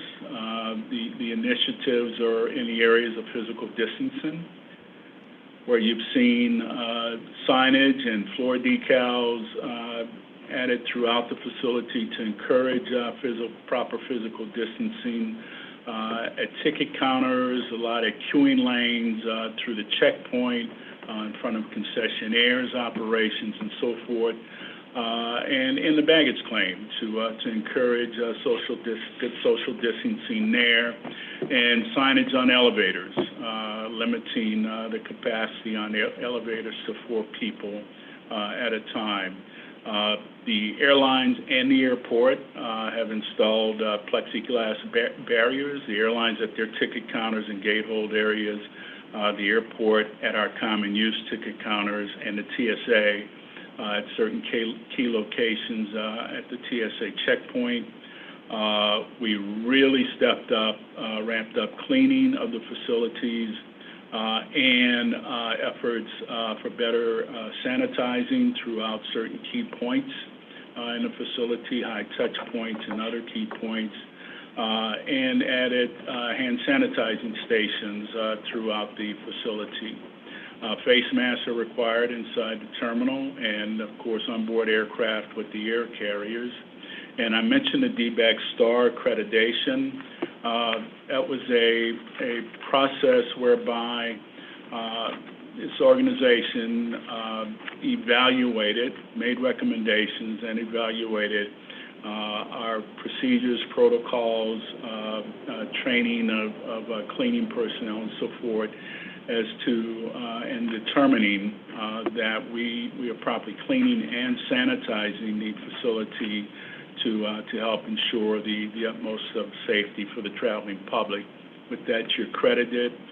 This airport is one of only 6 U.S. airports to date that have been accredited. I think there's about 13, 14 others in a queue seeking their accreditation. But it really speaks loudly to the airport's commitment to ensuring the safety of the traveling public. Next slide.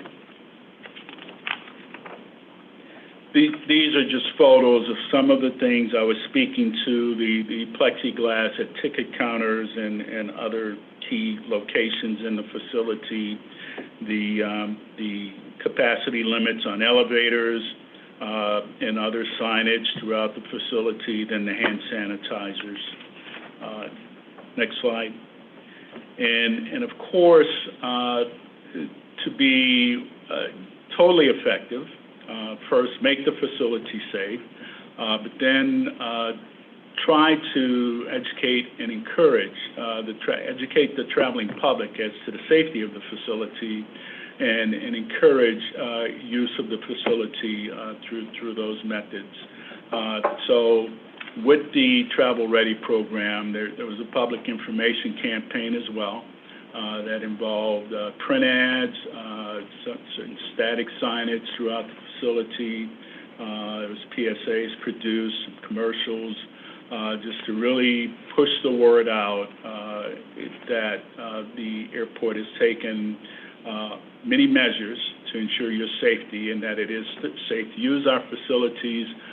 We partnered with some of our tenants, the TSA, partnered with one of our airlines that had a spot on one of our videos just speaking to the safety on aircraft. So it was a more holistic global effort to educate the traveling public as to the ability to safely use our facilities and then safely transit on aircraft. Next slide. Terminal concessions, the numbers run pretty similar as far as the concessionaires revenues. You have a month-to-date or year-to-date number here that tracks closely with the year-to-date number I shared through August, actually, for passengers. And then month by month, the monthly numbers as far as the amount down in revenues tracks pretty closely to the amount of passengers. There's definitely a direct relationship between the numbers of passengers and the revenues generated in our concessions operations. We fully understood as we moved into the COVID period from the very beginning that it was going to be very important that we have viable concessions operators at the end of the day when we punch through the other side of COVID. And that we needed to work with our concessionaires on the front end to help them in ensuring that they'd have the ability to ramp back up and function post-COVID. It's been a very good working relationship. It was a very organized spooling down of concessions operations when traffic bottomed out. There's been a very organized ramping up and coordinated ramping up of activity as passenger loads are slowly increasing. So we think we've worked with concessionaires very well. We waived our minimum annual guarantee requirements, put the concessionaires on percentage of sales only. So you're not paying MAGs on sales you're no longer making. You're only paying a percentage on what you actually pull in into the operation. Next slide. The two I mentioned in the bullets that a couple new operations opened in 2020 in spite of COVID. The part of the full Vino Volo's operation, the Moisant Market component of it, is a small quick grab type operation that serves CR Coffee, which I understand is a local brand. Next slide. And Club MSY. The Club MSY is the first ever common use passenger lounge at MSY. It's open to members, to anyone in the traveling public that would like to purchase a day pass to come in, and it has a number of different memberships that are kind of nationwide memberships that give you access to different lounges around the country. And this lounge belongs to several of those type memberships as well. And we've also worked with, and as they spool back up, one or two of the at least transatlantic international carriers in servicing their front of cabin passengers through the facility as well. Next slide.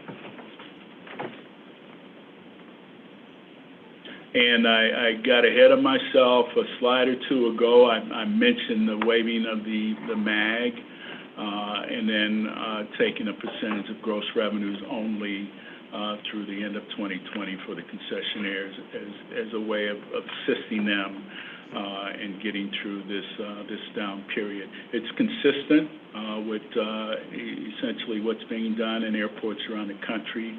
We were, in fact, on the front end and made our commitment very early on to our concessionaires.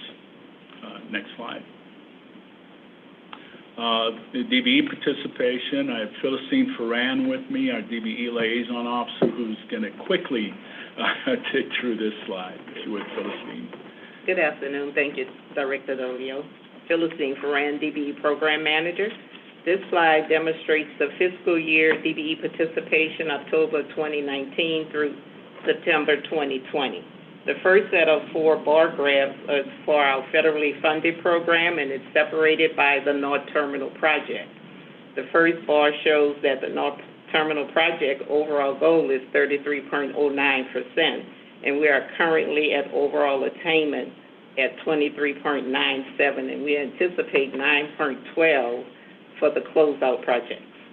The next one is showing that our fiscal year attainment for the entire DBE program is 22.62%, and the attainment for the North Terminal, non-North Terminal, is 32.61%, and our goal for the federal program is 33.99%. The next 2 bars shows that the attainment for our local program, the SLDBE. You will see that our fiscal year attainment is 30.36 towards a goal of 35%. It should be noted that these reports are through August 2020, and the fiscal year does not conclude until September 2020.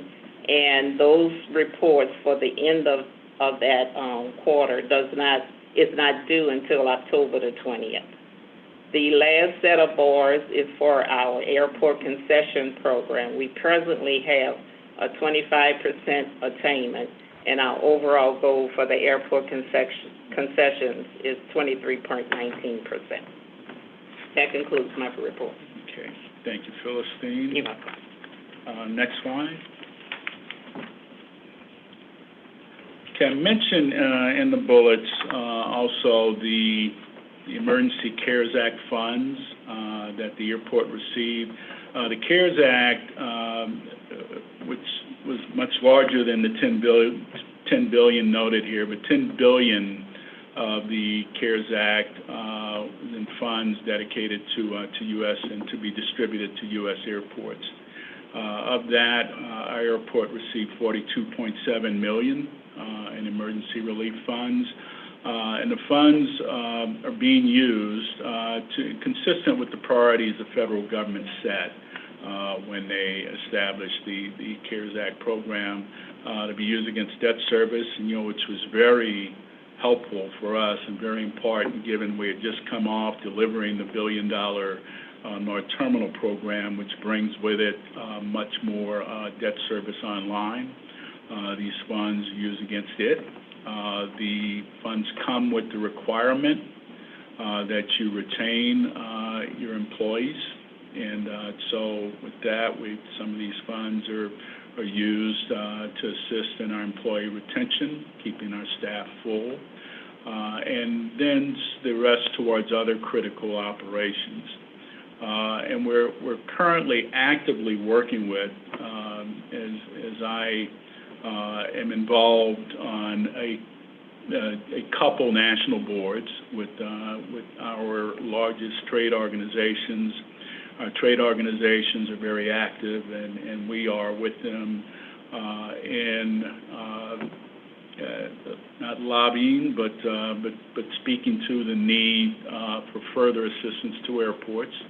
And it looks very promising, both on the House side and Senate. It's just a matter of when, and maybe there's a window now as we move post-election. There's some expressed desire on the part of the leadership, and both houses are to move packages and work through relief, not just for airports, but with airports being included in the bills both from the House and the Senate side. So we're actively involved in that. The HILS Act is one of the programs coming off the Senate side. If either passes or if a bill passes, it would be duly noted as we've worked our budget. We've not counted on those funds. So what you see from our Finance Deputy Director in a couple minutes here does not reflect receipt of those funds. That's the scenario without any additional relief. So those numbers would only get better with relief. So next slide. Our projected CPE, and that should be corrected to, is actually 10.62. Yeah, it's showing 11.11. Right. 10.62, $10.62 is our cost per enplaned passenger, even with the loss in revenues and the support from the federal government. While we've moved from 620 to 1062, it's a much smaller move than you've seen around the country as far as CPEs rising, and we've already worked through and negotiated rates with our airlines for next year, and they're very pleased with where we are in comparison to what's going on around the country. Next slide. Our goals. As we move through 2021 and really to some extent beyond, I think it's going to be a while before we move past, and may not fully ever move past, the need to take certain type measures in our facilities to ensure the safety of the traveling public. And as we're moving into and through the COVID period, there's a number of different product and methods that are being introduced and pushed on airports to consider that I am very certain airports will be working through for the next year or two. And there's also efforts in the industry, especially on the part of one of our trade organizations that just stood up a committee to assist airports in moving through the maze of product that are being pushed now as a result of COVID-19. But we're going to be in this mode for a while. And we're going to work to ensure that as new measures come out, as new product come out, that are proven and that will help in making the facility safer, that will be all on board in ensuring that we're doing everything here necessary to ensure the safety of the traveling public. We will be near completion, at least 60-70% complete, of a taxiway extension project, which is a very important safety project for the airport that has very strong support from the FAA. That we'll speak to on the very last slide. Our Deputy Director of Planning and Development will speak to that project. We're about to initiate a master planning process, which is a 20-year look ahead for airports. We should be out with a solicitation in a couple weeks and have a firm selected. The process started. Master plans are 18 to 24-month processes. So we will have at least initiated the process in 2021 and be making good inroads in getting the master plan completed, which will in part drive some of the South Campus development. And there'll be other pieces of the South Campus development that can move off other planning studies, and we'll continue the planning efforts on the South Campus through 21. Continue to meet or exceed our DBE and SLDBE goals. And air service, I should make a note here. Air service, it speaks to retain and identify opportunities to recruit. Our normal mode, we are always in the mode of looking for additional air service for the market during normal times. During these times, you have to double up and not only look for opportunities, which there's still opportunities out there, believe it or not only look for opportunities, but also work to retaining the service you had pre-COVID or pre a period like this. So you double your efforts. When you call on air carriers now, you're not just calling for new. You're calling to keep them informed and educated as to what's going on in the market, the importance of retention of what was here before, and where they were hearing a lot from us before, as far as new service, they're hearing doubly from us now, as we work to ensure that as traffic's coming back, that the service we enjoyed pre-COVID comes back along with it. And also, always very important, I spoke for a minute to our cost per employment, is to maintain a competitive CPE structure for the air carriers. Next slide. Next slide, please. And next. Okay, now we'll get to the budget request. I'll just say overall, Henrietta Brown is going to pick it up here for a couple slides. But you'll note, and she'll explain this side and beyond, that the true effect of what we're doing here, there's certain things in airport operations that must go on, must happen.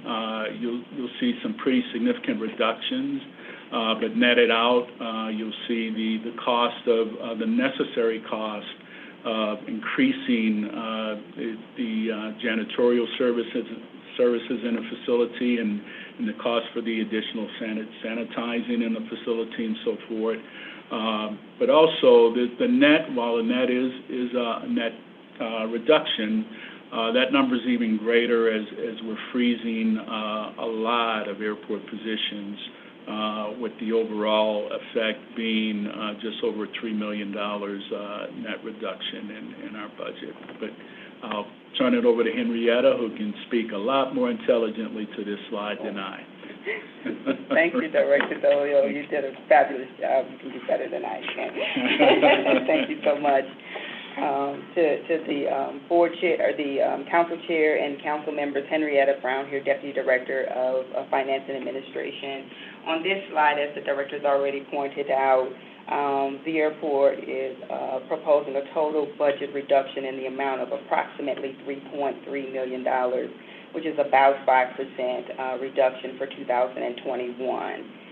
The budget reductions, as the director's already mentioned, $2.9 million of that is for freeze on some vacant positions, and then the $433,000 that you see for operations has already been addressed by the director. If we could go to the next slide. Thank you so much. So the airport operates on a cost recovery revenue structure, in which that simply means that the airlines, the concessionaires, and the other users of the airport are billed for the annual budgeted costs of the airport. And so comparing I'm sorry, I'm on the wrong slide. The budget summary. So when you look at 2021, the airport is requesting $137 million compared to 2020. You will notice that the other operating, $116 million compared to $109, is what's also included in here is debt service. And so debt service did go up a little bit compared to the previous year, because as you know, we did open up a new terminal, and so our debt service increased. Also, the airport has approved 147 total FTEs, and we are requesting no new FTEs for 2021. 247. I'm sorry, what did I say? 100. I'm sorry, 200, I'm looking right at the number, instead of 147. I'm sorry, 247 total FTEs we have currently for 2020, and we are requesting no new FTEs for 2021. Thank you so much, Director. Moving on to the next slide, the one that I got ahead of myself with, describing the cost recovery revenue structure. Again, that is absolutely true. The airport operates under cost recovery revenue structure. And so I wanted to point out to you that if you see the first two rows, which is airline revenue, compared to the second two rows, which is non-airline revenue, you will notice for 2021 projection that the airline revenues increase compared to 2020, whereas the non-airline revenues decrease compared to 2020. And as I talked about the revenue structure, so we also operate under a residual revenue structure. And so what that means is the airlines have the risk of covering any revenue shortfalls needed to cover expenses, and that's why the airline revenue increased as such as the non-airline revenue decreased. Moving to the next slide. As we look at the performance measures, the director's already mentioned, I think there's an error that we did not have a chance to correct. The signatory CPE, or cost per employment, is expected to be $10.62 for 2020, and what this includes is we have $42 million for CARES Act. $32 million of that is included in the 2020 budget, whereas we set aside $10 million for 2021. As you know, no one knows or knew what COVID was going to do and how long it would last. And so being prudent, the director thought it would be a good idea to hold some of those funds over into the next year to help make sure that our rates are still competitive for the airlines. As you also look down, the airline, the third row airline revenue of total operating revenue. You see it is at 54%, and if you look at the years previously, it had started getting below the 50%, which is a goal of the airport to try and attain more non-airline revenue compared to airline revenue, and we hope to get back to that balance of having more non-airline revenue in the future. Right now, we're expecting in 2020 that it will be 54% for airline revenue, but we will get back. Thank you, Director. Okay, next, with the next slide, with the new initiatives, and then there you go. Jamie McCluskey, our Deputy Director of Planning and Development, will speak to this slide. Good afternoon, everybody. I'll just take you through this next initiative that we have. Following the North Terminal, we had been coordinating with the FAA with their different lines of business, the FAA Tower and also the Airport District Office, to do the Taxiway G project. What this project does is it addresses safety issues with moving to the north side and then with the new terminal and then putting this piece of infrastructure in place. It'll prevent runway crossings and will simplify and streamline traffic on the airfields.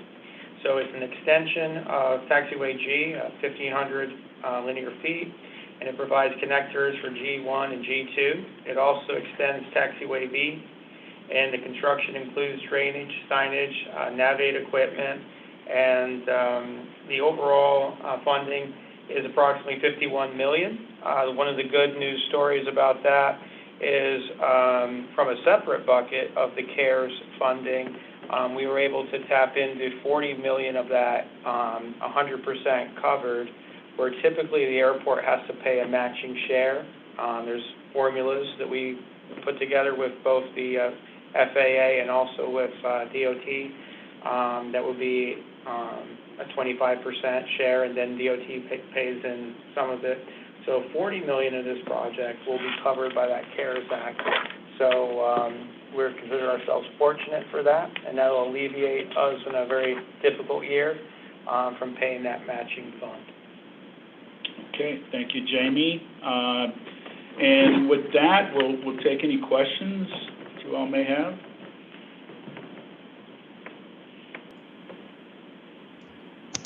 Thank you, Kevin. Just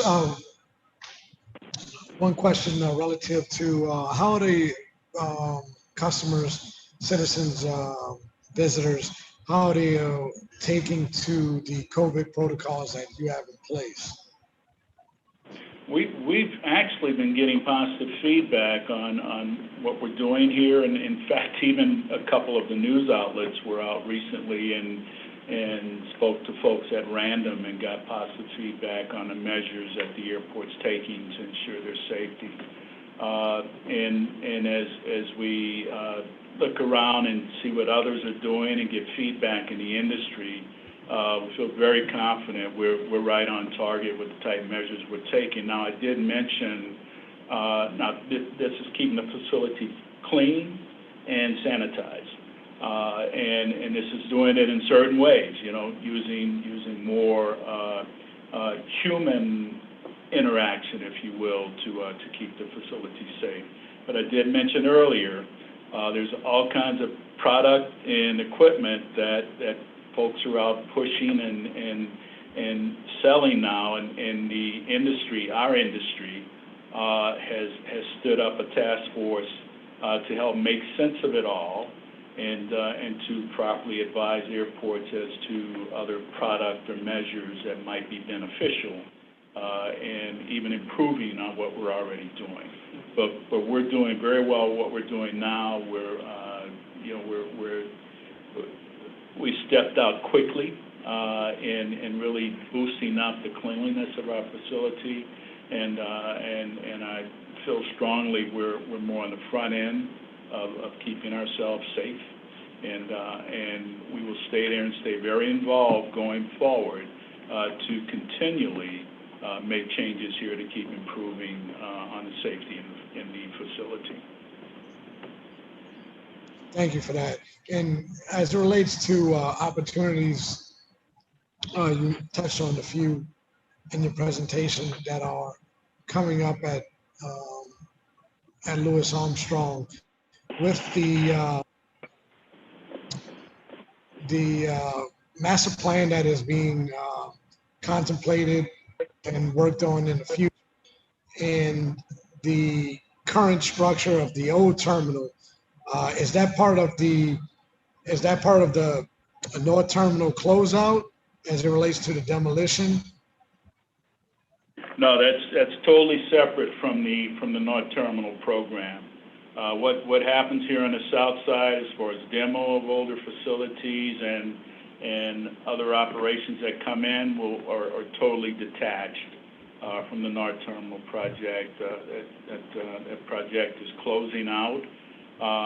Even the taxiway extension on the north side is kind of a direct byproduct of the North Terminal program because we're moving all of our operations to the north side of the airfield. It drives more of a need for the taxiway on the north side of the east-west runway that services that runway to be extended out to the end of the runway. And that's what the Taxiway G project is all about. It's not a North Terminal project, but it's a byproduct of that project. Its need came about because of the project. But everything south side is separate from the North Terminal program. And for that opportunity for jobs and for that demolition of the South Terminal, is that expected in 2021? I expect late 21 into 22 possible demo opportunity on this older end of the facility, the ABM, will probably be more into 2022. We may be planning it. We may be to the point of hiring and beginning the planning as to how it will go, how it be demoed in late 21, but not into demo at the earliest of 22, I would expect. I could be surprised, but I think we're into 2022 before we see physical demo. And then, of course, the master plan and other planning studies will help drive what goes in. But I can tell you, even before the question comes, because it's generally speaking, on the airport site, future development is going to be primarily aeronautical development. It's going to be more cargo operations, aircraft maintenance facilities. There's a need of hangars on airport. No telling where the FBOs will be at the end of the day, but it's primarily the redevelopment of the south side is going to primarily revolve around aeronautical activities. It's just not all completed out or planned out, and the master plan is going to drive a lot of it. And it will probably be the final touch on how we move forward on the south side. Thank you, Kevin. Council members, any questions?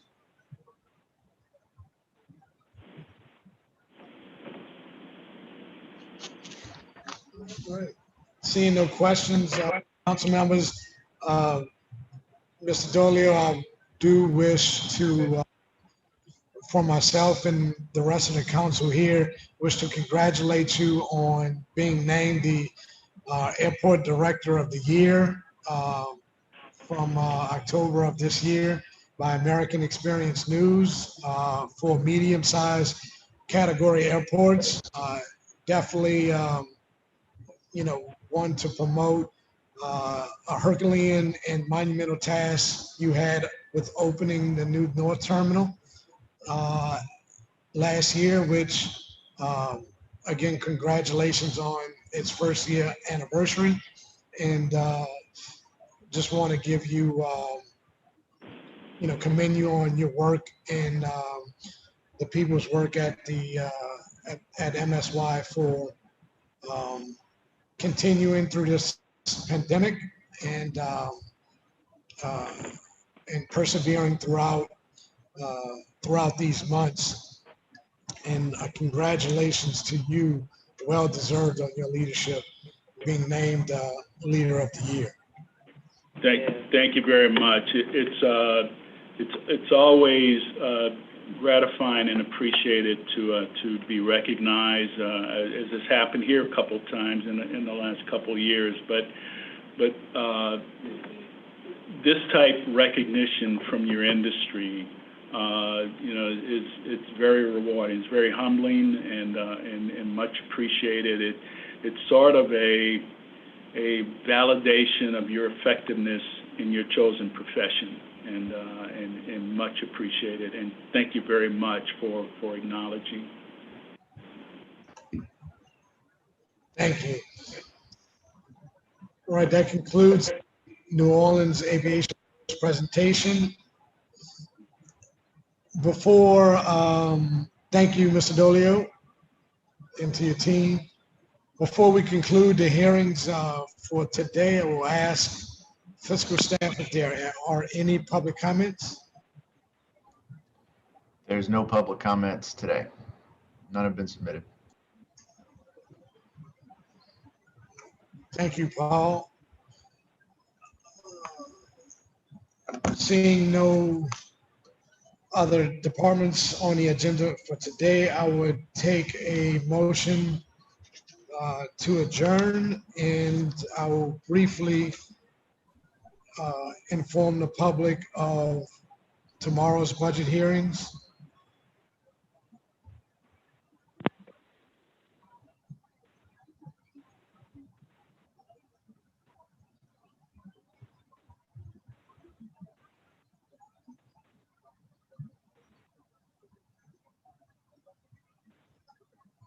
Tomorrow we will have the 5-year capital plan, the capital budget, the CAO's Office of Capital Projects Administration, followed by the Department of Public Works, the Mayor's Office of Utilities, then the Office of Resilience and Sustainability, New Orleans Redevelopment Authority, the Departments of Parks and Parkways, followed by Sanitation, Department of Property Management, and Real Estate and Records, and closing out with the New Orleans Building Corporation, French Market Corporation, and Municipal Yacht Harbor Corporation.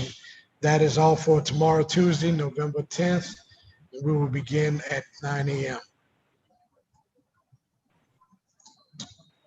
Do I have a motion to adjourn? So moved. Been moved by Councilmember Jeruso. Second. Seconded by Councilmember Nguyen. All in favor? Aye. Aye. Aye. 5 yeas, no nays, and we are adjourned. Thank you all.